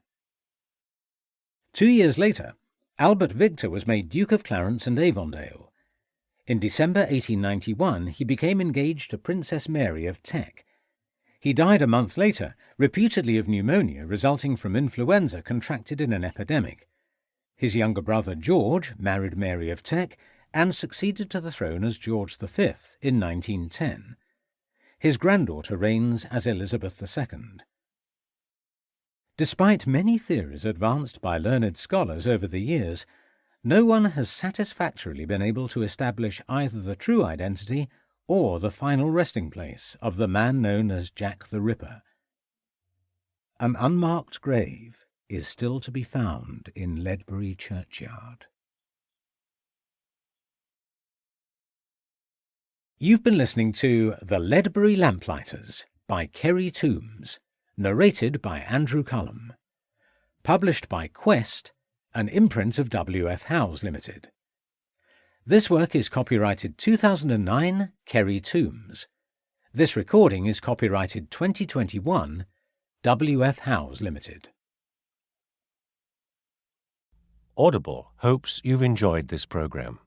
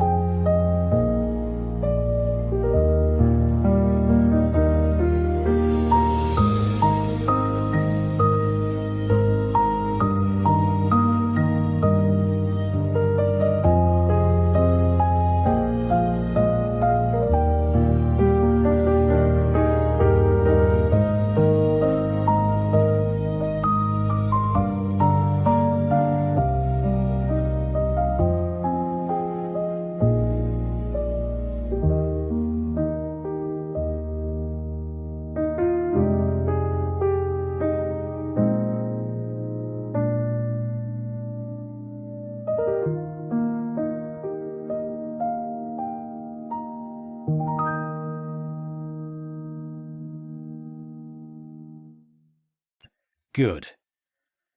However, I know your policeman's mind, Ravenscroft. You will now be thinking of a way to distract me so that you can make your move. That would be most foolish, I can assure you. One slight move from yourself and I will see that your wife pays the price. Ravenscroft could see that his adversary had moved closer to Lucy, and that he was holding a pistol to the side of her head. "Don't worry, Lucy," he cried out, forcing the words forth through the pain. How very noble and gallant, my dear Ravenscroft. Always the gentleman, of course. I admire your choice of bride. Such a charming personality. Not exactly a beauty in the fresh bloom of youth, but an attractive face nevertheless. And such pleasant looks, laughed Cranston, running the fingers of his free hand over Lucy's hair as she struggled to turn her face away.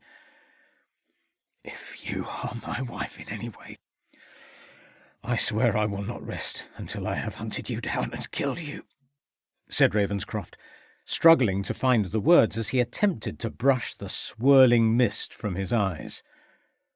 Bravo! Fine words, my good fellow, said Cranston, clapping his hands together. But may I remind you that you are in no position to make such empty threats. It is I, Ravenscroft, who now holds all the cards, who has the pistol at your wife's head. Ravenscroft could see the fear in Lucy's eyes as she groaned and attempted to free herself from the bound chair. Nevertheless, Cranston, I swear, he began. Oh, be quiet, snapped Cranston. I'm tired of you, Ravenscroft. Tired of all your attempted meddling in my affairs. For nearly 2 years our paths have crossed, in Worcester, Whitechapel, and Dinard. Dinard? You remember the day you and your wife left the Hotel Gandolfi at the conclusion of your stay? A cab drew up at the front entrance, and an elderly bearded man alighted with his pretty young companion. I saw how you looked across at me, trying to remember where we had previously encountered one another. But as usual, you were incapable of making the connection, boasted Cranston. Ravenscroft turned away, a sickening feeling of utter despair running through his body. You had previously sought to cross me in that dingy, moth-eaten lodging-house in Worcester. But that was not the first time we had met. Remember the darkened alleyway in Whitechapel? Yeah. The young girl, not yet cold. And how you looked up when you heard me move in the darkness. You could have apprehended me then, Ravenscroft. But you were too slow and stupid. If you had only succeeded in catching me then, you would have spared me from all the dark deeds that were to follow. You could have earned your place in history, sneered Cranston.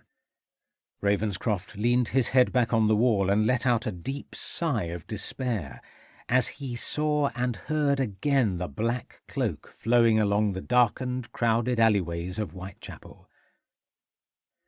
You always were a miserable failure, Ravenscroft. You have had so many opportunities and never realized how close you came, said his adversary, continuing to mock him. And now the game is nearly over. The package. Give me the package.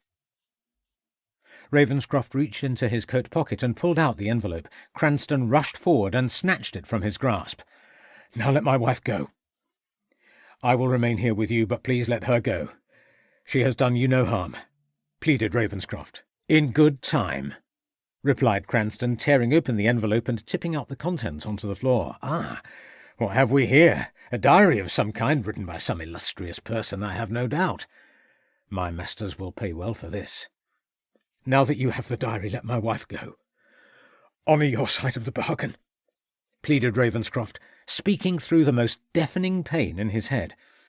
Don't speak to me of honour, Ravenscroft. You silly, stupid man. Did you really think I could afford to let you and your precious wife leave here alive? Replied Cranston in a voice full of anger. You know far too much. If I were to let you go now, I know that you would not rest until you had tracked me down. Do you really think I am that stupid? My wife knows nothing. For God's sake, man, I implore you to let her go. You can do what you like with me. You must see that she is the innocent party in all this, cried out Ravenscroft, attempting unsuccessfully to raise himself up from the floor. Innocence is an expendable commodity. No, Ravenscroft. I have decided that you both must die. My work is nearly completed. I cannot afford to leave any loose ends. Please, I will do anything, but let my wife go free, implored Ravenscroft, looking across at his wife with tears in his eyes and realizing that there was nothing he could possibly do to save the woman he loved. I am so sorry, Ravenscroft. I know that you hate and despise me. You think I have no compassion, no feeling at all. But in that, you are mistaken. I will shoot you first, Ravenscroft, so that you will be spared the sight of witnessing the slow death of your wife, said Cranston, raising his pistol and pointing it in his direction. Let my wife, began Ravenscroft. Prepare to die, Ravenscroft, snapped Cranston, taking aim. How you have disappointed me. Your pleading is below contempt. I would have thought better of you if you had been a worthier opponent. Ravenscroft allowed himself one final desperate look at Lucy before closing his eyes. The shot rang out across the room. Ravenscroft opened his eyes and saw Cranston clutching his chest as he fell to the floor. In the doorway, through the mist of his vision, he saw the distant outline of a figure holding a smoking pistol in his hand, and knew then that his life had been spared. The figure said nothing as he walked over to Cranston and discharged another shot from a second pistol into the groaning body. Ravenscroft wiped his hand across his eyes, struggling to see who his saviour was. But the figure seemed oblivious to their plight and bent down and retrieved the contents of the envelope from the floor. "Help us, for God's sake!" cried out Ravenscroft. The figure walked over to the fireplace. He removed the pages from the diary and threw them onto the blazing fire. "Who are you?" asked Ravenscroft, unable to see the other's features. The man remained silent as he stared into the flames. Only when the charred remains fell back on themselves did he walk over to Lucy and begin to untie the ropes and gag that bound her. Lucy rushed forward and knelt down at her injured husband's side. "Samuel!" she cried, holding his head in her hands and kissing his lips. "Oh, my dear Samuel!" "Lucy, I thought I had lost you," he replied. "That blackguard won't trouble you any more," said the stranger, reaching out a helping hand towards Ravenscroft. "Thank you. You saved our lives," said the detective, struggling to his feet. "Say nothing about it, old man. The scoundrel got all he deserved." Ravenscroft reached out and shook the hand of their saviour. Major Onslow gave a brief smile in reply. Epilogue. Ledbury, the 17th of January, 1889. The bright winter's sun of the late afternoon shone down on the churchyard as the group of mourners gathered round the Montacute family vault. It is rather sad to think that the coachman came back to his hometown only to be struck down in such a terrible way, said Lucy, linking her husband's arm as they stood at the entrance, watching the events unfold. Well, at least he is reunited with his family. Killed within a few days of each other by different hands, the two brothers will now lie side by side. Their differences had kept them apart for so many years, but now they will be reunited once more, replied Ravenscroft. Good to see Catherwood here, said Crabbe. Yes, I have hopes that something good may come from all of this. Catherwood seems to have taken his natural son under his wing, so perhaps young Rupert may be guided in the right direction at last, remarked Ravenscroft. To think that all three members of the family met their end in such a terrible fashion, said Lucy, giving a shiver.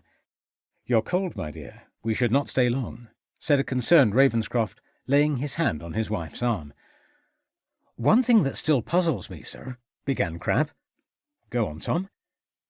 "How was the Major able to follow you onto the hills without being seen either by Cranston or yourself?" "That I don't know.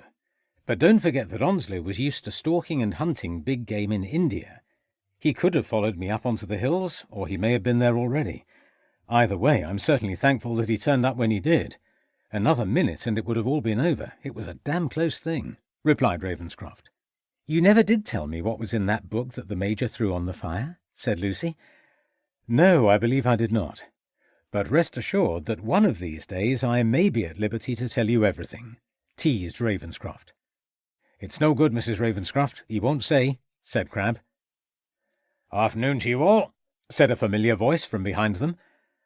"Good afternoon to you, Mr. Sanderson, sir," said Ravenscroft, turning round and recognising the stonemason he had encountered in the churchyard a few days previously. "It looks as though your services will be in demand once again. 'Tis never a dull week in Ledbury. There's always someone who is on the way out. Who would have thought that another of them Montacutes would have turned up like that after all them years?" The old lamplighter removed his cap and wiped his brow. "Who indeed?" replied Ravenscroft. "What I wants to know, sir, is what I'm supposed to put on that fellow's stone over there," said Sanderson, pointing to the other side of the graveyard. "I'm afraid I can't help you in that respect. We knew him as Cranston when he was in Worcester, but since then our inquiries have found out that the real Cranston passed away in Stoke-on-Trent some 4 or 5 years ago. The Feathers said he gave the name of Father Bannerman when he was staying there. Then again, I believe that Major Onslow referred to him as Major Monk," replied Ravenscroft. "Well, sir, that's all rather confusing, like," said the workman, scratching the top of his head. "That's all very well. Am I to put Cranston, Monk, or that Bannerman on his stone?" "I'm sorry," said Ravenscroft, giving a shrug of his shoulders as he looked across at Crabbe for guidance. "Well, you're no help, then. You might as well put that fellow Jack the Ripper's name on it for all I cares. They never did catch him, did they?" "No, they did not," said Ravenscroft, smiling. "Jack the Ripper. That would be something, sir. The murderer of Whitechapel buried in an unmarked grave here in Ledbury," joked Crabbe. "You know, Crabbe, you could just be—" began Ravenscroft. "Oh, come on, you two. Enough of this nonsense," laughed Lucy, steering her husband away from the churchyard. "Nonsense? You're probably right, my dear. You usually are." Postscript.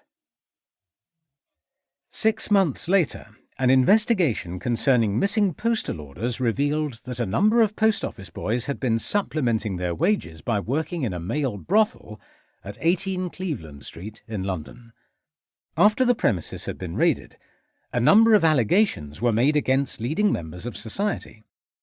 Lord Arthur Somerset, bachelor equerry to the Prince of Wales, discreetly retired to Dieppe. Strenuous and successful attempts were made to keep secret the name of one of the house's most illustrious clients, Prince Albert Victor.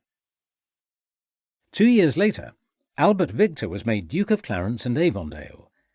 In December 1891, he became engaged to Princess Mary of Teck. He died a month later, reputedly of pneumonia resulting from influenza contracted in an epidemic. His younger brother George married Mary of Teck and succeeded to the throne as George V in 1910. His granddaughter reigns as Elizabeth II. Despite many theories advanced by learned scholars over the years, no one has satisfactorily been able to establish either the true identity or the final resting place of the man known as Jack the Ripper. An unmarked grave is still to be found in Ledbury churchyard. You've been listening to The Ledbury Lamplighters by Kerry Toombs, narrated by Andrew Cullum. Published by Quest, an imprint of W.F. Howes Limited. This work is copyrighted 2009, Kerry Toombs. This recording is copyrighted 2021, W.F. Howes Limited. Audible hopes you've enjoyed this program.